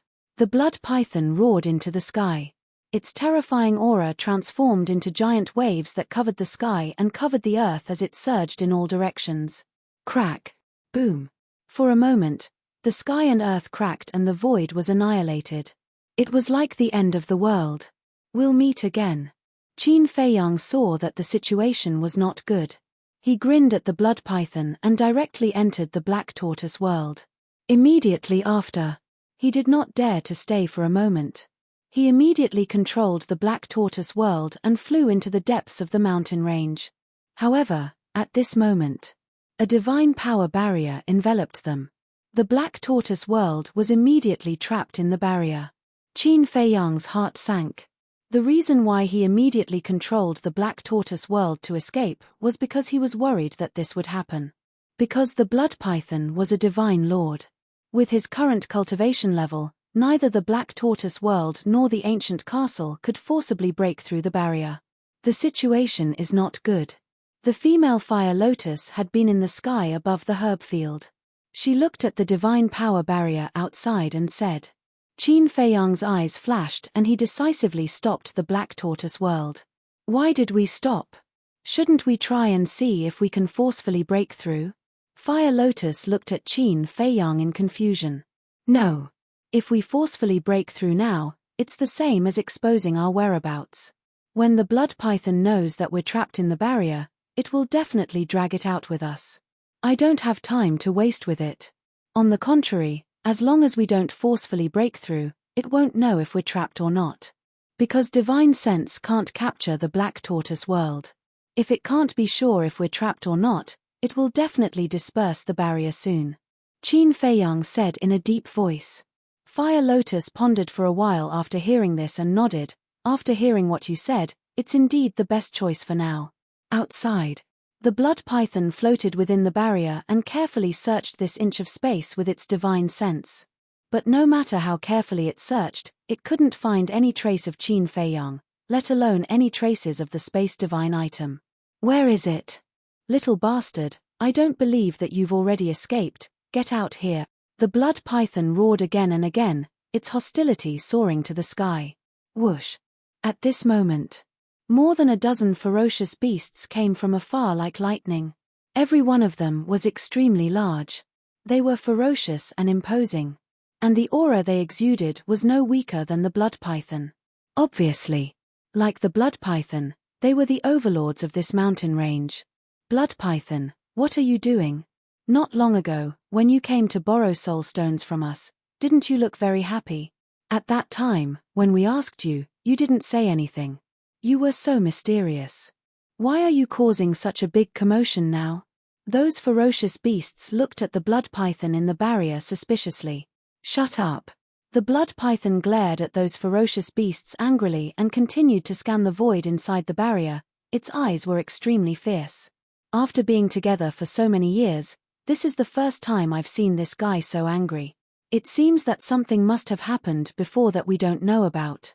I'll go and ask around to see what happened. One of the divine beasts went into the jungle below. At that time, when Qin Feiyang and the blood python were trading, there were many ferocious beasts nearby watching, so they could find out everything with a little inquiry. When that divine beast came back and explained the situation to the other divine beasts, their expressions suddenly became very strange. Was the blood python stupid? How could it believe the humans' nonsense? It was obvious that there wouldn't be such a cheap thing in the world. However, this human was quite bold. He actually dared to come here to cheat. 10,000 soul stones.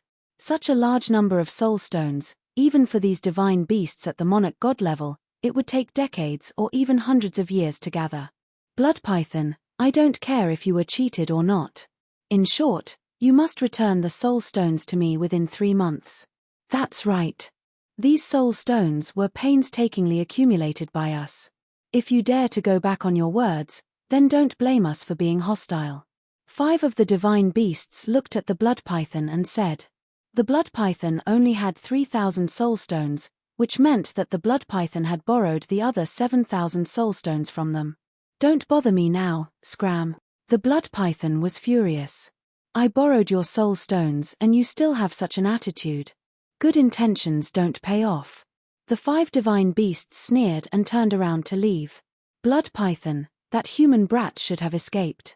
What's the use of you squatting here? Hurry up and think of a way to find the soul stones, the other divine beasts said and left one after another. I don't believe that he has escaped so quickly. He must be hiding somewhere here. The blood python scanned the void coldly. Black Tortoise world. Qin Feiyang looked at the blood python in the image and his eyebrows gradually knitted together. The female fire lotus retracted her gaze and looked at Qin Feiyang. Things don't seem to have developed in the way you think. There's no hurry. It's just a guess. Qin Feiyang smiled and didn't pay much attention to it. He directly entered the ancient castle. Young master, you're really amazing. You even dared to ignore a divine beast at the monarch god level. Zhao Tailai and the others immediately surrounded Qin Feiyang. Everyone in the ancient castle could hear the sounds outside. So even if they couldn't see what was outside, they knew what was going on. Who asked it to be stupid? Moreover, it was the one who provoked me first. Qin Feiyang smiled faintly. Where's the Qianquan bag? Let us have a look.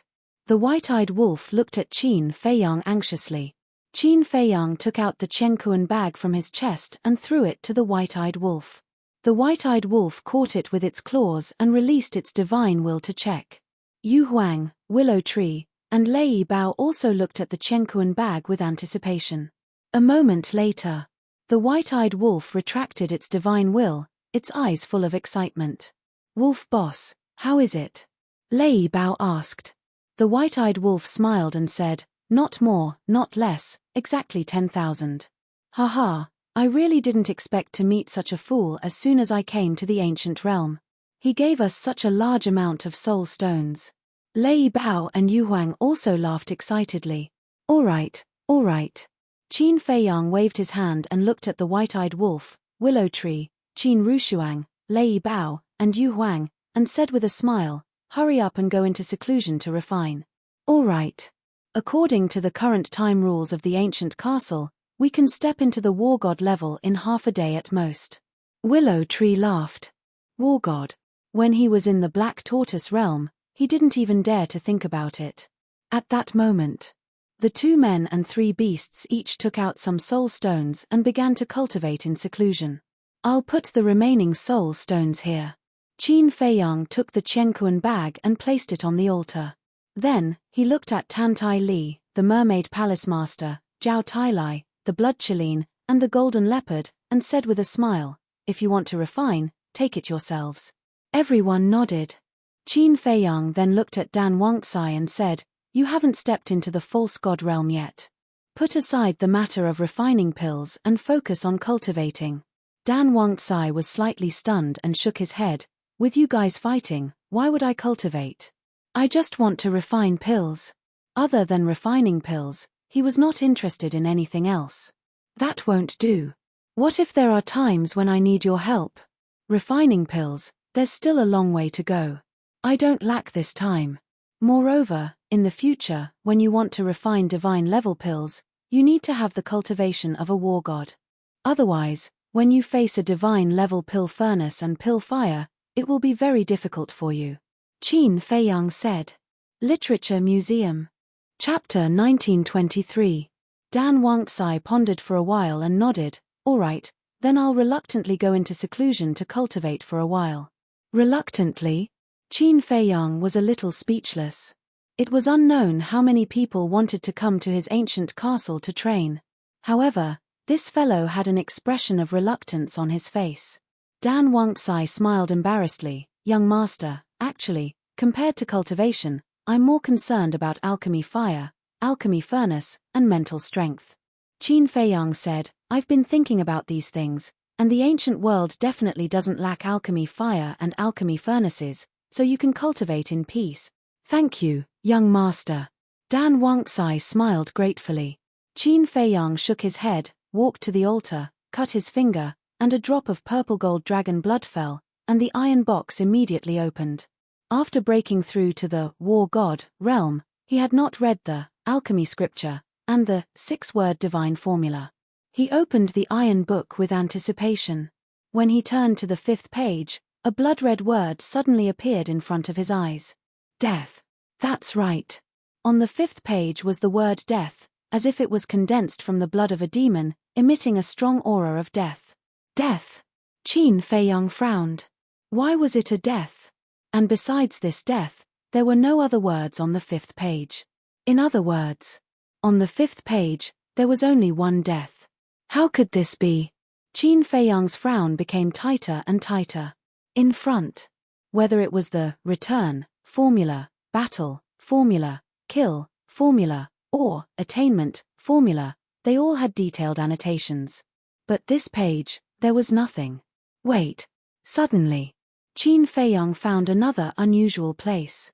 At the bottom of the pages of the return, formula, battle, formula, kill, formula, and attainment, formula, there was a line of small words. For example, what cultivation level must one reach to be able to turn to the next page? But now, at the bottom of the 5th page, there was no such note. No note.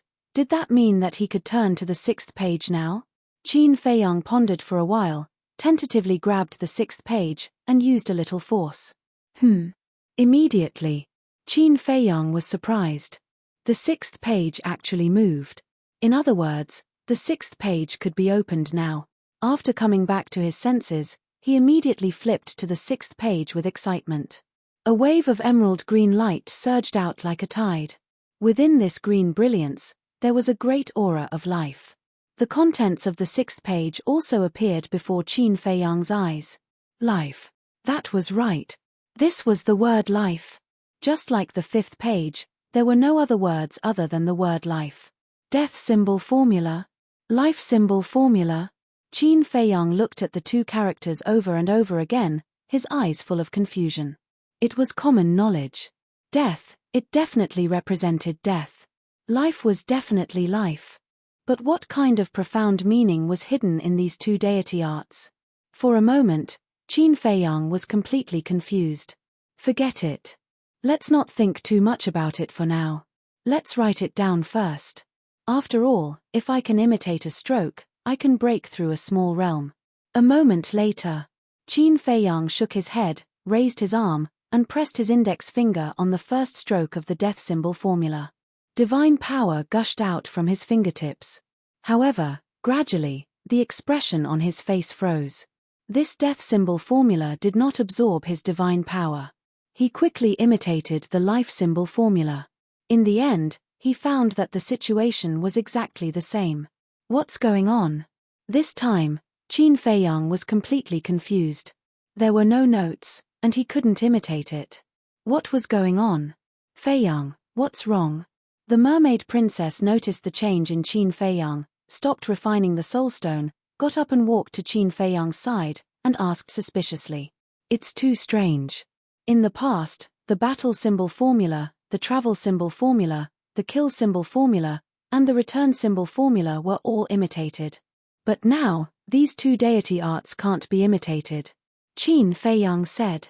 The mermaid princess looked at the death symbol formula, then looked at the life symbol formula, and guessed, could it be that these two deity arts already need you to comprehend them yourself? Comprehend them myself? Qin Feiyang frowned. Although life and death seem very ordinary, if you think about it carefully, there seems to be endless mysteries hidden inside. In short, I feel that the death and life on this deity art should be different from what we understand. The mermaid princess said. Qin Feiyang said, after hearing what you said, it seems that there is really such a thing. Wait. Didn't you say that there is some kind of law power in this world?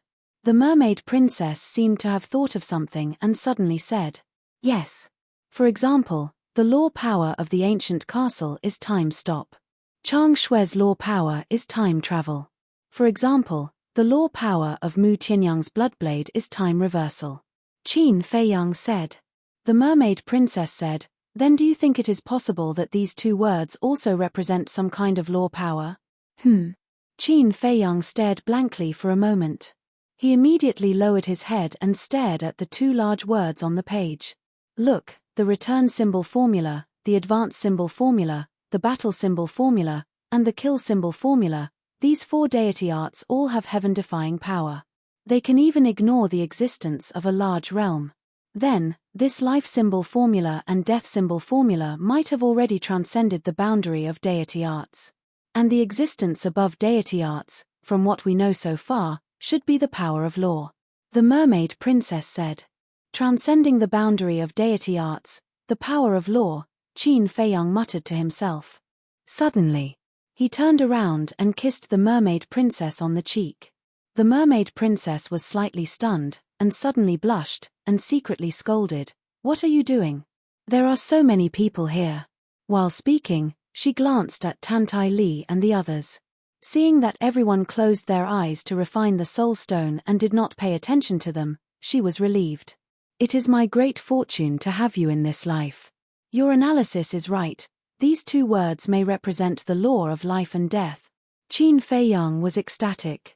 This is just our baseless guess. Before we get confirmation, we can't directly draw a conclusion. The mermaid princess said with a smile. Yes. After all, we don't know if there is a law of life and death in this world. But we can investigate according to this line of thought. There are many strong people in the ancient world. I think there must be a few people who know some information about the power of law. After Qin Feiyang finished speaking, he decisively closed the iron book and opened the pill scripture. The mermaid princess also looked curiously at the side. The first thing that caught their attention was a kind of pill called life pill. There were detailed notes below. Life pill had the effect of repairing the soul. As long as the soul was not shattered, it could be quickly repaired. The second kind was called God Power Pill. This pill had the effect of restoring God power. The third kind was Undead Barrier Breaking Pill. This pill could let the undead go through the baptism of the heavenly tribulation and reconstruct their human body. The fourth kind was Heavenly Dust Divine Pill. This kind of pill could temporarily increase the cultivation of living beings by a small realm. Temporarily increase the cultivation by a small realm? Seeing this, Qin Feiyang and the mermaid princess looked at each other at the same time and looked over in surprise again. After confirming again and again, they did not see wrongly. This Heavenly Dust Divine Pill did have the effect of increasing the cultivation by a small realm. However, it was different from the 9-chew Yellow Dragon Pill and the 9-turn Dragon Blood Pill.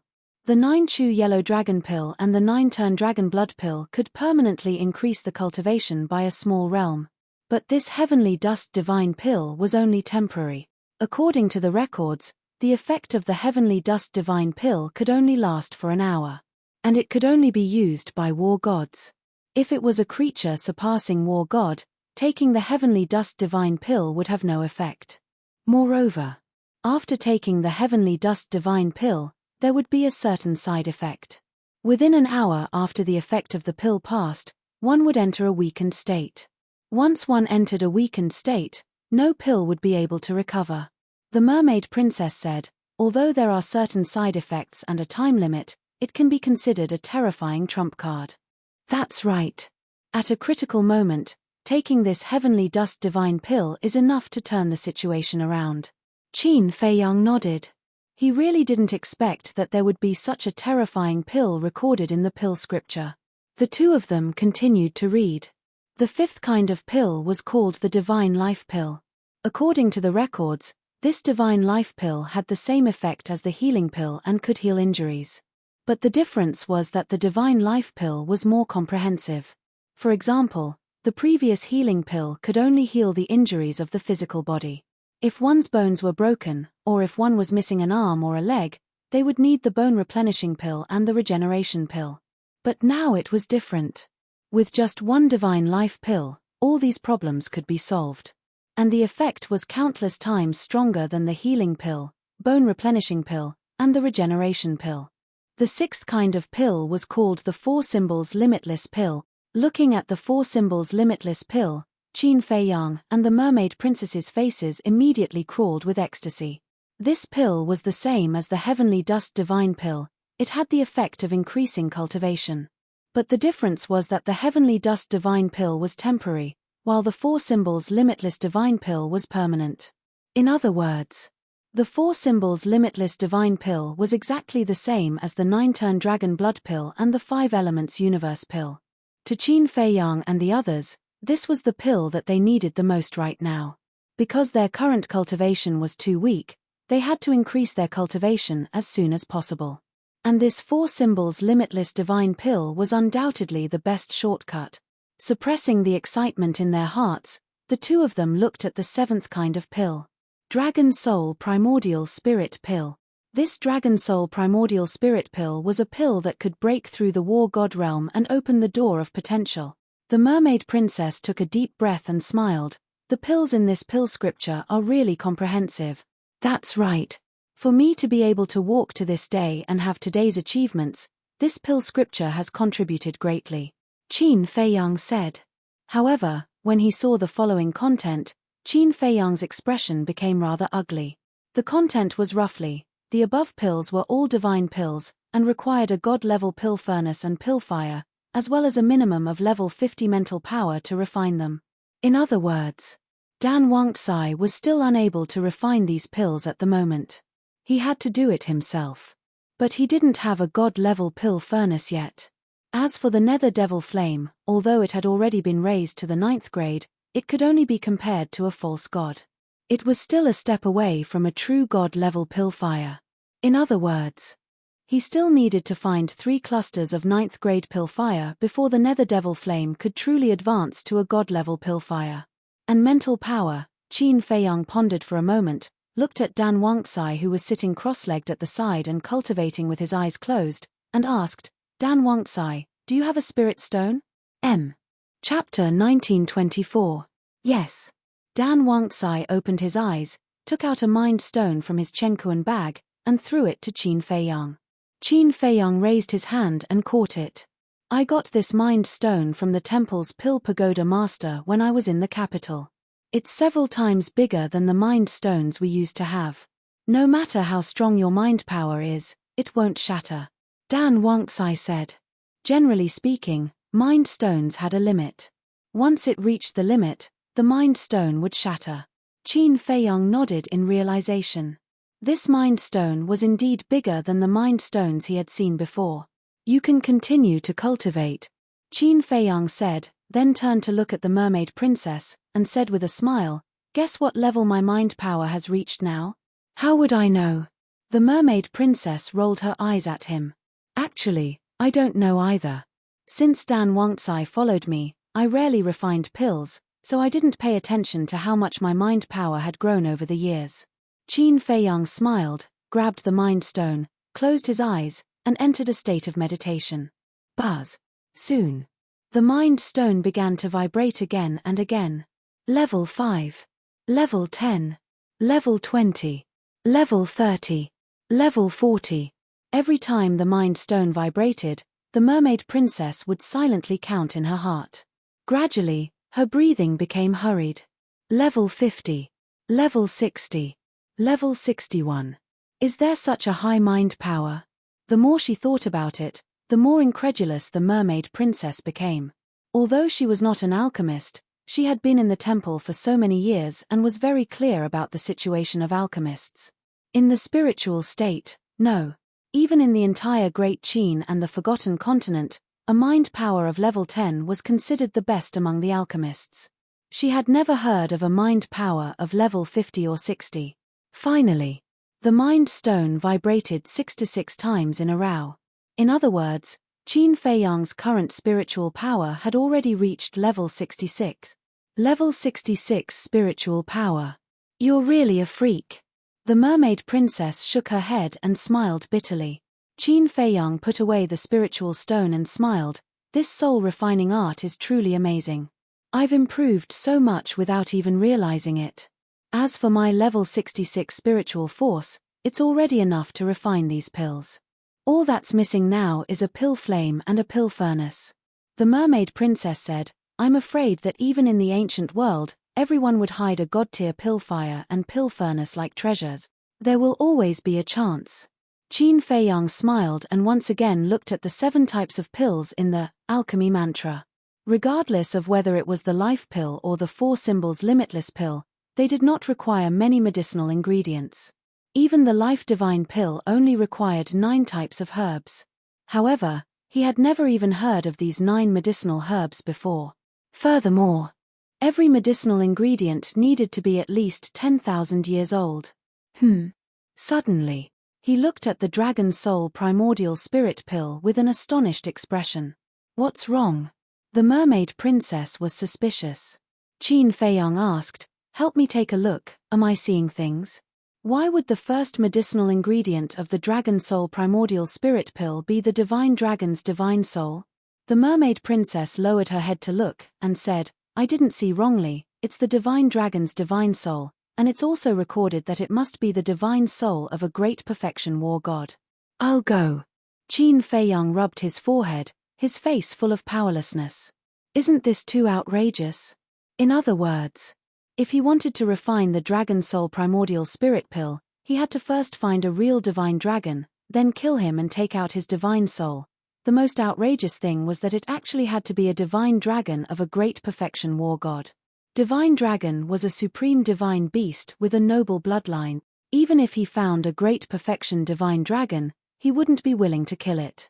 Because this was simply a waste of heaven's gift. As for the dragon soul primordial spirit pill, it only needed 3 medicinal ingredients. The first was the divine dragon's divine soul.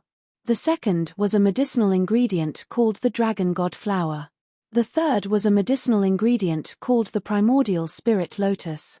Qin Feiyang searched through his memories for a moment, then shook his head and said, "This dragon god flower, primordial spirit lotus, I've never heard of them before." The mermaid princess said, "Look at the 4 symbols infinite divine pills medicinal ingredients again." Qin Feiyang's gaze shifted to the 4 symbols infinite divine pill, and his face twitched slightly. The 4 symbols infinite divine pill only had a total of 5 medicinal ingredients. They were azure dragon, white tiger, vermilion bird, and black tortoise, the 4 divine beasts' blood essence, as well as a medicinal ingredient called the infinite divine fruit. Azure dragon, white tiger, vermilion bird, and black tortoise, I've never seen them before, let alone ask for their blood essence. The mermaid princess said, "Yeah. Refining these pills is as difficult as ascending to the heavens." Qin Feiyang sighed helplessly, closed the pill scripture, and closed the iron box. He looked at the mermaid princess and said with a smile, "Let's not think about this for now, you go and cultivate, I'll go out and see if the blood python has left." "Be careful," the mermaid princess reminded. Qin Feiyang nodded, and his figure flickered, appearing above the herb field in the Devil's Land. "What's the situation?" The female fire lotus had been there all along. Hearing Qin Feiyang's words, the fire lotus smiled helplessly. "See for yourself." Qin Feiyang raised his head and looked at the screen. In the screen, the barrier had not disappeared, and the blood python was still floating inside the barrier. The fire lotus said, "From the looks of it, it seems to believe that we're trapped inside the barrier. Then I'd like to see how long it can delay us." Qin Feiyang snorted and retracted his gaze, his perception covering the entire black tortoise world.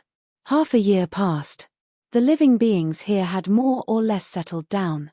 Conflicts and frictions were constantly occurring. The former overlords, the Vangu League, the Fengtian Palace, the main pagoda, the Nether Hall, and the Heavenly Sun Empire, had collapsed one after another. This also made the other small forces restless. However, they did not dare to fight on a large scale. This was because when they revived in the Iron Ox town, they already knew that the current ruler of the Black Tortoise world was Qin Feiyang. At the same time, they also knew that the Vangu League and the Fengtian Palace had collapsed. Therefore, the people of the various forces were waiting to see Qin Feiyang's attitude. If Qin Feiyang clearly stated that he would not interfere in the disputes of the Black Tortoise world, then the flames of war would definitely erupt in an instant. Of course, it was also impossible for Qin Feiyang to express this attitude. He also did not want to interfere in the disputes of the Black Tortoise world, and let nature take its course. "Brother Qin," suddenly, a hoarse voice appeared in Qin Feiyang's perception. Qin Feiyang was stunned and followed the voice. Soul Sealing Valley. In the deepest part of the Soul Sealing Valley, in front of an ancient stone tower, a black shadow was floating. "It's him," Qin Feiyang murmured, his eyes flashed slightly, and instantly descended in front of the black shadow.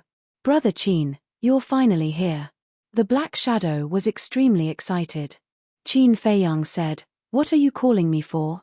The black shadow said, "Brother Qin, on account of how pitiful I am, help me unlock the seal.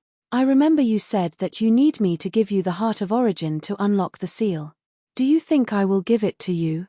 So, let's not talk about this matter." Qin Feiyang said indifferently.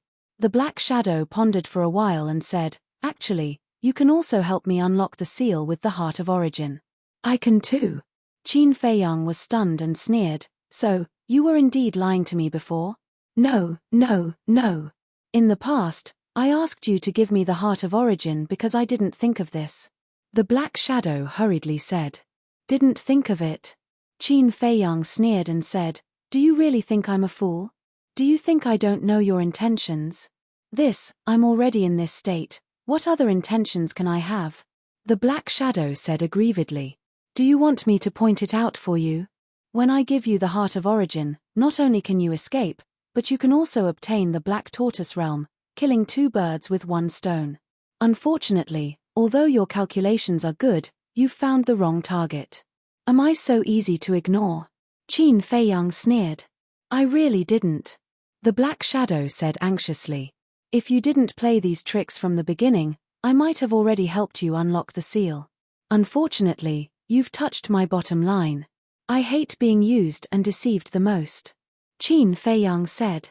Okay, it's my fault, it's all my fault. How about this? Let me out, and I'll follow you and work for you in the future. Don't be in a hurry to refuse. Although I'm sealed here, my body is not damaged at all. I can use the power of law, the Black Shadow said. The power of law? Qin Feiyang was stunned and looked at the Black Shadow in surprise. Yes. The power of law that I control is the law of fire. The Black Shadow said. The law of fire? Qin Feiyang frowned. Yes, it's the power of law of fire. The flames that I control can melt any divine item in this world. The Black Shadow said with a hint of pride in his tone. The law of fire. Qin Feiyang murmured and asked calmly, do you know the power of law very well? Of course. The Black Shadow nodded. Qin Feiyang said, then, is there a law of life and death in this world? The law of life and death? The Black Shadow was stunned and said in surprise, why are you suddenly asking about this? Qin Feiyang said, just answer me. Yes. And the law of life and death is the most powerful, terrifying, and supreme law of life and death in this world. With one thought, one can control the cycle of reincarnation and create all things. Comprehending the law of life and death is equivalent to being a god of creation, the Black Shadow said. So powerful? Qin Feiyang was shocked. Of course. In this world today, there is only one person who has comprehended the law of life and death. The Black Shadow said. Who? Qin Feiyang asked. The ruler of this world, Wu Tian, the Black Shadow said word by word. His words were filled with fear and dread that couldn't be dispersed. Wu Tian. Qin Feiyang's eyes trembled. It's this person again. Wait a minute. The 6-word formula was created by Wu Tian. Could it be that Wu Tian left the words life and death in the Iron Book to remind him to comprehend the law of life and death? In other words, this Wu Tian was indeed helping him. And Chang Shui and the castle, now that he thought about it, they must have been given to him by Wu Tian. But why did the small beast and the ice dragon want to kill him? What the hell is going on? Literature Museum. Chapter 1925. The Black Shadow said suspiciously, looking at you, you seem to know Wu Tian very well. I don't even know what he looks like, how could I know him? Qin Feiyang shook his head. The Black Shadow said, so it's like that, I thought you had something to do with him. Qin Feiyang smiled bitterly. In terms of relationship, there was a little bit. Otherwise, why would this Wu Tian give him the ancient castle, Chang Shui, and the 6-word secret art? He even reminded him to comprehend the law of life and death. But he couldn't figure out what kind of relationship there was. Qin Feiyang took a deep breath and asked, besides the law of life and death and the law of fire, what other law of life and death are there? Many. For example, wind, fire, thunder, lightning, metal, wood, water, earth, light, darkness, time, space-time, they all belong to their own law of life.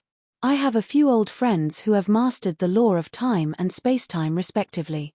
The Black Shadow said. Time, space-time, Qin Feiyang pondered for a while, and said, time reversal and space-time travel, do they belong to the law of time and space-time law? That's right. It's a coincidence. I have 2 old friends, they respectively master the time reversal and space-time travel. The Black Shadow said. It can't be. Qin Feiyang was surprised.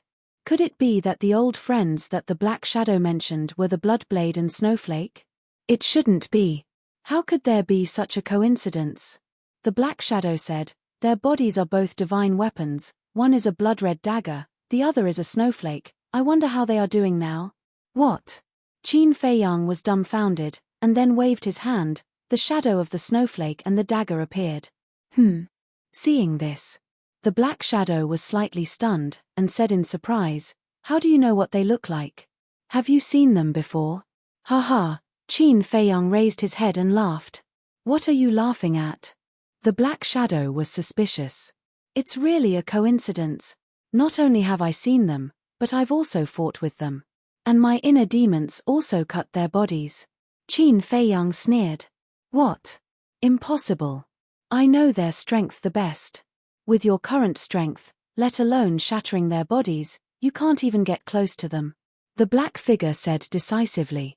"Don't overestimate yourself." Qin Feiyang coldly laughed. After which, he continued, "Since the two of you are friends, there's even more reason for me not to release you." "Why?" The black figure hurriedly said. "I know exactly what kind of trash they are. As for you, you're jackals of the same lair as them. That means you're not much either." Qin Feiyang snorted. "It's a misunderstanding. Although we're friends, we've always been using each other. Speaking of true feelings, I don't have any at all." The black shadow hurriedly explained. "Don't waste your breath. I won't fall for your tricks." After saying that, Qin Feiyang turned around and prepared to leave. "Really? You have to believe me. If you let me out, I'm even willing to help you deal with them." The black shadow hurriedly stood in front of Qin Feiyang and roared. "Deal with them," Qin Feiyang muttered and looked at the black shadow. After a while, he said, "I'll think about it." "Thank you." The black shadow shed tears of gratitude. As long as he thought about it, there was still a chance. Whoosh! Qin Feiyang took a step forward and instantly disappeared without a trace. "I didn't expect you to get out of here before me. You must wait for me," the black figure murmured, and also silently dispersed in the void. Returning to the sky above the herb field, Qin Feiyang looked at the screen.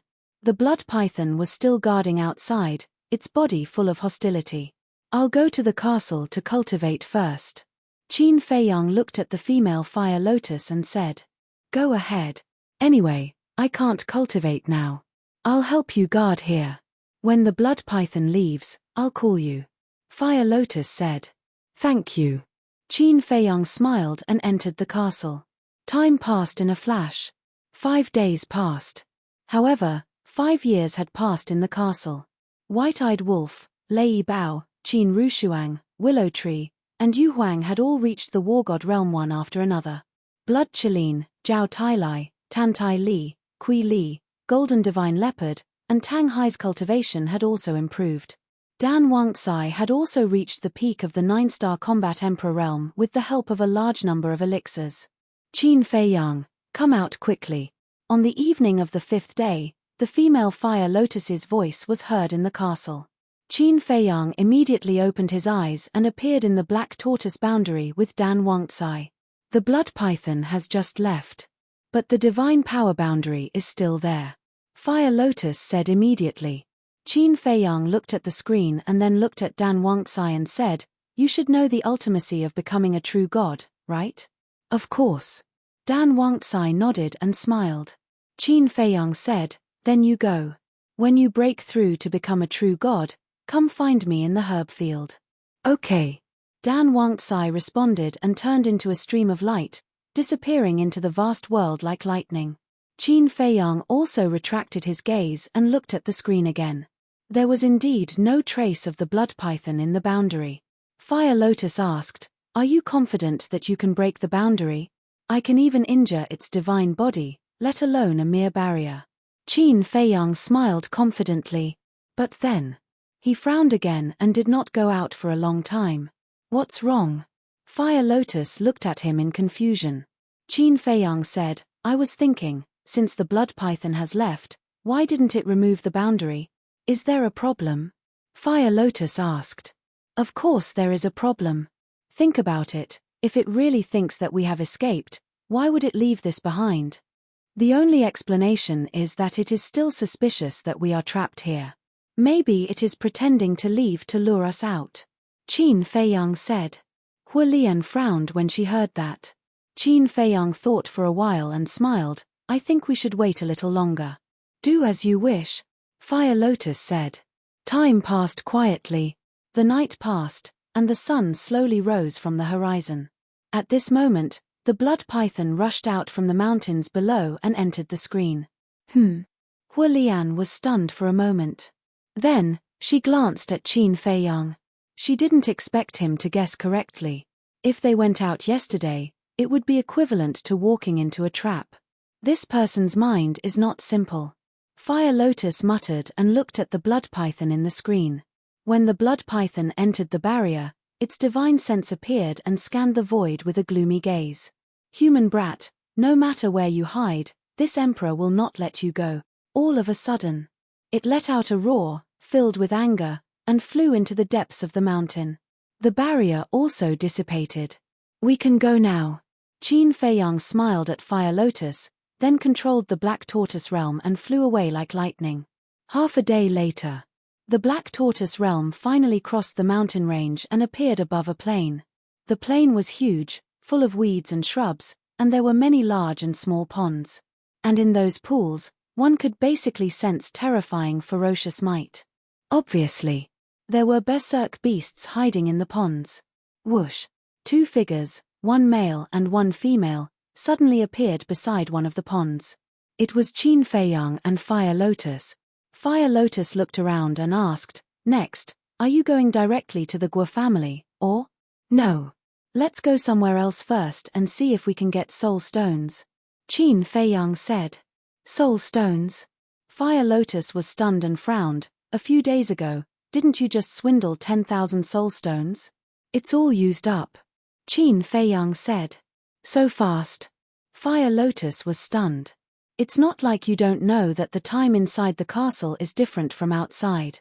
Although only 5 or 6 days have passed outside, 5 or 6 years have passed inside the castle. Those 10,000 soul stones have already been refined by us." Qin Feiyang smiled bitterly. Fire Lotus was stunned and shook her head helplessly. "At this rate, no matter how many soul stones there are, it won't be enough for you." "Yeah. If only we can get a few soul veins," Qin Feiyang said. "Not enough soul veins. The castle's time rules are too abnormal, even the production of level 9 soul veins can't keep up. Unless there are hundreds or thousands of level 9 soul veins. Or, you can put them in the castle, but your castle is too small, it probably can't even fit the lowest level 1 soul veins," Fire Lotus said. "Headache." Qin Feiyang rubbed his head. "Let's go out first. After we go out, don't ask me anything, because I've only been to the Guo family, I'm not familiar with the other places," Fire Lotus said. "Okay." Qin Feiyang nodded.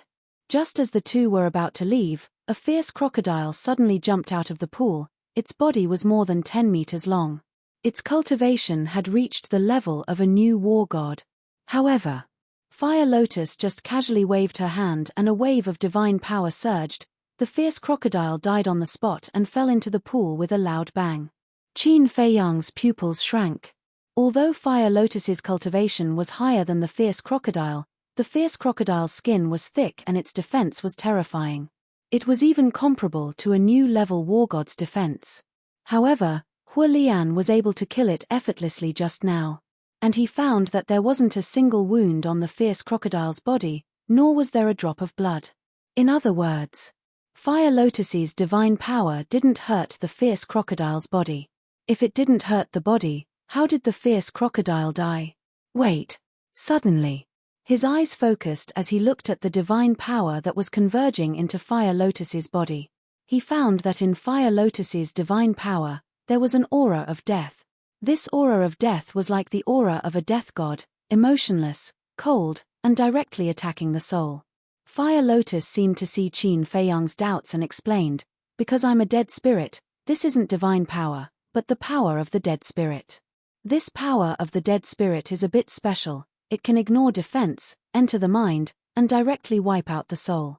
Ignore defense, directly wipe out the soul. Qin Feiyang was shocked. No wonder he didn't see any injuries on the fierce crocodile's body. It turned out that the soul was wiped out. Such a terrifying power of the dead spirit, it seems like he had to be more careful in the future. Because this woman's identity was still a mystery. Whether she would be an enemy or a friend in the future, no one knew. At the same time, he couldn't help but think, since this power of the dead spirit could ignore defense, Then could the armor formed by the battle formula block it? M.